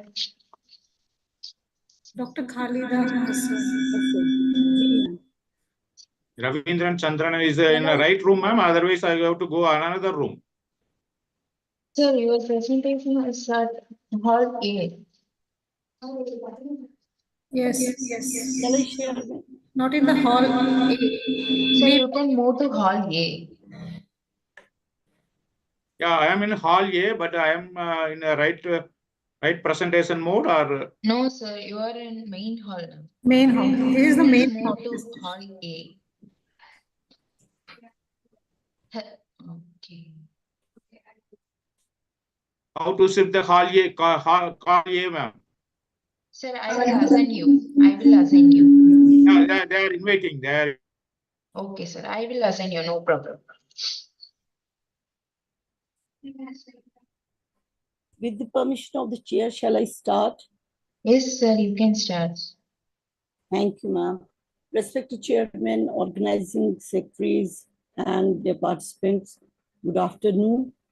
I'm Dr. Khalida Hassan, and I will talk about the macro-zoobenthos diversity as a bioindicator for pollution status of the river Jahdi. As we all know that the rivers, they have the immense importance, and they provide the nourishment and means of transport to the countless organisms. And river, with its catchment area, it forms a diverse and complex ecosystem which controls the set of physical, chemical, and biological processes, which are all of them are linked together. If we will see because in today's world, we have there is a deterioration of the water quality, and this deterioration of the water quality, it is influenced not only by, it's influenced by the water chemistry, it can be influenced by the geographical physical habitat, macrozoobenthos, and the sediment chemistry can give us the impact or give us the values of the particular water body. Today we have taken the macrozoobenthos. Macrozoobenthos is the biological community which represents, or which is represented by both plants as well as by the animals. And the macrozoobenthos, it is the animal part, and it is an important portion which forms a link between the primary producers and the fish. And it carries the different functions of the ecosystems as grazers, collectors, and shredders. These micro or macroorganisms, macrozoobenthos, they are actually the benthos, we call the benthos the organisms which are present in the bottom of the river or lake. or we can say water body. So these macro zoobenthos, they have the size 1 mm into 1 mm. The size which is less than that, we call them as meozoobenthos. Then why do we usually study these macro invertebrates? To identify the pollution level, because these macro invertebrates, these macro zoobenthos, they differ in the sensitivity. I can give you, like we have the macrobenthos, EPT. They are a group of these insects which are present only, which cannot tolerate the pollution level. So, like if we have the chironomus or tubifex, they can resist the pollution level. So they differ in the sensitivity. And also it gives us because they are static, they don't move. These benthos, they don't move from one place to another place. And they can give you the proper trophic level of the trophic status of the particular water body. Actually, we are the study site was in the Kashmir, and it's in the Hind Kush area of the Himalayas. And we have seen a presentation where we have seen that the glaciers are deteriorating. And here in this part, there is the deteriorating, it is on the increasing pace. And we have different, because in Kashmir, we have a tremendous scope for the cold water fishery industries. So we have taken the subject for research. The main objectives were to study the physical, chemical characteristics of the water, occurrence and abundance of the zoobenthos, and then the role of zoobenthos as in the pollution level. Now, the river Jhelum, I will talk about the study site, the river Jhelum. It is called in common, the common name is Vek, and it traverses around 203 kilometers from the source to the Khadin Yard. Actually, this is the lifeline for the Kashmir Valley. It is the single main river which divides the valley into the two parts. And the main source of the water. This and it has the different tributaries and the terrestrial vegetation. It is pinus, cedrus, silverfir, and this cannabis. Actually, the vegetation along the river, it also changes with the altitude. Like if you will see in the higher altitude area, we have different this flora, while as on the lower stretch, we have different flora. And the quantities, and because I'm telling that this is the single main lifeline of the Kashmir, and so it receives the large quantities of the pollutants because of the settlements along its sides. So that's why we have taken the river Jhelum. This is the line map of the river Jhelum. It starts from the Verinag and then it ends into the Uri, and then it moves to the other part of the this globe. Then we have taken the two sites, that is the Lasjan and the Zero Bridge. Actually, the Lasjan was taken as the rural part, rural in the upper stretch as a rural part, while as the Zero Bridge was in the urban part, where we have much settlements and where we have more anthropogenic activities. And about the methodology for physicochemical characteristics, we have collected the samples from the field in polythene sampling bottles, and then we have taken them to the laboratory. Within the 24 hours, in the laboratory we do the parameters. While as for the dissolved oxygen, we have to fix the dissolved oxygen on the spot, and we add the magnesium sulfate and alkali iodide azide to the water sample on the spot. Then these are the parameters which I have taken, and these are the different methods which are mostly referred from the FR.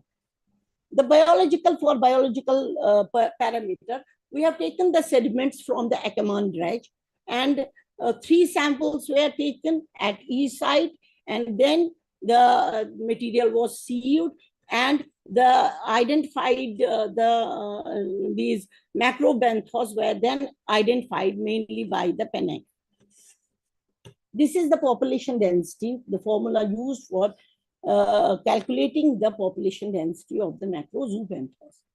And Goodnight-Whitney index, which is calculated on the basis of the presence of the Tubifex family. Because Tubifex family, it is the most tolerant to the pollution. Now the results, these are the chemical, and here we can see that there is the change in the urban and the rural area. Here you will see that in the rural area, we have 8.7 DO, but it is deteriorating. We have only 7.1 mg per liter. Likewise, you can see the carbon dioxide is increased in the zero bridge, and chloride content, it is also increased in the zero bridge. You can see the chemical parameters, they are increased in the zero bridge. Sorry.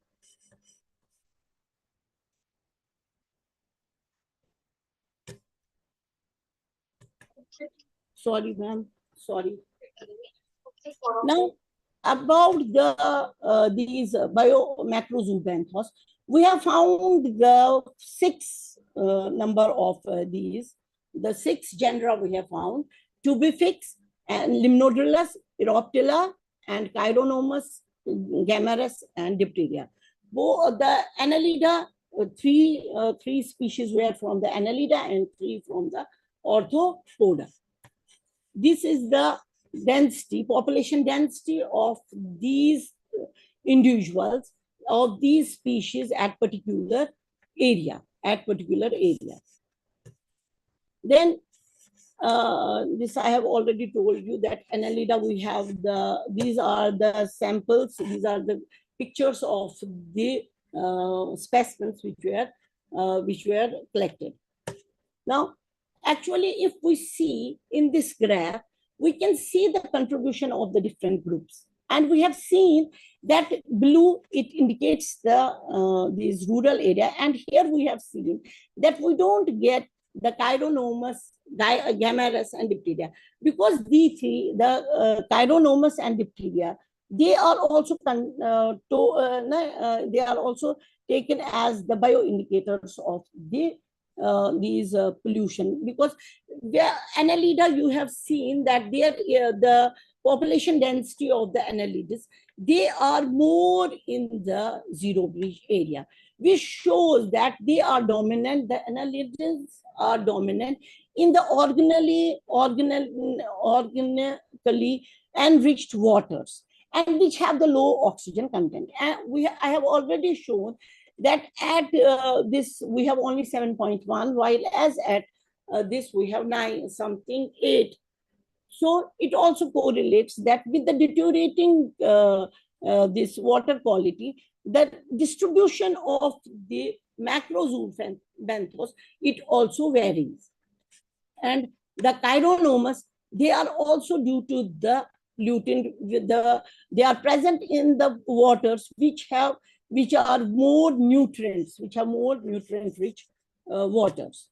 This is the population density of the different individuals. Like we have seen Tubifex and Limnodrilus, and both of them, they come under the Annelida and Tubificidae families. And here we have seen that they are more please try in to number. conclude, Dr. Khalida.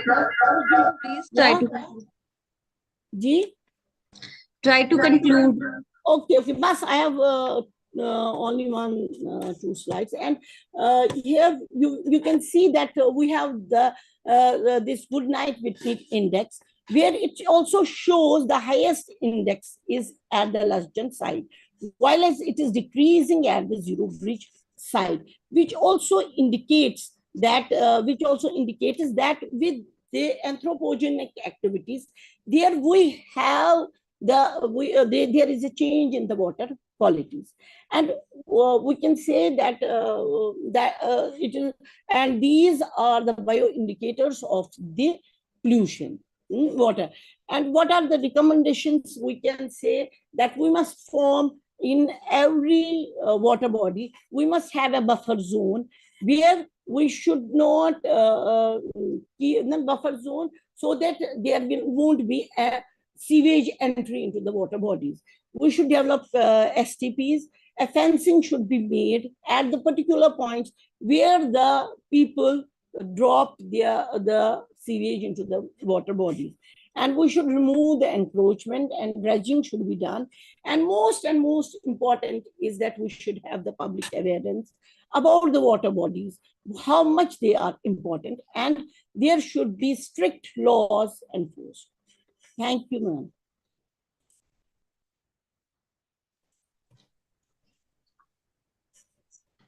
Very well compiled, Dr. Khalida. Thank you, ma'am. Next presenter, please. Thank you for your wonderful presentation, ma'am. We'll move on to the next presenter, Meena K. Meena ma'am, are you there? Yes, ma'am. I'm here. Please start sharing my screen. Sure. Yeah.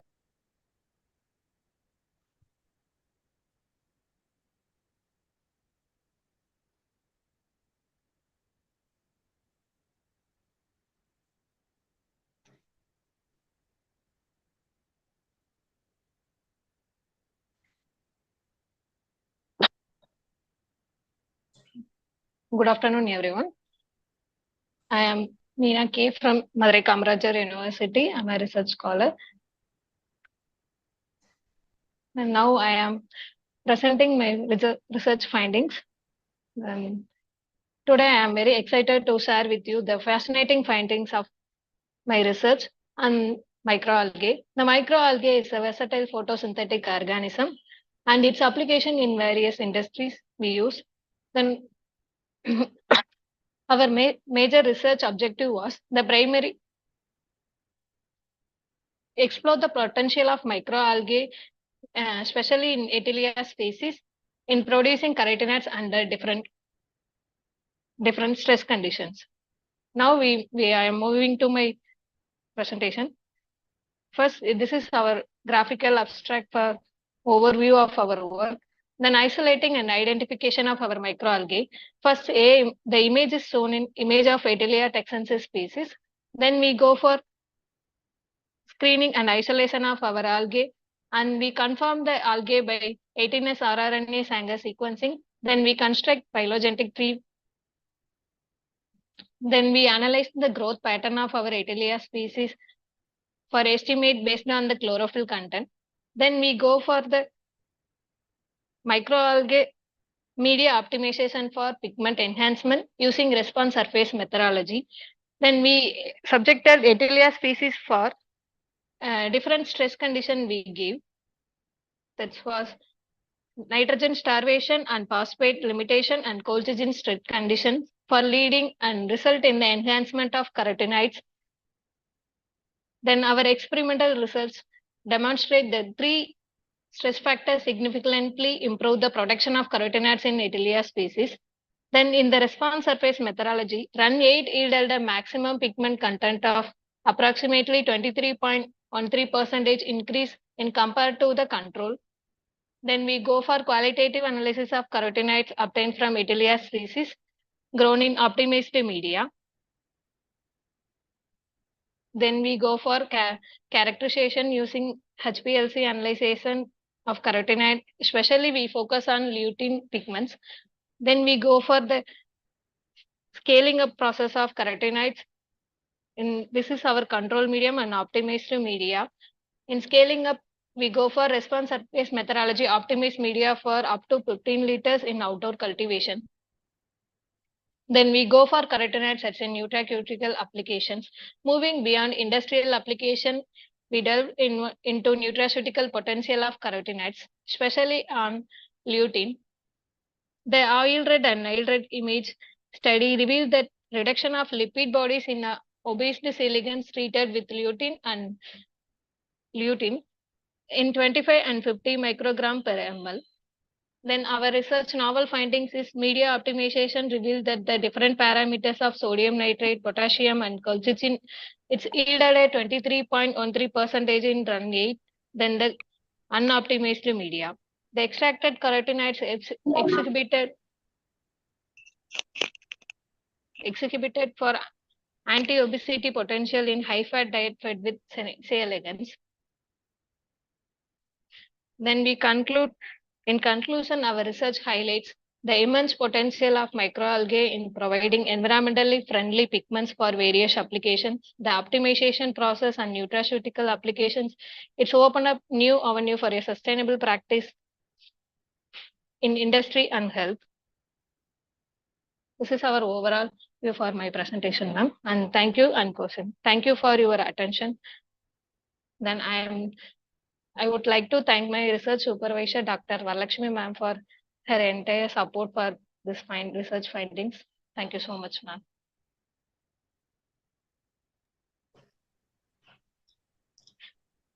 Now I am open to any questions or discussion. Very well presented. It was. I just want to ask one thing that you have in the novel finding, you have mentioned that it is exhibiting anti-obesity potential in high-fat diet. Yes, ma'am. So can you explain its significance? Ma'am, if we go for high-fat diet, we can extract the pigment from our indigenous species microalgae Atelia. Then we treated the C. elegans compared to control and high-fat diet, and in untreated worms also we fed with high-fat diet. Then we give a treatments, ma'am, for compare our compounds. Lutein we give 25 mg per ml for worms. Then I go for imaging. We isolate the lipid bodies. Fat accumulation was less compared to the high cholesterol in our treated worms. Okay. Any other query? Okay. Okay, thank you, ma'am. Yes, Meena. Thank you.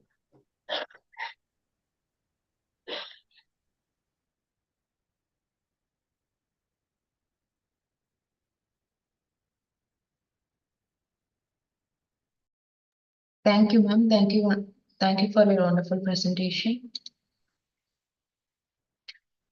Ma'am, you have any questions to the presenter? Or else we'll move on to the next presenter of the day. Deepti ma'am, Nikita ma'am, Meenakshi ma'am. Ma'am?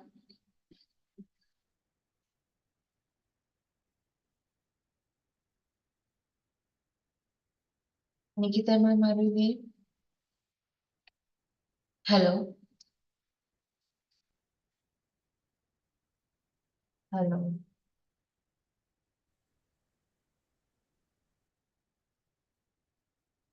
Ma'am, can we move on to the next presenter?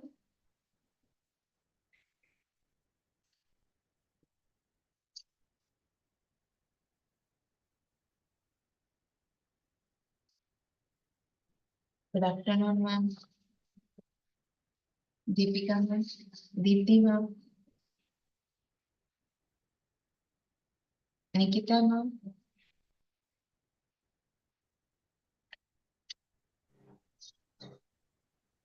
Deepti ma'am, are you here? Yes, I'm here only. Can we move on to the next presenter, ma'am? Kavita Kaushik is the next presenter. Yes, ma'am.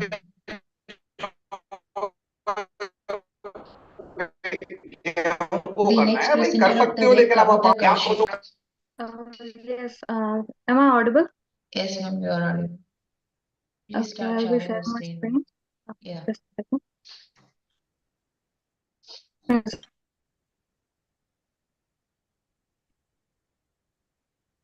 Hello. Yes, ma'am. We can't see Okay. your Is slide, my ma'am. visible? Only the Zoom slide we can see. Zoom window. You can see the presentation. Just give me a second. Okay, ma'am, sure. Okay. Is it visible right now, or should I do it again? No, ma'am, it is visible now. You can start your Okay. presentation. Okay. Good afternoon, everyone. I'm Kavita Kaushik from Department of Geoinformatics, Central University of Jharkhand, and I'll be presenting on the topic Vegetation Health Index and drought trends across the northern parts of Madhya Pradesh. So moving on to the introduction section, as we all are aware, that drought are natural disaster and has a significant impact on water resources, agriculture productivity, and human livelihood. However, the perception of droughts are not always clear, as when we picturize what a drought event is, we usually think of cracks on the agricultural field, which is not the case all of the time. An easier way to understand drought will be any deviation from the long-term climatic trend of the particular region. And it is also an intelligent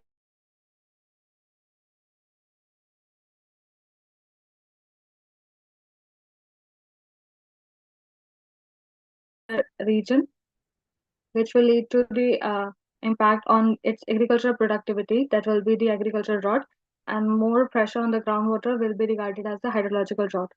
So in recent times, the increased drought condition and severity has highlighted the need of monitoring the drought condition, and remote sensing data is more suitable as various drought indices are calculated based on that, which have been helpful in detecting regional drought events. So moving on to the study area, we have utilized 25 northern districts of Madhya Pradesh. The data set used, we have used MODIS-based NDVI data and LST data. Monthly data from 2003 to 2022, which is a 20-year period, at the special resolution of 1 kilometer for the identification of drought condition in the districts of Madhya Pradesh and how the frequency has changed. So this is the methodology that we have used. Based on the MODIS LST and MODIS NDVI, we have calculated temperature condition index and vegetation condition index. For the calculation, we have calculated maximum and minimum of all the layers. And if we see for temperature condition index formula, LST max of all the years minus LST I for particular year, as in if we say 2003 divided by LST maximum by LST minimum, the same goes for VCI. After that, VHI is calculated, that is the vegetation health index, which is regarded as A into VCI plus A minus 1 minus A into TCI. A is the weightage that we are giving to the VCI and TCI. We have here utilized 0.5 into VCI plus 1 minus 0.5 will be 0.5 into TCI. However, the weightage can be changed on whatever parameter you want to focus more on. After that, man-Kendall trend analysis was done. On the right hand side, we can see this is the drought category that will be based on vegetation health index. As when we are calculating that index, the values are coming under the range of 0 to 100, and any pixel having value less than 10 on the VHI scale will be regarded as extreme drought category. 10 to 20 will be severe drought, 20 to 30 will be moderate drought, 30 to 40 will be mild drought, and more than 40 will be no drought condition. After that, this is the vegetation condition for the northern part of Madhya Pradesh.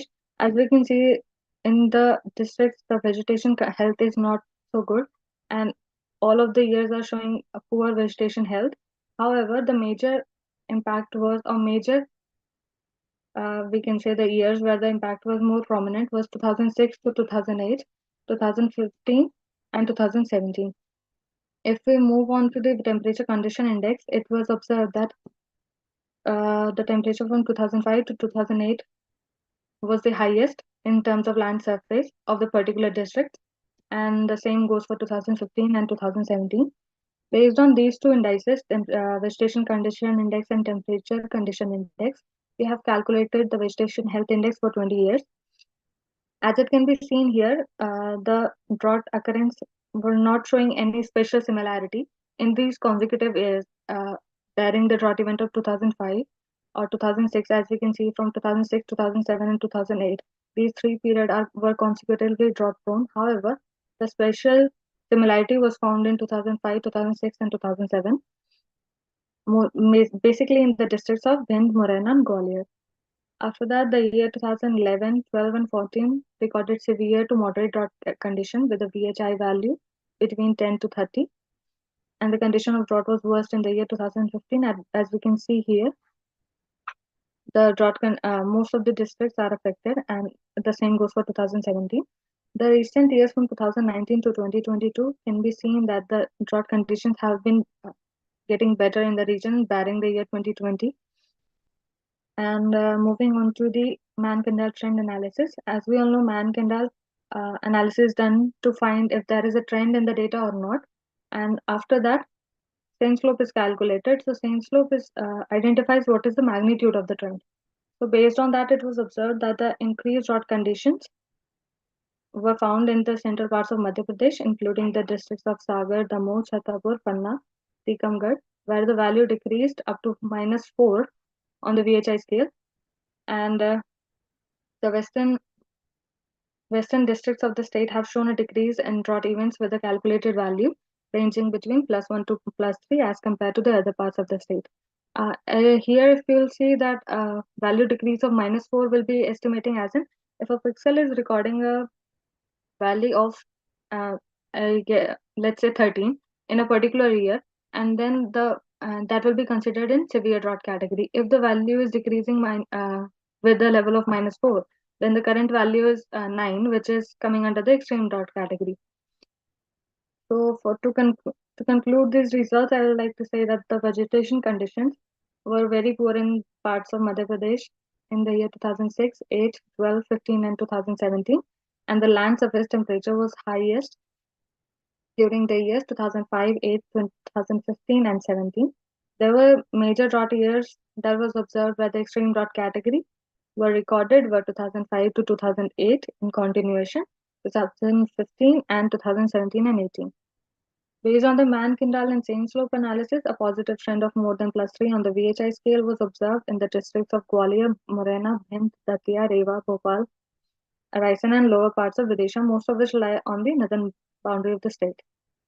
The district on the western Mandsaur, Shajapur, and Ratlam, and eastern boundary, including the districts of Siddhi, Rewa, Satna, Shadol, and Jabalpur, have shown a decrease in the drought events with a calculated value ranging between +1 to +3 as compared to the other parts of the state. Overall, in conclusion, we can say that out of the 20 years, the northern districts that we have considered as the study area of Madhya Pradesh, they were identified with extreme drought conditions in 7 years out of 20. And in the recent years, it can be seen that the northern and northeastern part of the state are getting better in terms of drought condition on agricultural fields, and the central part is getting more prone to drought occurrences. These are some of the references that I have used. Thank you. If there is any question, you can ask.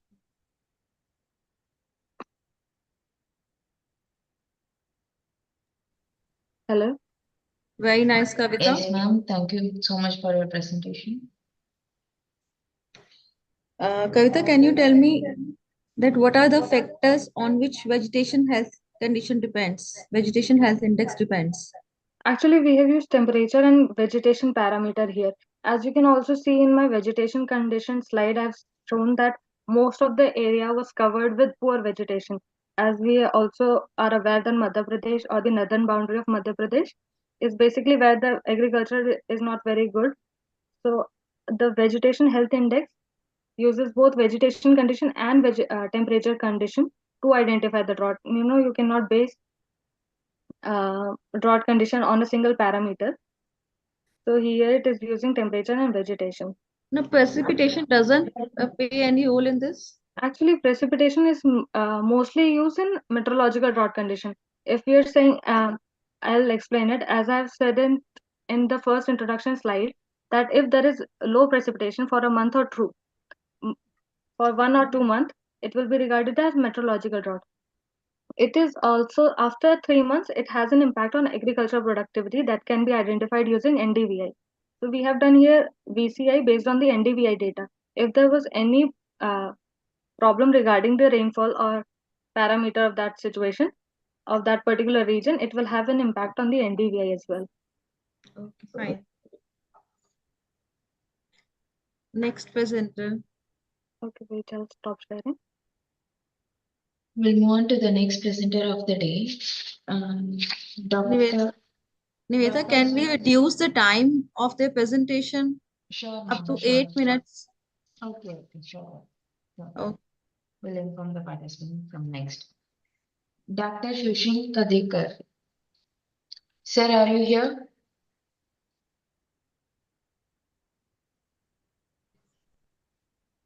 Kushal sir, are you here? Yes, ma'am. Good afternoon. Shall I share your screen here? Yes, please share. Okay, let me share.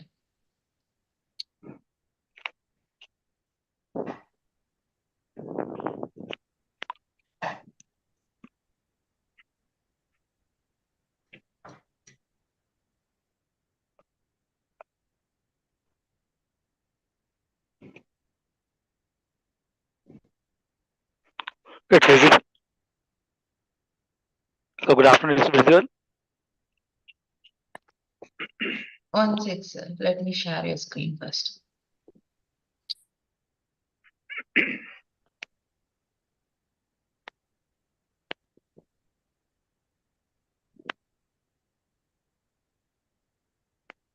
Yes, sir. Please start presenting. Yes, very good afternoon to one and all.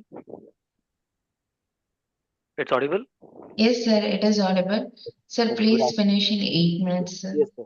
Fine. Okay. So good afternoon, one and all.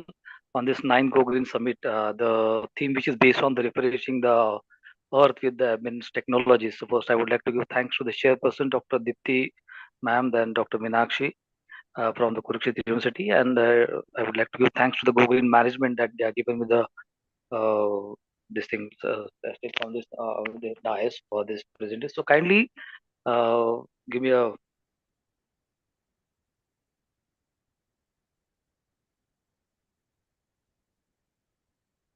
so my presentation part, which is the new motto for the everyone is a go green and a think green. So on behalf of Dr. Ambedkar Institute of Management Science, Nagpur, I would like to present. Kindly permit me. So why go green? So environmental benefits. The first, there's a two different segment. One is the environmental benefit, which comes under the reduced carbon footprints and the conservation of the natural resources and the biodiversity preservation. The second one, health benefits, the cleaner air and water. And the second one, the reduce the pollution related disease. When the concept comes of what are the green initiatives? So the green refers to the being the tune with the natural world safeguarded, preserving its resources and staying away from the pollutants and so forth. The popular green initiatives are number one is the green labeling. There's a number of different segmentation. So there's the first green labeling, then green packaging, then green management to save the environment, then green marketing, green accounting, green retailing, green products, green HRM practice, green brands, and the green consumer. If you go through there's two major objectives of being the researcher. I just mentioned to understand the various green concepts through the literature review, and the second one to understand the green practices and the green initiatives of the corporate in India. My research methodology, the paper seeks to demonstrate on the significance and the development and the initiative that the business bring to the green concept. Second one, based on the purely secondary data and the literature of review was undertaken. And with respect to the identification of the new green practices and the initiatives by the corporate was undertaken the analysis. Some concept which I already mentioned, the green accounting concept, environmental protection preventions and control of the air pollution, conservation of the forest, elimination of hazard waste, then prevention of water pollution. Second one, green leveling. With respect to green leveling, the green leveling is also known as eco leveling, or we can say the environmental leveling. Eco level is a main tool used in the green marketing eco label product, and we can say the claim that the produce as per the certain environmental standard. the next concept, the green consumer. The green consumer who are the concerned about the environment and their purchase behavior pursued environmental protection. And the next concept, which is based on the green products, can be typically by produced from the recycled component, we can say, or we can the manufactured with the more energy conservation way, or supplied to the market with the less packaging, or all the three, we can say. Some example I would like to share with you. And being the hospitality person, the first one I just mentioned about the beverages, that is Coca-Cola, the world largest beverage manufacturers, comes out with the plant bottle made from the sugarcane byproduct. And second one, Unilever, washing away waste. Unilever today, the Unilever, it's groundbreaking the new technology to recycle the sachet waste. And this technology called, we can say, the crisol process, has been developed with the Fraunhofer Institute of Process Engineering and Packaging in Germany, which inspired by the innovation used to recycle the TV sets. Then another example, Wipro Infotech, the India and the Middle East, the IT business of Wipro Limited, and the leading the provider of IT and the business transformation services, announced the launch of its new friendly Wipro Greenware desktop, and manufactured with the material completely free from the delay chemicals like the polyethylene chlorine. With respect to the finding and the conclusion, the companies recognize the importance and the natural some investment on the research and development activity to produce a green products, and the few companies are in the adoption of the greenwashing effect to attract the consumer, as if they were green, but actually they are not. But if the companies which are really producing the green products should also concentrate on the marketing green tag associated with their products, and we can say they should take their consumers how to identify the green products with their other non-green products. It would be really helpful to the both companies and the consumers, we can say. So thank you. If you have any question with respect to my topic, please go ahead. Thank you, sir. Thank you so much for your presentation.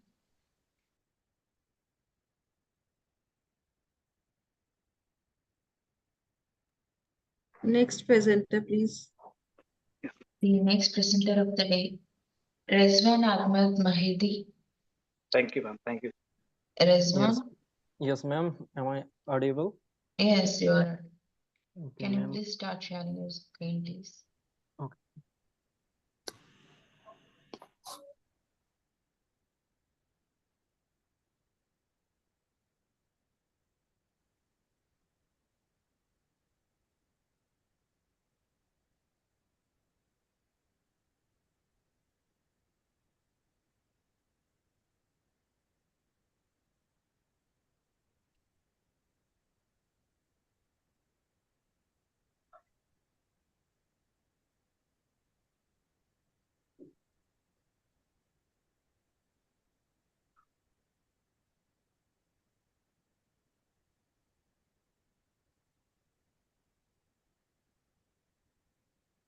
Is it visible? No, not yet. No, no, sir. It is not visible. A minute.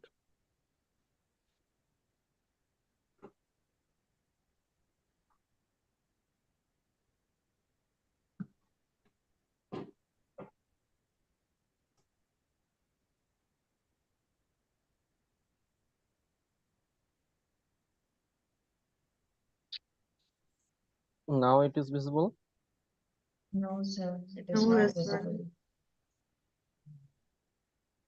I think some network connectivity problem.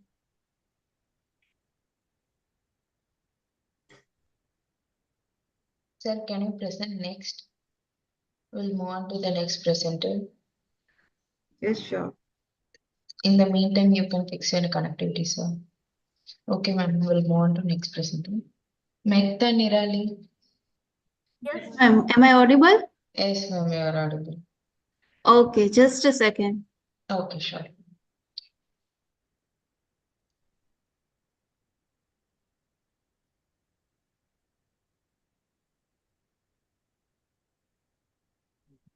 Is visible, ma'am? Yes, ma'am, it is visible.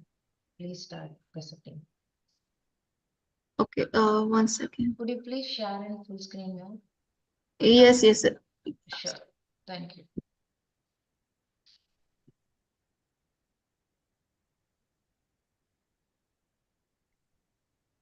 Okay, good afternoon, everyone. This is Nirali Mehta in pursuing PhD from the Gujarat. Under my topic, the aim of this investigation is to present observation on the habitat preference by a macroalgae and their effect on the dispersion of the pebble, gravels, bivalves, cells, and living mollusks. Seaweeds deteriorate the environment where mollusk exists and facilitate the mollusk dislodgement and the transportation in the coastal zone by the means of the floating and wave transported seaweed, and to provide the data on the composition of the seaweed and associated mollusk. The novelty work of this investigation is that the research work on the habitat preference by the seaweeds are scanty all over. So this investigation paramount in the field to understand the current and future existence of the marine biota because the intertidal that different flora and fauna. So in future, it helped to resurvey in concern to habitat destruction effect, climate effect, and help in strategic formation for the conservation of natural component which present on a sea coast and intertidal zone. For that, the material for this study was collected on the sand flats and photographic images of the sand flat area and cell with the attached algae were made in the field. Further in the lab, the cell with epizoic algae were dried on the blotting paper for a short time and algae were cut off from the cell surface and for their identification. Basically, 4 sites from the Bhavnagar district coast were selected for the study purpose.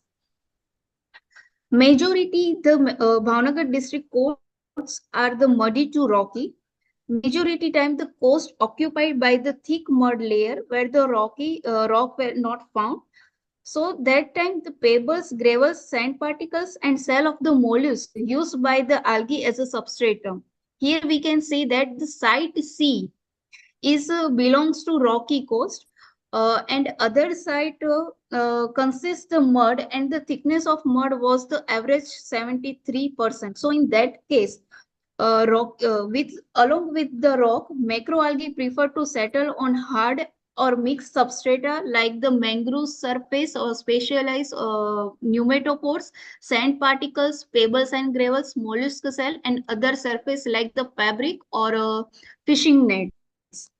If we talk about the gravels and pebbles, direct observation of the transport behavior of the pebbles with attached algae purposely laid out in near the source zone.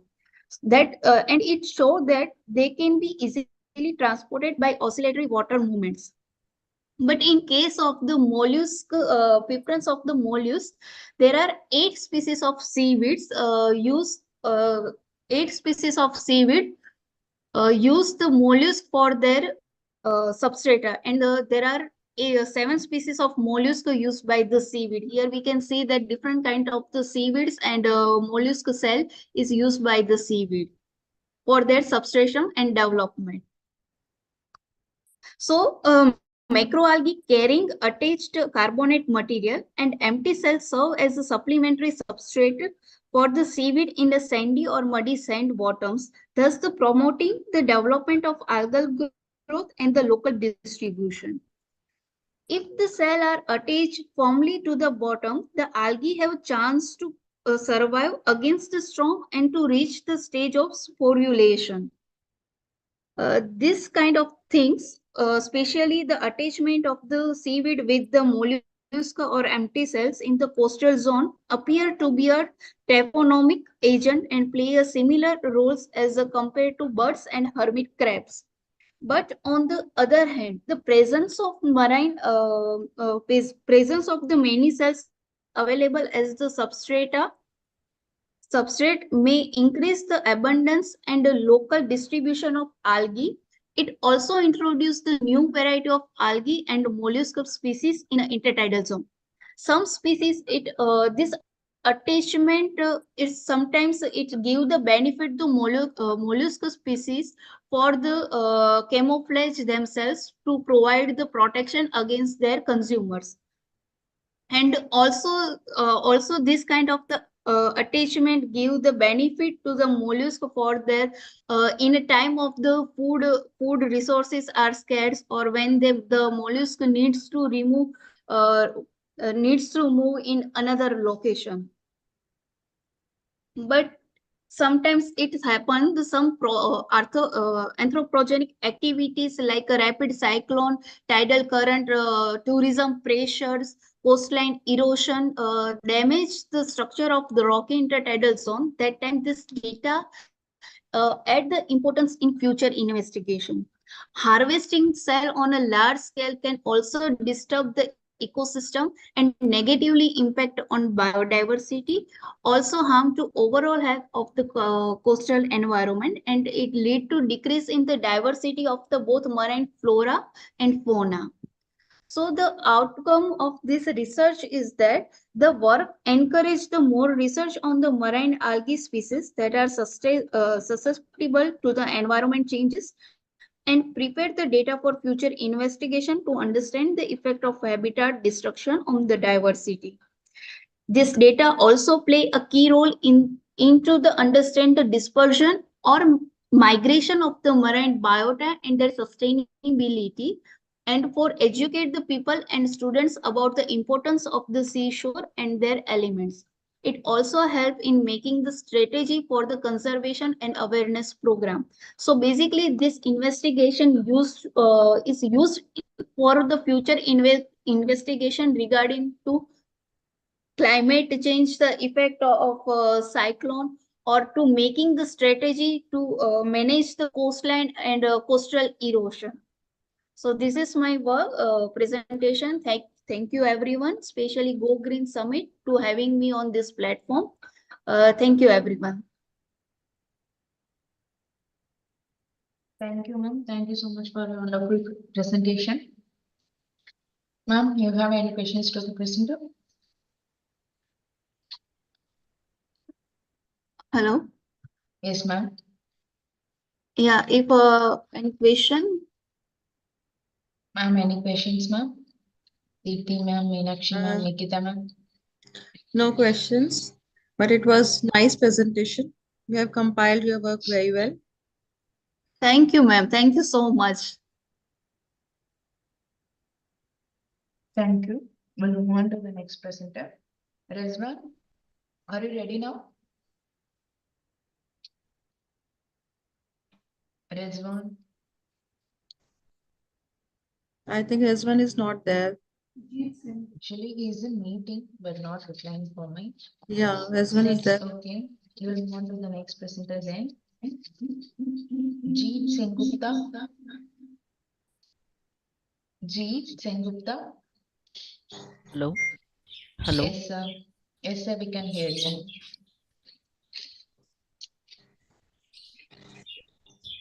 Can you please start sharing your screen, sir? Yes, ma'am. Okay, sir. Thank you. Yes, sir, we can see your slide. Could you please share in full screen now? Yes, ma'am. Just a minute. Okay, sir. Is it visible? Yes, sir, it is visible. Sir, please try to conclude in 8 minutes, sir. Okay. Okay, sir. Thank you. So now I'm going to present a brief discourse on microbial DNA fingerprinting and its application in environmental DNA technology. Environmental DNA technology or eDNA technology basically refers, or environmental DNA, the term environmental DNA refers to the genetic material and the genetic information which is released into the environment and is conserved into different environmental forms in sand, sediment, hydrosphere, atmosphere, in the form of whole cells, in the microbial forms, in extracellular DNA as released by the different microbial cells, or in the form of potentially whole organisms. The different sources of environmental DNA includes marine, estuarine, freshwater, and terrestrial sources. So the techniques in eDNA or environmental DNA technology can be differentiated into different forms that include the stages of sampling in the field, that is collection of the DNA samples, extraction of DNA from the samples, amplification of DNA using universal primers or primers specific to the gene of interest, library preparation, and next generation sequencing techniques. Finally, this sequenced DNA is compared to some reference database that helps in the identification of a particular species, whether it is present or absent in the given DNA sample. These include the other processes of quantitative PCR or qPCR and qRT-PCR that is associated with amplification and library preparation of the desired gene of interest, which is finally subjected to high-throughput screening and bioinformatics. This process can be summarized as extraction of DNA. Then with the help of restriction enzymes, this DNA is shredded into smaller fragments, which is subjected to electrophoresis, and with the application of electric current and electric field in the electrophoresis process, the DNA can be separated in terms of their molecular weight and in terms of their molecular size. Finally, this is transferred to some nitrocellulose membrane, and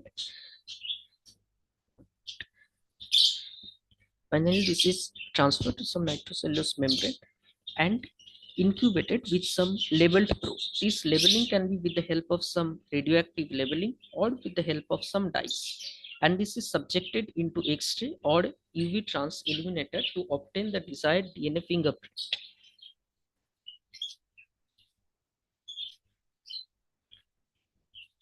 In the bacteria, in the cell of bacteria or microbes, the very specific gene which is utilized for the purpose of fingerprinting is the 16S rRNA gene, which is comprised of different constant and variable regions.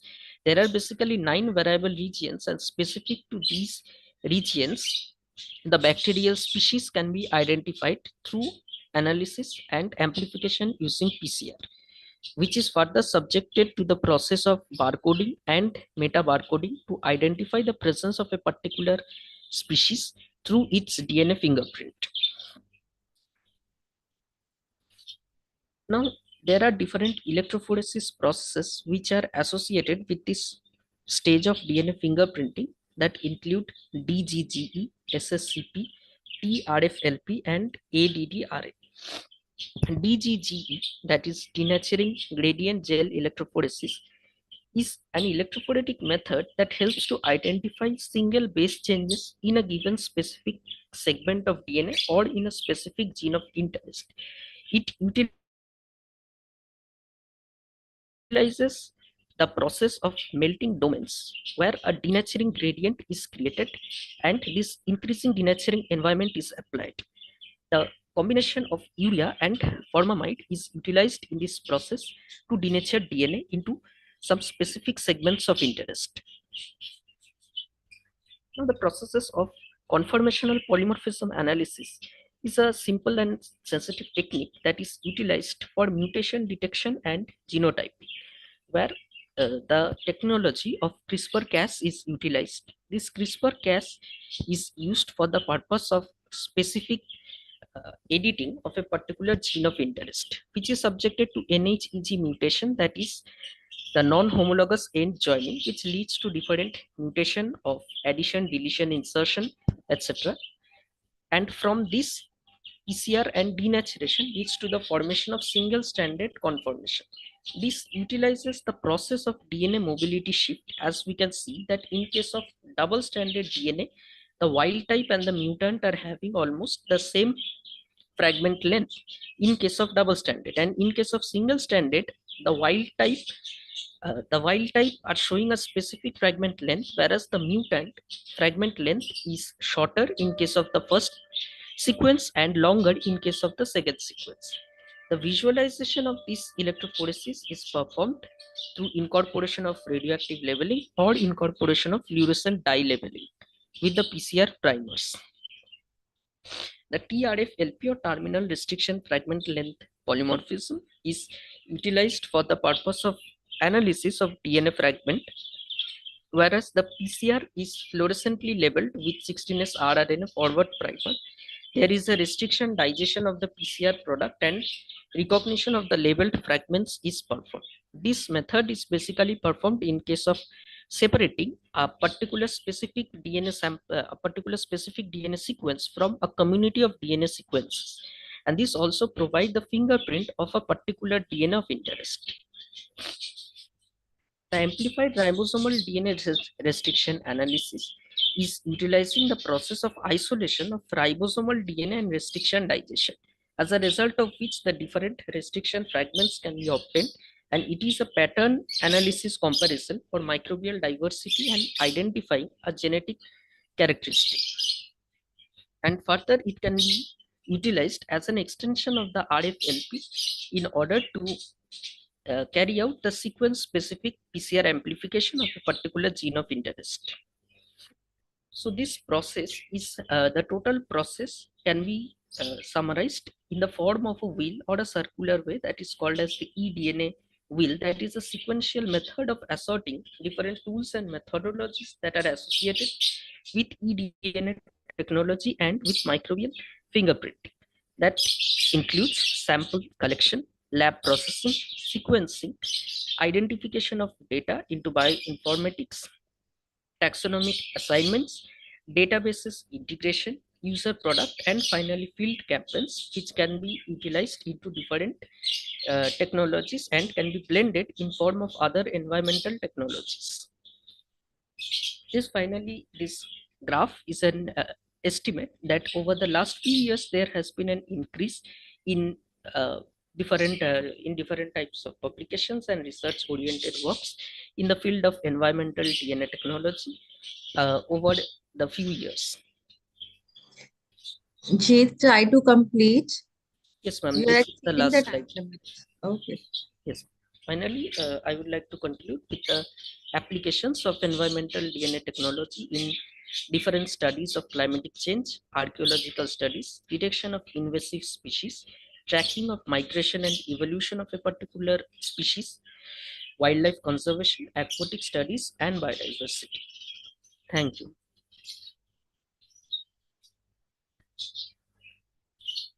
Ma'am? Yeah, thank you. Yes, I just want to ask one thing that you have mentioned in the previous slide, that we can track the migrating species, right? With the help of eDNA, environmental DNA technique. So can you explain how it is possible? Say we are considering two different regions of a particular species of bacteria. Now, this bacteria can be identified by PCR amplification and sequencing of the 16S rDNA. Now, over some years, if we are tracking the presence of that particular genetic sequence in that particular region, after some time, maybe there is a decrease in the concentration of that particular gene or of that particular sequence. And in some other region, that sequence is found or it is on the steady increase. Then in that case, we can say that this particular species has got migrated, because this can be based on some sorts of mutation that is taking place in that gene. It is favorable in some region, whereas it is not favorable to some other region. In that way, we can track the migration of a particular species. Good. Yes, okay, fine. Thank you, Jeet.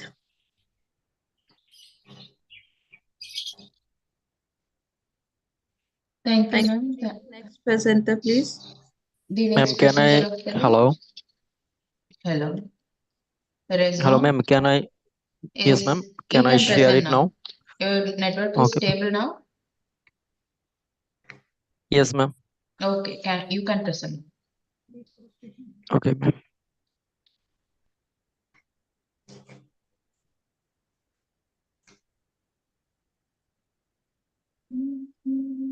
Ma'am, is it visible now? Yes, it is visible. Okay, ma'am. So hello everyone, this is Rezwan from Department of Pharmacy, Kumilla University. Thanks to GoGreen Summit Committee for arranging nice virtual session. My presentation is about impact of deforestation and high temperature and urbanization on dengue fever transmit in Dhaka city. I'm presenting a part of my research project behalf of my team. If you were aware about South Asian dengue epidemiology, you may know about the last two dengue epidemic in Bangladesh, according to 2019 and 2023. In our research, we try to show how the destruction of forest and urbanization improved the infected incident of dengue fever. We used ArcGIS to determine the destruction level of the forest land in Dhaka, which initiated the temperature in the city, which involved with growth of mosquito larvae indirectly. Also, we did some statistical analysis by Excel and SPSS to show how the dengue incident is gradually rising from 2019 to 2023.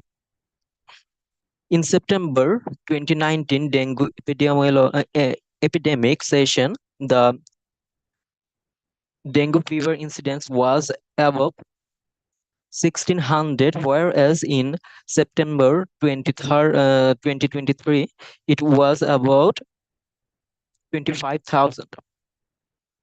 So it is high time we should change the environment pattern in our urban cities like Dhaka, Chittagong, and other cities in Bangladesh.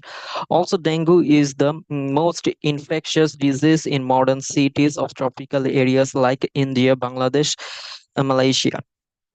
So we need to do various investigational studies in near future on the other tropical countries like Brazil, Indonesia, etc. So that's all about my poster. Thank you all.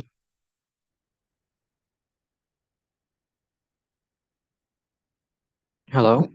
Hello, yes, Rizwan. Yes. Can you tell me the individual relation between the temperature and the prevalence of dengue fever mosquito? Yes, ma'am. We know that the rising of temperature can initiate the replication of the dengue virus in the Aedes mosquito. Also, it initiates the growth of the Aedes mosquito. So in about 30 to 35 degrees Celsius is the optimum temperature for growing the mosquito larva. That's why temperature rising is an alarming issue for dengue transmission in modern cities. And urbanization also helps to dengue virus transmission as well. And what about deforestation? Deforestation, we know that the trees consume the carbon dioxide, thus the layer of carbon dioxide keeping the temperature higher. So deforestation impacts the transmission of the dengue initiate the transmission of the dengue virus. And deforestation can hello. Yes, you are audible. Deforestation reduce the oxygen level in a deforestation reduce the oxygen level in our cities, so that the carbon dioxide level is pretty much going too high. That's why the larva, the growth of the larva is drastically high. In this equation, the dengue fever also rising accordingly. Okay, Rizwan. And with the urbanization, Hello. hello, Yeah. a relation of dengue fever, outbreak of dengue fever with urbanization In Dhaka city. Hello. Hello, Yeah. am I I audible? can't get. Yes. Okay. I just want to know the relation between outbreak of dengue fever with urbanization. In recent time, we see the epidemic spread in Dhaka city and also the Chittagong city. So in these cities, the high-rise construction is drastically is going on huge level. That's why urbanization helps to initiate the dengue growth of the dengue. Okay, fine. Thank you.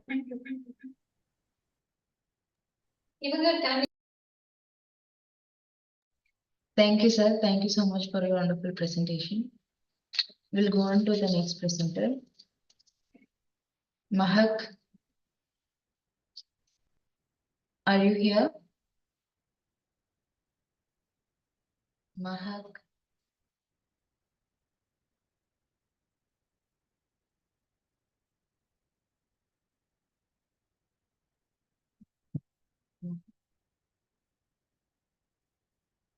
Are you here, Mahak?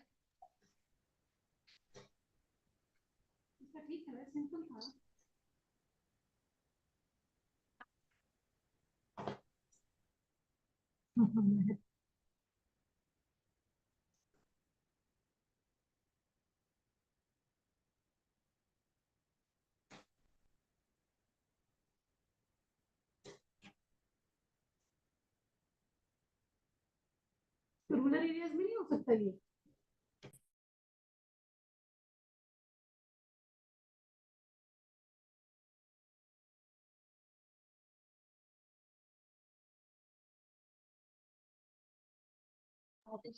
Mahak, can you hear me, please?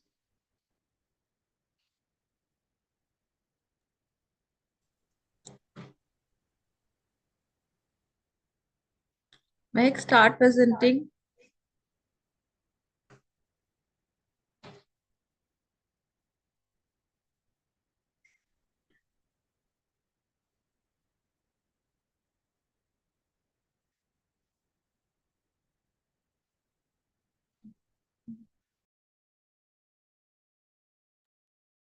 Mahak, are you here?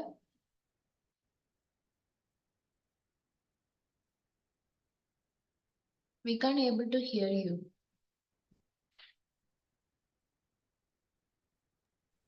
May I We can unmute see a yourself? slide.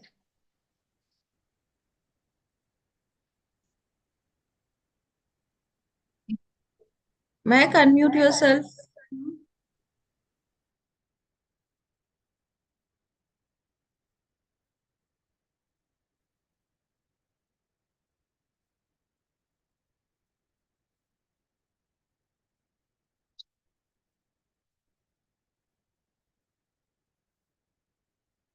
Mahak,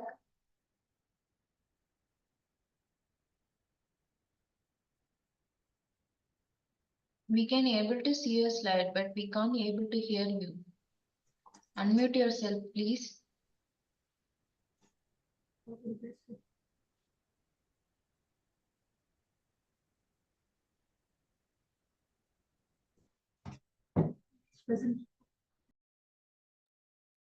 In the meantime, we can have next presenter. Yes, ma'am. We'll move on to the next presenter. Sandeep Gupta.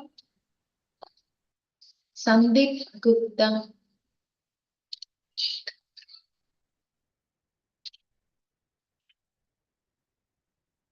Anjana. Anjana, are you here?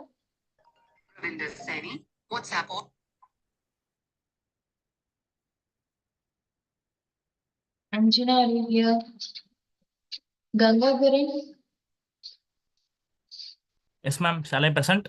Yes, sir. You can present. Okay.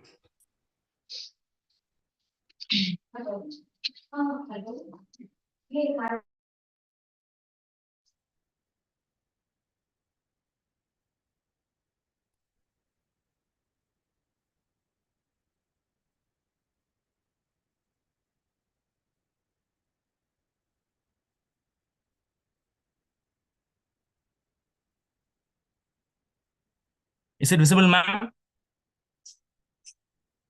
Yes, sir. It is visible. You can start, Prasanna. Good afternoon. My name is Gangadharan from the American College, Madurai District, Tamil Nadu, India. So my paper is Technological Innovations to Impact for Shaping the Anthropocene. So the term Anthropocene was coined by American botanist Eugene F. Stromer, which means the time during which the humans have a substantial effect on our planet Earth. So this presentation will explore how various innovations can be harnessed to mitigate climate change, promote sustainability, as well as to create a more resilient future on our planet Earth. Then climate change mitigation, renewable energy. So SDG, Sustainable Developmental Goals, had said that they have the potential to play a truly transformative role in shaping the Earth by 2030. So the 13th goal represents climate action. The climate change is one of the defining challenges of the Anthropocene. So to compact transitioning from fossil fuels to renewable energy sources is crucial. Then the advancement in the energy resources will be more sustainable alternatives. So SDG goal number 7 represents the affordable and clean energy. Then climate change mitigation, carbon capture and storage. So in this, the carbon capture and storage technology offer promising approaches. So these technologies will capture carbon dioxide directly from the atmosphere or through any industrial process and store it in the underground in geological formations or other forms like mineralization. So various technology are still in development, including direct carbon capture as well as enhanced weathering. So SDG number 9 represents the industrial innovations.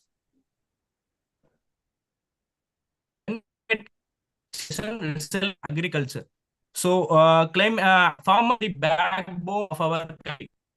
Climate change is already impacting agricultural systems worldwide with the changing weather patterns. So to ensure food security in the Anthropocene, developing climate resilient agricultural practices in crucial breeding of crops which are resistant to heat, drought, and floods. Then utilizing the precision agriculture and the water management techniques. Nowadays, drones have been used in farming to monitorization of the farms as well as to apply fertilizers. Then resource management and sustainability, circular economy. The current linear economic model where resources are extracted, used and discarded, this is the unsustainable in the Anthropocene. So transitioning to a circular economy where the minimizing the waste as well as maximizing the resources use. So this kind of approach involves designing products and systems that can be easily recycled. Then precision resource management. So in this, the resource management is crucial for sustainability in Anthropocene. So advancement in sensor technology, data analytics, and automations used in various sectors such as agriculture. Various sensors have been used to track the water levels, then soil moisture level, and other parameters. So then the threats to biodiversity. So the term biodiversity, which means bio means living, diversity means variability among the living organisms. So the hippo, habitat loss or fragmentation, where these threats to biodiversity occurs mainly due to the anthropogenic activities.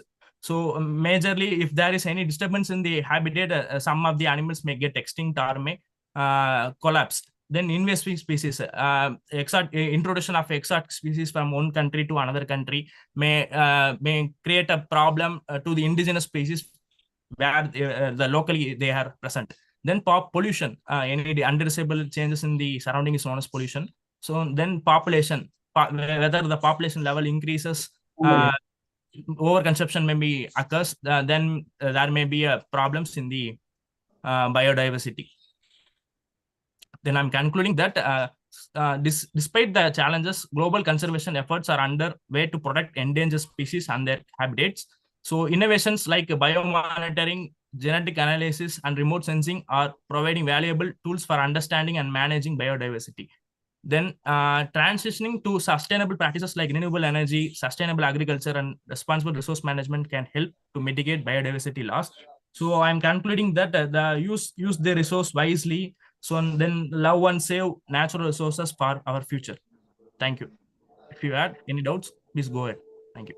Thank you, sir. Thank you so much for your wonderful presentation. Ma'am, you have any questions to the presenter? Gangadhar, you have touched up the SDG 13, right? Yes, ma'am. So, what do you think technological innovation will how much help in achieving the SDG 13? Ma'am, by using several technologies like carbon capturing the carbon from atmosphere, this is our still in development process, ma'am.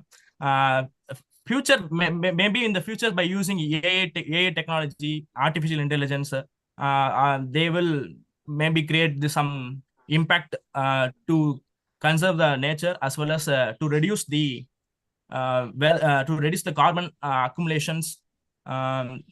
So in future we will conserve the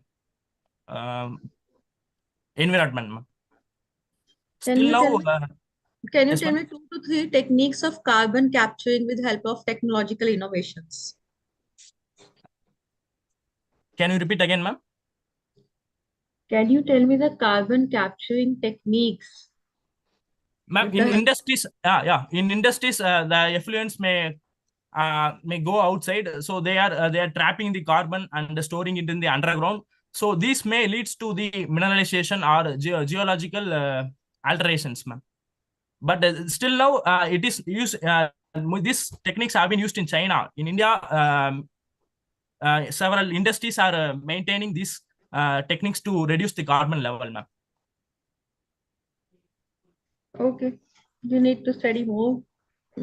Thank you. Thank you. Thank you, ma'am. We'll move on to the next presenter. Mahak, are you here? Mahak.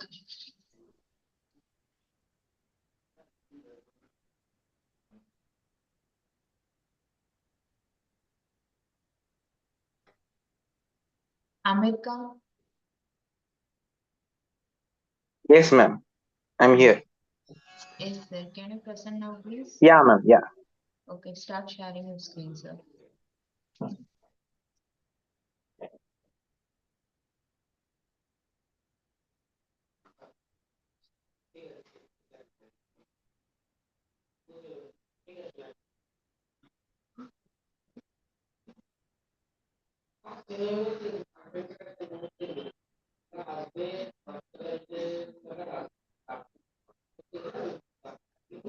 Is my screen visible, ma'am?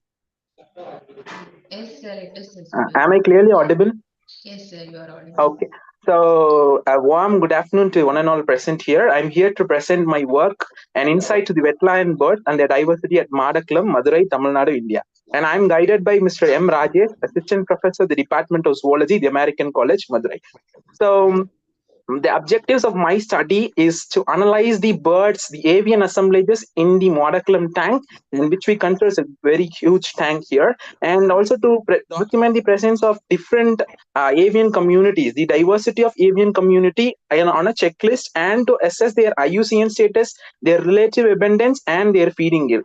And I also have worked on diversity indices of the communities that is present in that particular area. And this study is particularly the diagnostic study. So whenever we get into go green or green something, we just focus on technology and their implementation on certain steps. But what my work reveals is that classical zoology does a way huge than the technologies nowadays. So it is very important to diagnose a problem than getting into a treatment.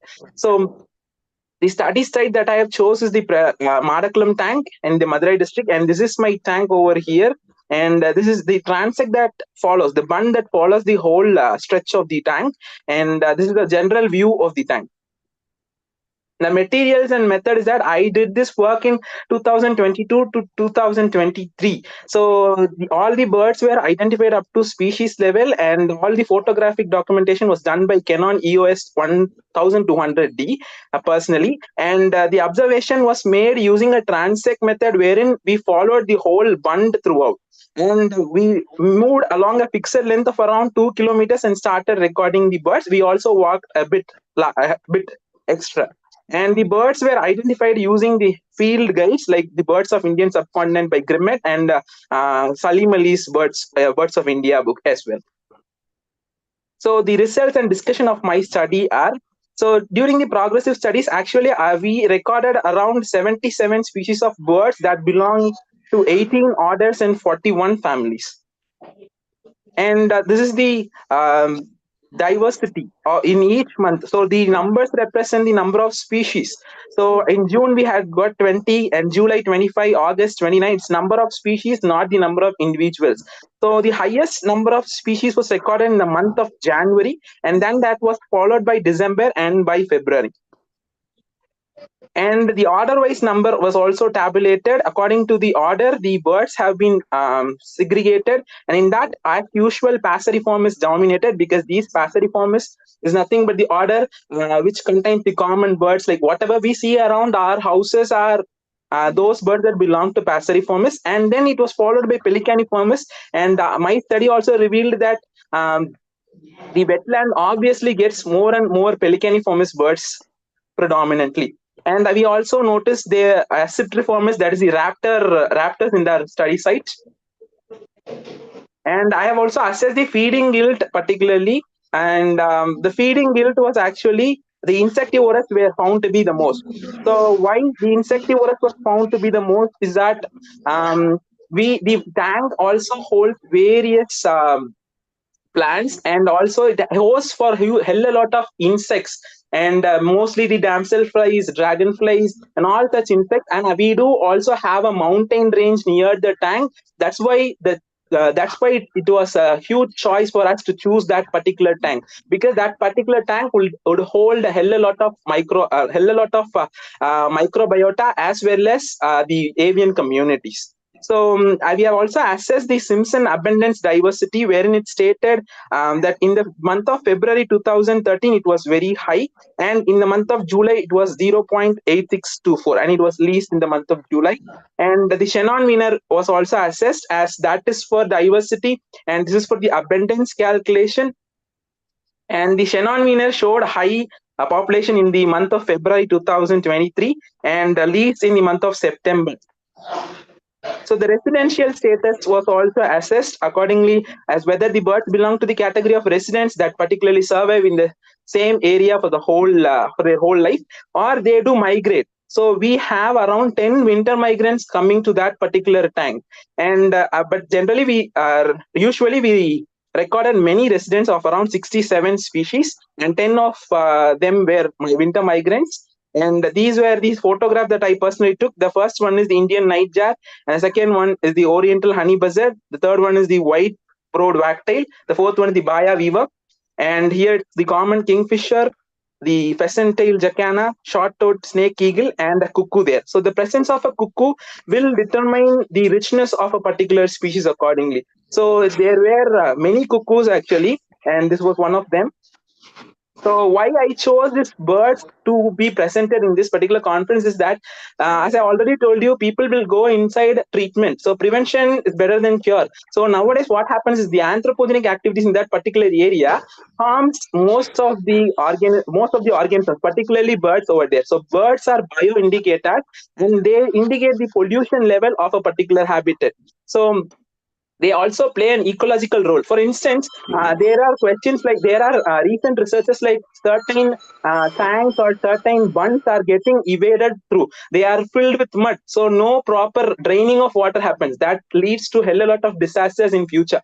So that's the rain is usual and everything is usual. What is unusual is that we fill all the draining areas with certain other stuff. We get into anthropogenic activities. That's why we are not able to patch up the disaster that has occurred very fast. So that is why I chose this topic to be presented over here. And this was a study that was carried out during June 2022 to 23. And why I chose the 1 year study is that I was about to assess the post-monsoon, pre-monsoon periods. So that's it. Thank you so much. Thank you, sir. Thank you so much for your wonderful presentation. Ma'am, you have any questions to the presenter? Yeah, I just want to ask one question, Amir Khan. Yes, That, ma'am. You have chosen a method that is transact method, right? Exactly. Yeah, yeah. So can you explain what is transact method? Actually, what we do is we just divide the whole bund into regions, and we choose a transect. Transect is nothing but the way in which we do observation. So on the right and the left of the transect, we do choose the areas. So from starting from a point, we start for 2 kilometers, that would be one transect. And from that area to another area, we'll have 2 kilometers, that is another transect. So this will help us to go with the divide and rule property. Like for instance, if we take the repetition of birds, so that can be analyzed using this transect method. So that can be You mean to avoided. say one transect is of 1 kilometer? 2 kilometers. One transect is of 2 kilometers. So how much kilometers you have covered? Around 14 kilometers around the bund. Okay, so you have taken 7 transects. Exactly, yeah, ma'am. Okay. Fine. Thank you. Thank you. Next presenter, please. Thank you, ma'am. The next presenter of the day, Anjana, Dr. Anjana Thakur. Anjana. Dr. Sandeep Gupta. Yes. Yes, Can I sir. start? Yes, sir. Okay.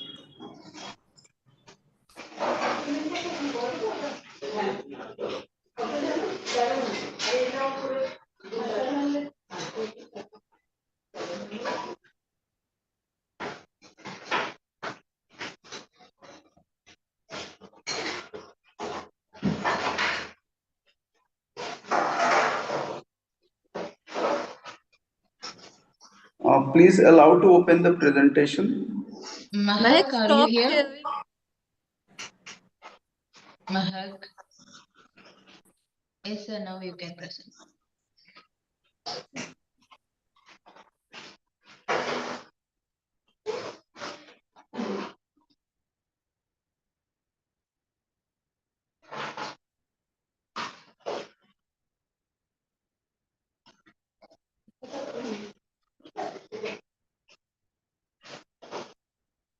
Is it visible now?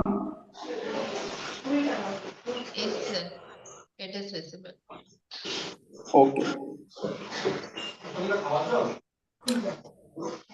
So the topic of my work is the status of forest cover density in the Shivalik of Haryana region.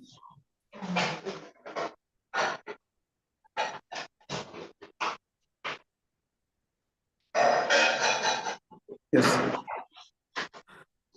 So Shivalik is one of the most fragile mountainous ecosystem in our country. It is the part of the outer Himalayan region, and it extends from Jammu and Kashmir to the west of the Uttaranchal in the east. In Haryana region, Haryana is the state of India where the Shivalik, part of the Shivalik runs. Here in this particular region, what we have observed through the field work, that the human population and their demand for services has caused a issue related to the degradation and forest degradation and deforestation.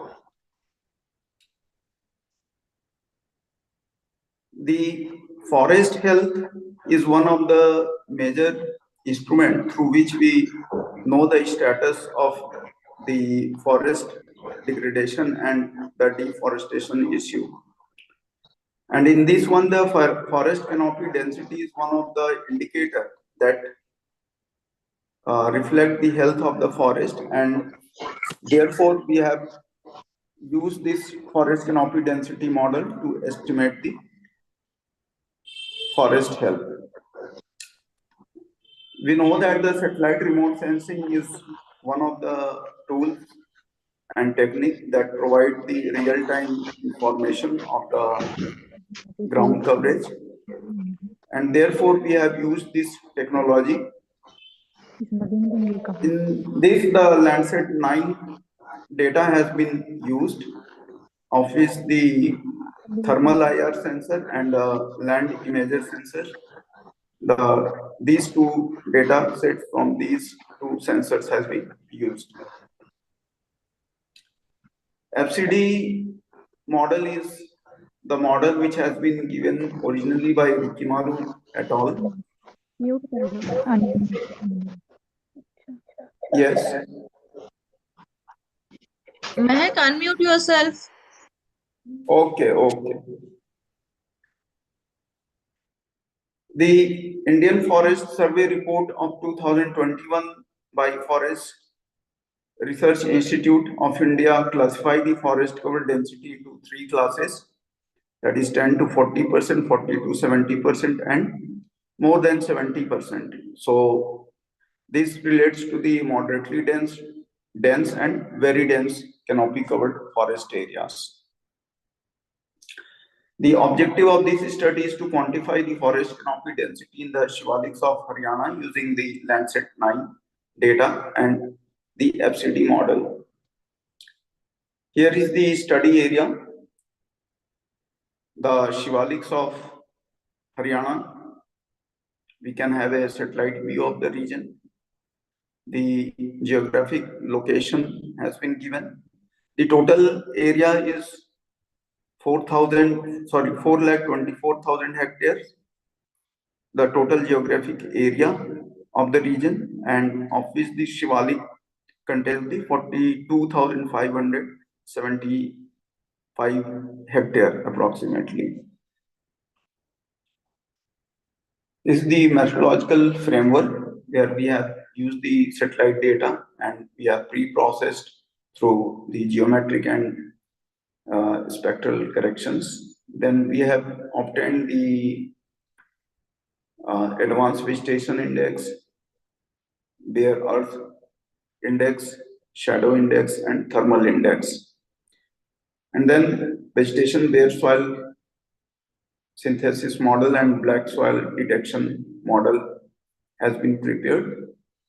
And then we get the vegetation density and advanced shadow index model. And then finally, we integrate the result of these two models and we get final forest canopy density of the area. This is the algorithm which has been used to quantify the canopy density area. These are the different parameters of the algorithm which has been detected. The vegetation density, scaled shadow index. Then we have normalized the scaled shadow index from 0 to 1, and then FCD.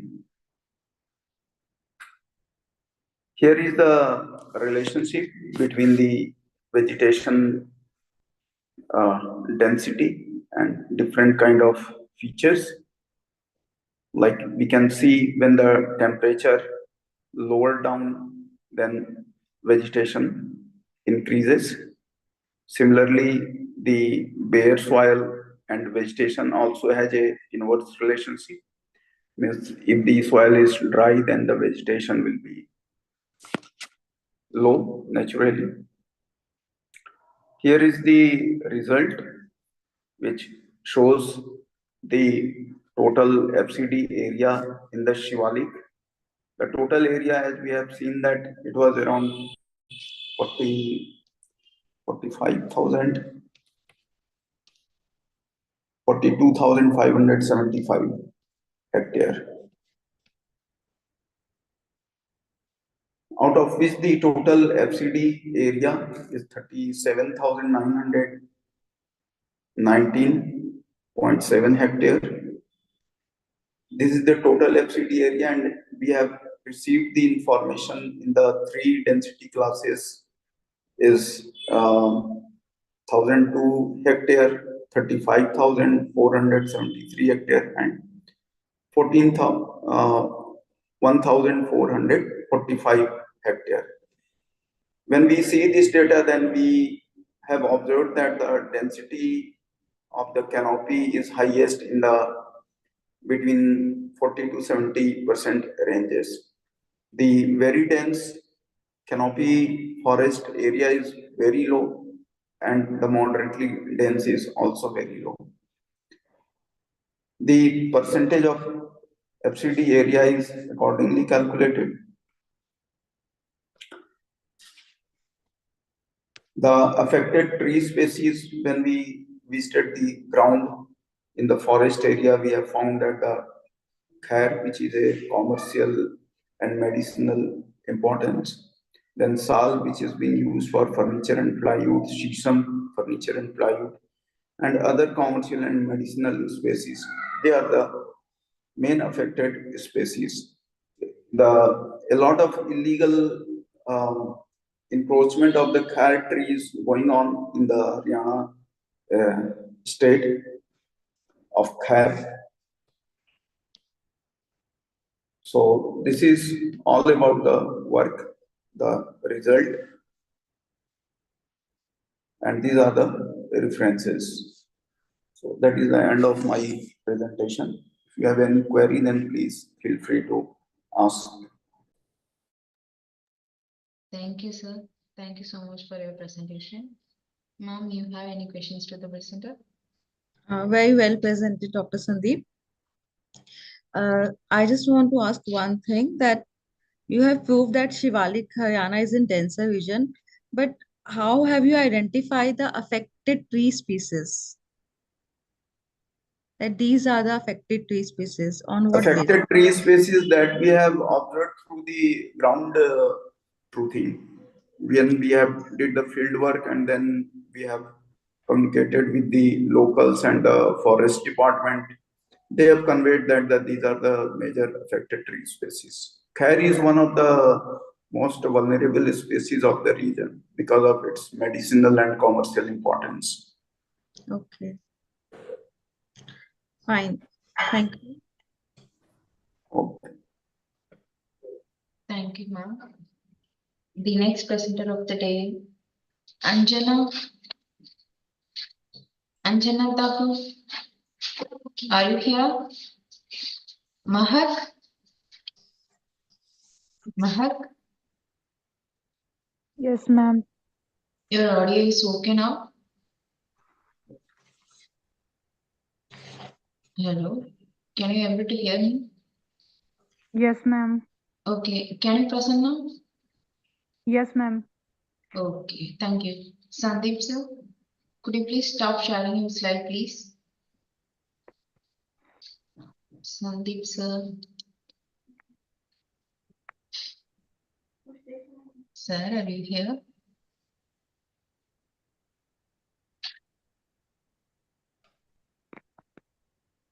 Sir,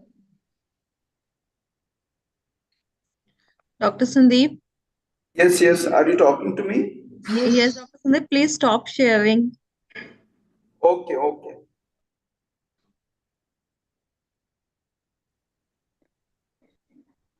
thank you, sir.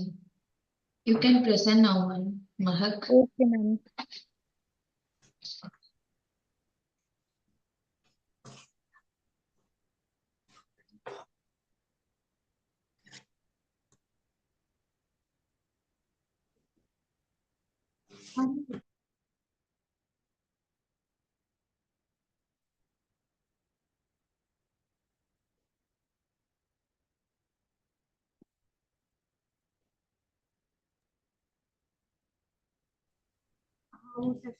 May I start sharing? Yes, ma'am.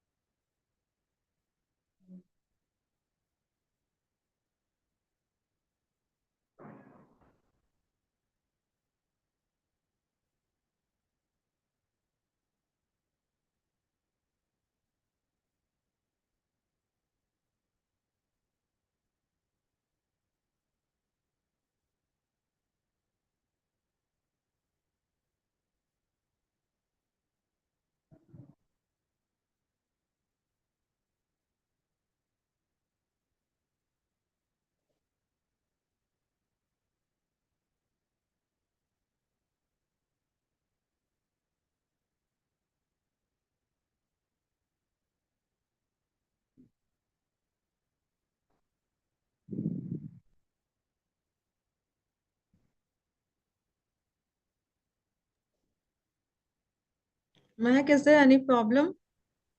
Yes, ma'am. Ma'am, I can't find my PPT in my phone.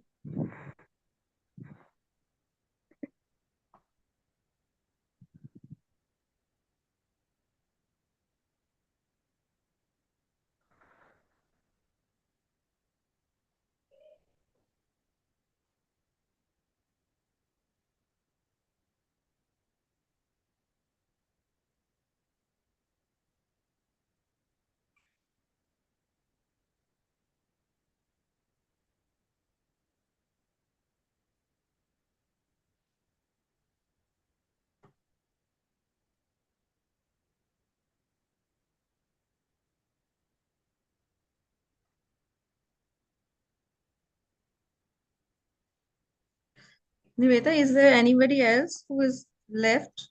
Yes, ma'am. Anjana Thakur, and then Falguni Joshi, Dr. Falguni Joshi, Dr. Asta Verma. Yes, ma'am, I'm here. Can you present now, please? Yes, ma'am. Am I audible clearly? Yes, ma'am. Yes, you're audible. Yes, ma'am. I'm sharing here. Sure. In the meantime, Mehak, please find out your slide. Otherwise, no other chance will be given to you. Okay, ma'am. Ma'am, my slide is It is visible, ma'am. You can present. ma'am. It is okay. Good afternoon to all of you. I'm Dr. Astha Verma. Today's my topic is a case study and Ayurvedic management of skin disease, psoriasis, based on Charak protocol. Introduction. In Ayurveda, all types of skin disorder can be correlated with the Kushth psoriasis as they show similar manifestation such as anhidrosis, extent of lesions, and scaling. A common genetically determined chronic autoimmune inflammatory skin disease according to 2020 ICD diagnostic criteria characterized by rounded erythematous, dry, itchy, or sore patches of thick red skin with salivary scaling patches. Case summary. A 62-year-old male patient was come in OPD having the symptoms all over body, skin lesions, raised macules, papules of erythema, found which are covered with salivary scales, itchy or sore patches of thick and red skin with salivary scales on both elbow, knees, scalp, back, scalp, face, palms, and feet. Lesion was dry, rough, and loss of perspirations. Pain and swelling on both palm and foot. Foul smell of the body, burning sensation of palm and soles, pus formations, numbness with associated complaints of constipation, poor appetite, stress. History. Onset of disease gradually increased, aggravating periods since 6 months. General examinations was done. Blood pressure 130 by 90 mmHg, pulse rate 98 per minute, temperature 98.2 degree Fahrenheit, weight 51.8 kg, and all the other parameters are normal in limits. Here is the systemic examinations we was done. Central nervous systems, respiratory systems, cardiovascular systems, and GI examinations all are normal. And with a specific skin lesion area was examined for the texture discoloration, secretions, auspit signs, and candle grease signs. Sign and sensations, secondary hyperplasia and hyposthesia, circulation, libido, edema, peripheral edema, skin, positive auspit signs, nail, pitting nail changes, and candles grease signs and nobles phenomenons are positive. Investigations was done to know causes, to know comorbid conditions, and to know damaged organ. Here we specified the blood sugar fasting, PPBS, and random. Management, we go through the Charak, according to Charak protocol mentioned in Charak Samhita. We applied the Matravasti with Sahacharadi oil, 80 ml after meal through anorectal region for 8 days, and apply Siddhartha Snan as a bath, medicated bath for 1 month. And in Shaman Oshadhi as a drug choice, Gandhak Rasayan with dose of 2 tablet BD before meal with water for 1 month, Talkeshwar Ras 2 tablet BD before meal for 1 month, Manjistadi Churn 5 gram BD before meal with water for 1 month, and Trifla Gugul 2 tablet after meal with warm water for 1 month, and Kanak Bindwaris 15 ml after meal with warm water for 1 month. Results improvement was seen in all symptoms. Lesions are normal, smooth, and perspiration presents with in 15 days. Foul smell of the body, burning sensation of palm and sole, pus formation, numbness. All the symptoms subside within 4 to 5 days during the treatment. Associated complaints: BS fast level 150 milligram per dl and BSPP is 220 milligram per dl before treatment. When we checked after treatment, BS fasting 84 milligram per dl and BSPP 166 milligram per dl. Here's the peaks of the day first. The results of the medications on day 3rd, 7th day, 8th day, 14th day, after 1 month. We go through the order all the cardinal symptoms presented in the Charak Samhita. We followed as a subjective criteria, and we find that here the before treatment the grading was positive, and after 15 days the grading was negative, and all the cardinal symptoms was negative after 1 month. We follow the PASI score, psoriasis area severity index, as a objective criteria. Here we divide all over the body, head, upper in 4 parts: head, upper limbs, trunk, and lower limb. And we show here the thickness of skin, scalings, and erythema. All three criteria and the total score, and we can see here the before treatment, after 15 days, and after treatments of each and every parts of the body, and here the follow this criteria with this score. Discussion in this case study, Charak protocol having a great effect on symptoms and pathogenesis. PASI score was reduced remarkably and showed clinically significant result in reduction of all the symptoms and no recurrence. This study is an ultimate therapy for skin disease, psoriasis. In this way, it helps in breaking the pathogenesis, resulting in the controlling the symptoms of skin disease, psoriasis. It has proven that this Chikitsa Sutra works better, which describes classically as in text. Conclusion. Overall conclusion was found that treatment was effective as this protocol explained by Acharya Charak. It helps in break down the Samprapti victim pathogenesis. Through this case, we found a safe, simple, and effective treatment without any complication, easy to take.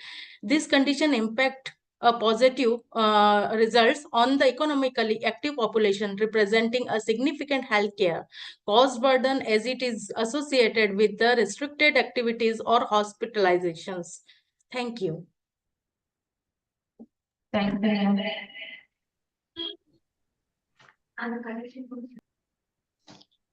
Well presented, Astha.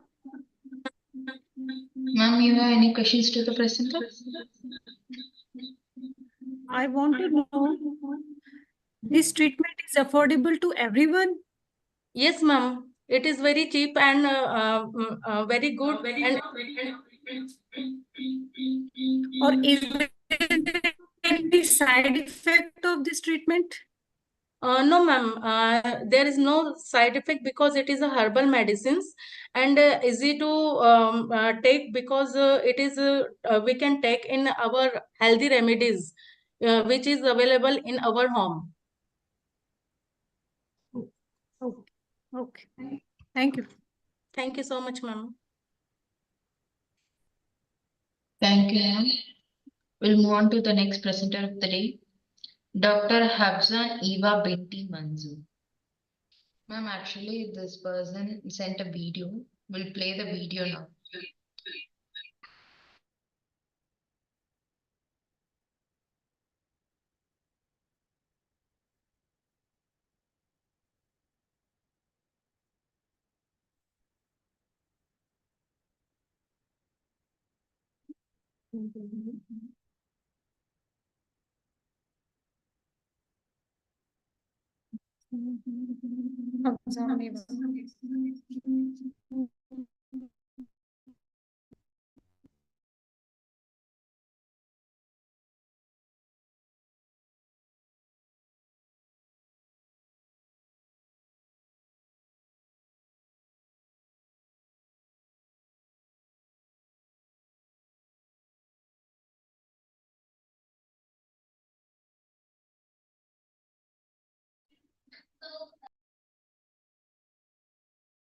Ma'am, can you able to hear the audio?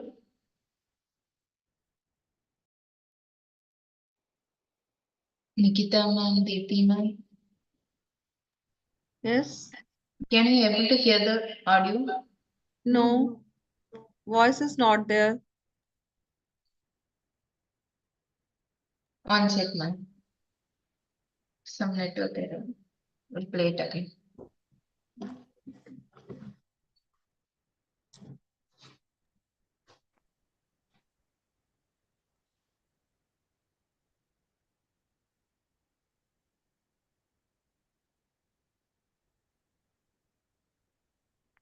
Ma'am, can I present now? Okay, in the meantime, you can present. Sure.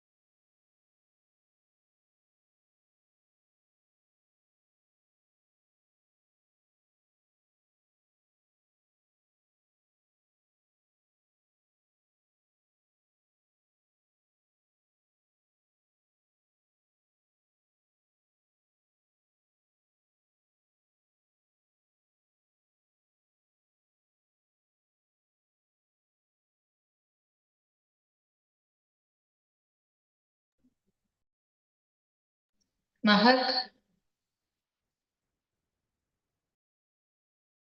Mahak.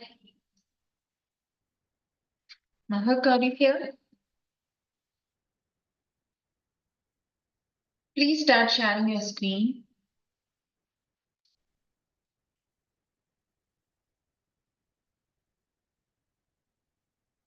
Anjana.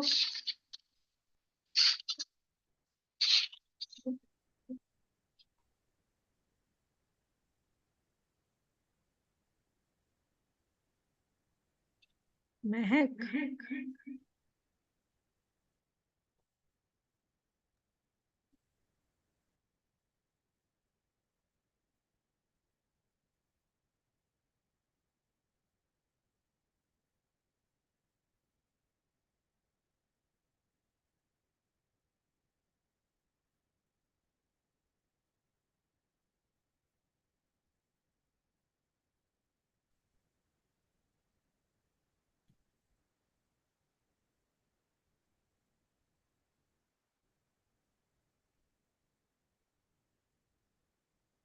Ma'am, is it visible? Yes, it is visible. We can see your slide. Okay, ma'am, thank you. Good afternoon, everyone. Myself, Mehak. I am from Kurukshetra University. And my topic for today presentation is abiotic stress responses of Penicillium glaucum and role of biofortification in its stress tolerance. Introduction. Penicillium glaucum, which is commonly known as the pearl millet, is an important C4 grain cereal crop which is usually grown in marginal environments of arid and semi-arid regions of Sub-Sahara and Africa, which grown under poor soil conditions and scanty erratic rainfall. Impacts of abiotic stress on plants and plant responses. As abiotic stress conditions led to accumulation of reactive oxygen species, which cause extreme cell damage and inhibition of photosynthesis. Reactive oxygen species, which are reduced form of oxygen, which include hydrogen peroxide, superoxide radicals, and hydroxyl radicals. Next is climate change induced abiotic stresses. As agriculture and climate change are internally correlated with each other in various aspects, and climate change is the main cause for these abiotic stresses. Abiotic stresses are categorized as temperature extremes, water stress, and salinity stress, heavy metals, and nutrient deficiencies. Biofortification, which is the process of increasing the micronutrient level in the plant during plant growth through genetic pathway and agronomic pathway. Thus, biofortification provides nutrient-enriched crop which have better growth performance and resilience against environmental stress and positive impact on productivity of the plant. Objective of my study is to identify the impact of abiotic stress on morphophysiological attributes of Penicillium glaucum and to examine the biofortification with micronutrient on stress tolerance of permanent. Methodology for the pot experiment is salt stress is given in 4 different concentration by irrigation, which ranging from 100 millimolar to 400 millimolar, and water stress is given by reducing filter capacity at 3 levels. Micronutrient is applied by foliar application in the form of zinc sulfate heptahydride. Plant for morphological analysis collected after 60 to 65 days after sowing. These are the for the morphological analysis, that is shoot length and the biomass. We show decreasing in the shoot length and biomass of plant as the concentration of stress is increasing. These graphs show the results for the total chlorophyll content, which show major decrease in case of S4 concentration. And next graph is showing the result for water stress on shoot length, which show decrease in shoot length with increasing dot stress. These graphs show result for water stress on plant biomass and total chlorophyll content, which show decreasing the chlorophyll content and plant biomass as the dot stress is increasing. Next objective to examine the effect of biofortification with micronutrient on stress tolerance. These are the results of the micronutrient treatment on the morphological parameters, including shoot length and biomass. We show slightly increase in the shoot length and biomass after application of micronutrient in comparison to the different levels of stress, different level of stress treatments. These are the results of total chlorophyll and biomass after application of micronutrient in the form of zinc sulfate heptahydrate. Conclusion for my studies: as abiotic stress caused by adverse environmental conditions which harm the growth and physiology of plant, decreasing the chlorophyll content in plant. Recently, several efforts are being made to improve abiotic stress tolerance capacity through agronomic or genetic pathways. One of the pathways is biofortification. That means increasing the micronutrient availability in plant, which help to minimize the negative effects of abiotic stress. These are the references. Thank you.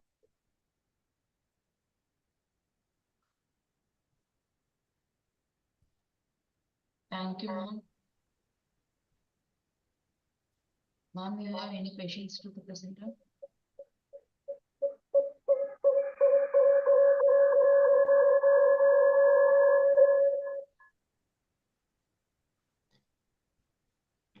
Finally, Mahek, you have presented. It was nice. Yes, ma'am. Sorry for the inconvenience. It's okay. Niveta, do you have any other participant? Yes, ma'am, we have one video presentation. Okay, okay. We'll play now.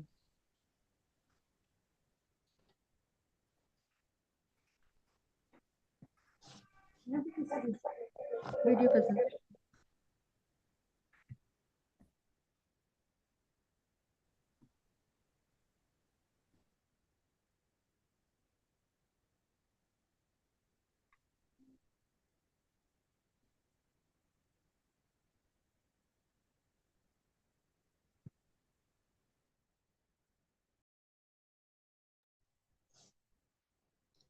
Voice is not there. One second, we'll solve the problem. 1 sec. Okay.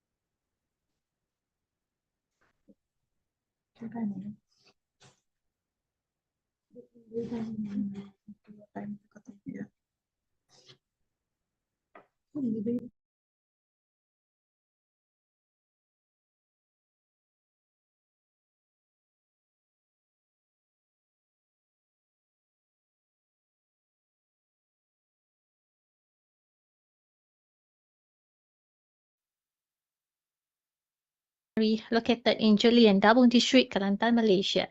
So, ladies and gentlemen, first we cover for the part of introduction first. Okay, so Stone Geopark has been established as one of the geopark in Malaysia in November 2022, and altogether we have 15 geosites that have been identified in the Stone Geopark. So this Stone Geopark is basically consisting or represent several geological event or evolution, including the Carboniferous to Permian age, which is represented by the Manga Formation and Takushis. We also have the Permian to Triassic geologic evolution represented by the Kemahan granite. Also, we have the Triassic Kemahan granite geological formation, Triassic Cretaceous stone magmatic complex, and the recent one we have the deposits of the alluvium, which is all together this geological evolution in the Stone Geopark covering a minimum 101 million annum time span. All this geological evolution event is actually represented by several geological processes, including the sedimentation of shallow marine deposits, igneous intrusion, tectonic activities, as well as metamorphism. Okay, if you look at the map on your right side, this is the map of the Kelantan state located in the Peninsula, Malaysia. So we highlighted the two region there, or two district in the state of Kelantan, which is named as a Jeli and Dabung.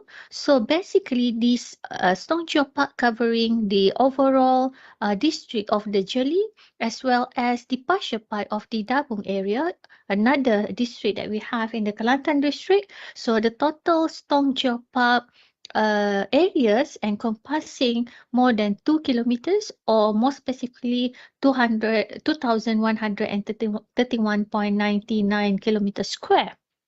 If you look at the geological map of the Stone Geopark on your left side, we can say that the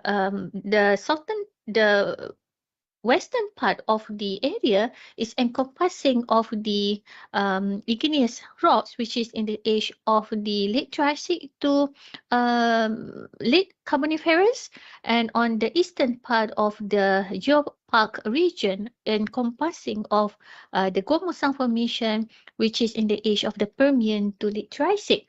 So the map, we already tried to map the several localities in the Stone Geopark. So we can conclude that in the Stone Geopark, we can have around 18 localities that are suitable as the geosites. We also have 12 localities that are suitable for the geosite representing our culture in state of Kelantan. And also we also identify 10 locations that are suitable for the biological heritage in the Stone Geopark. Okay, so now we try to look at is what are the research objectives that we try to achieve from this project, what are the methodology that we use, and what are the project outcome that we try to achieve based on the objective that we already outlined. So basically, first objective or only one objective that I try to cover in this presentation, which is to provide an inventory for potential geotourism site in the proposed Stone Geopark.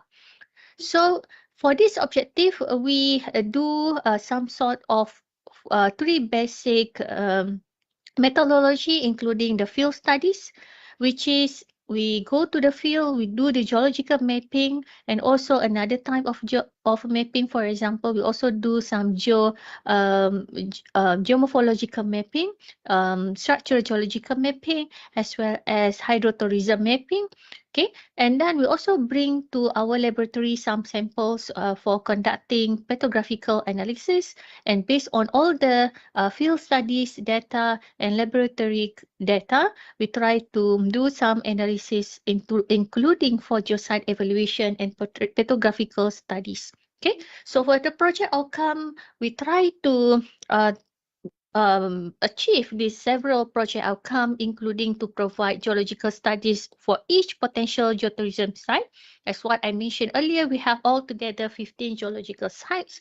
We also try to produce a geological map for the Stone Geopark. And the last one, we try to complete geotourism site map for each of the 15 potential geotourism site for the Stone Geopark.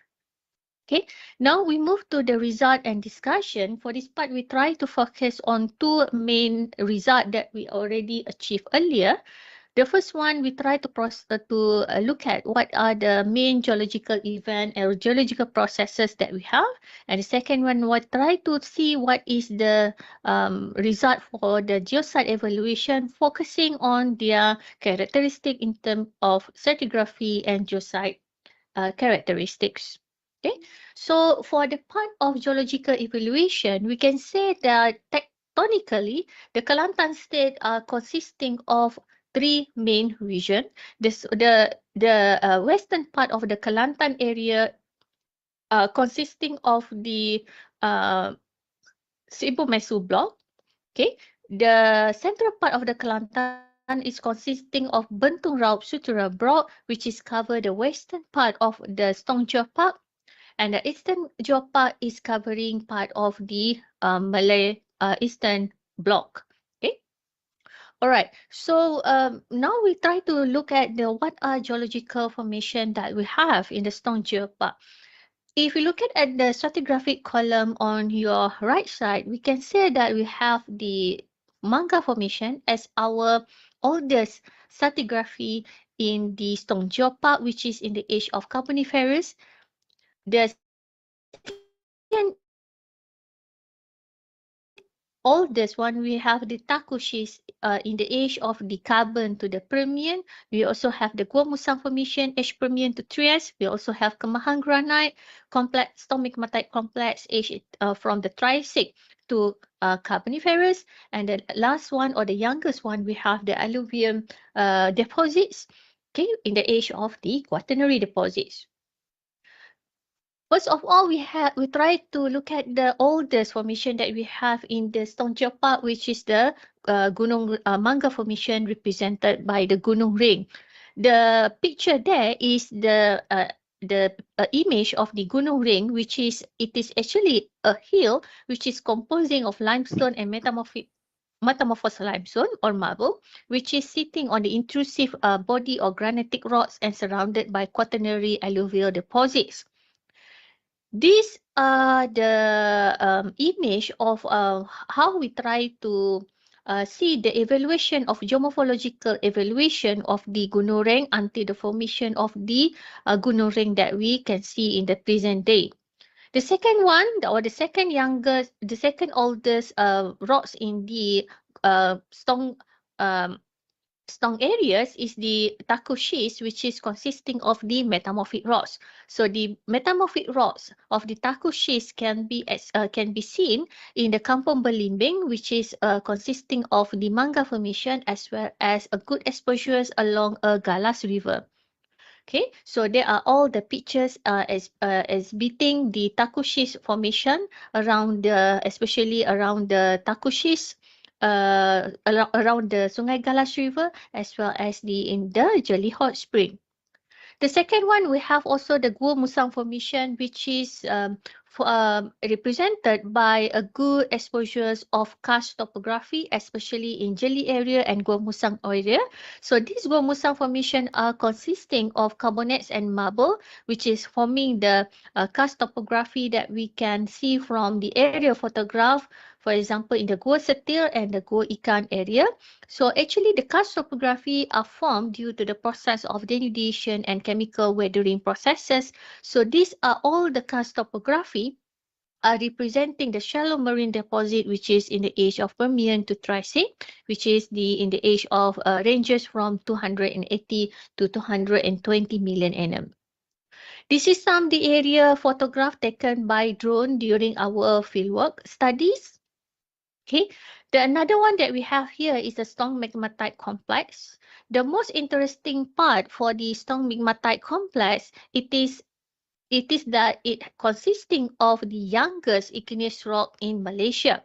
So there are several locations in the Stone Geopark that have the Stone Magmatite Complex of the youngest igneous rock. For example, we have several waterfalls represented by the Lata Kertas, Lata Renyuk, Lata Janggut, and Lata Chenai.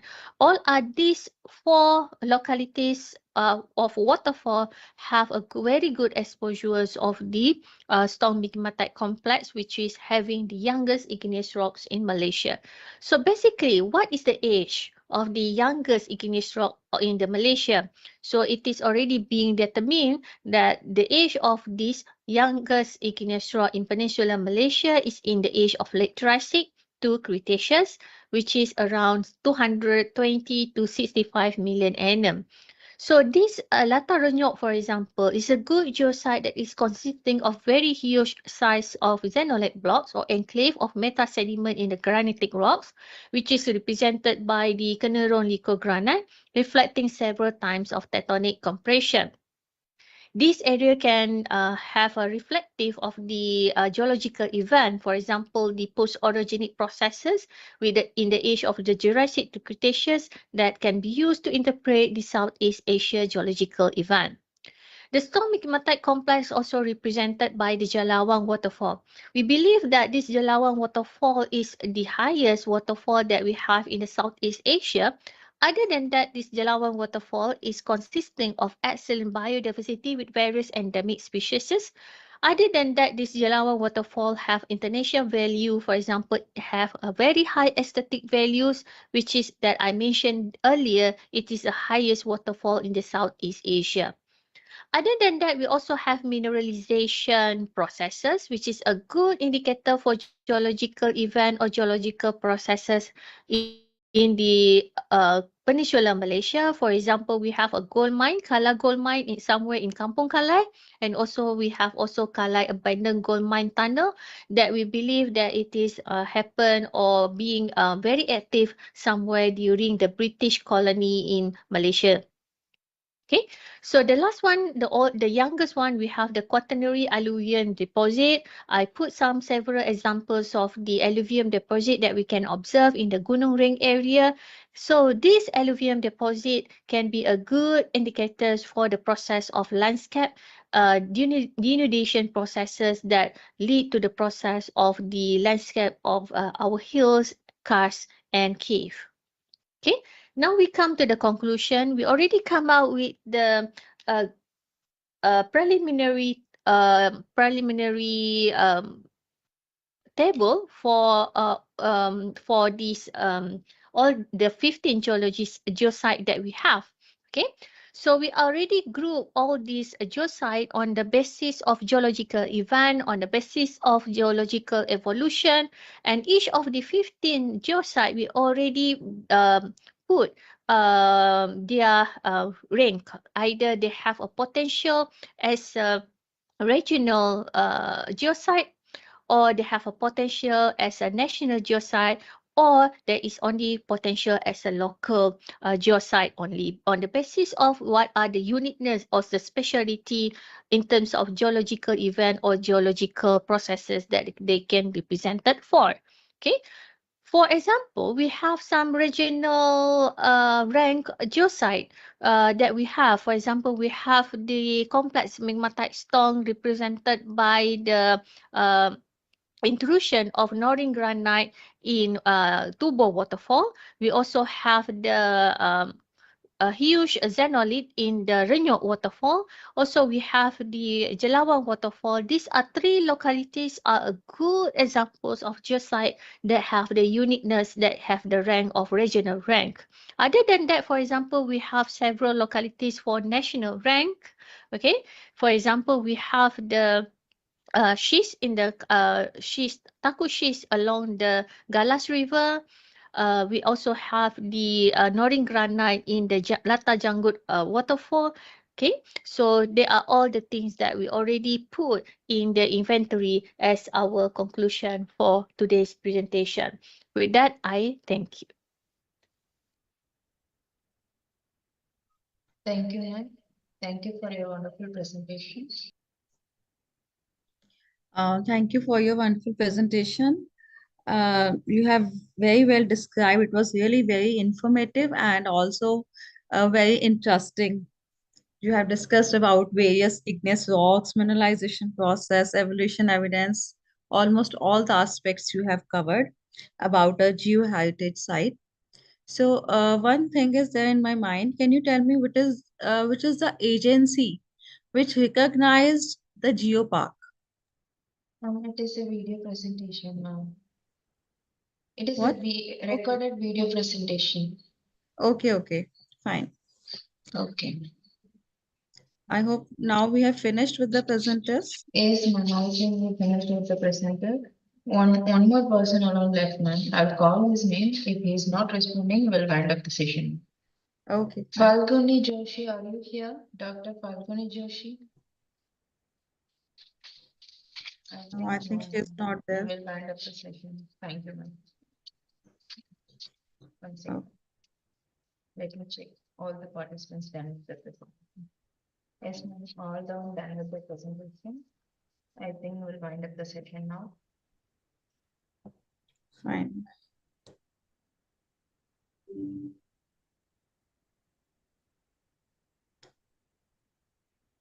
So should we leave? 1 second. I'll do vote of thanks on that. Niveta? Hello. Niveta? Yes, ma'am. Kindly correct the spelling of my name. It's Nitika, Nitika. Can you tell everyone, please? Nitika. Okay, ma'am. Nitika. Sorry, ma'am. Sorry for His the name is inconvenience. Nitika Rani, not Nitika Dagar. Okay, ma'am. Fine. Sure, Okay. we'll correct it. Thank you, ma'am. Thanks for the information.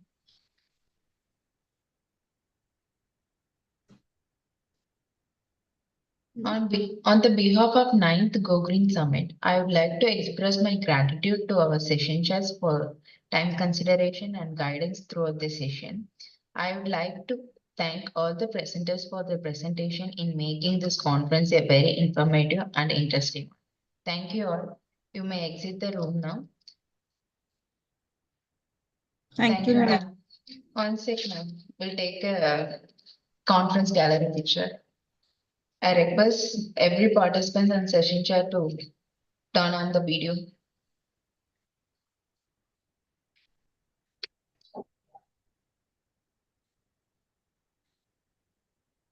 I repeat again, participants, please turn on your video. We'll take a conference gallery picture.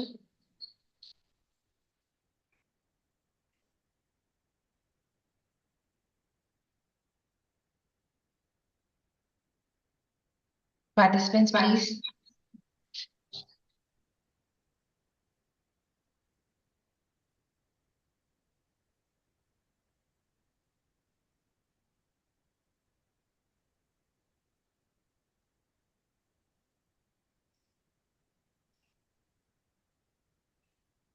Thank you, ma'am. Thank you for your cooperation. Thank you all. We'll meet again tomorrow.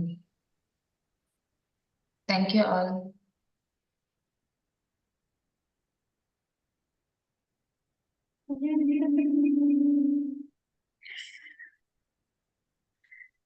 Yeah, how do you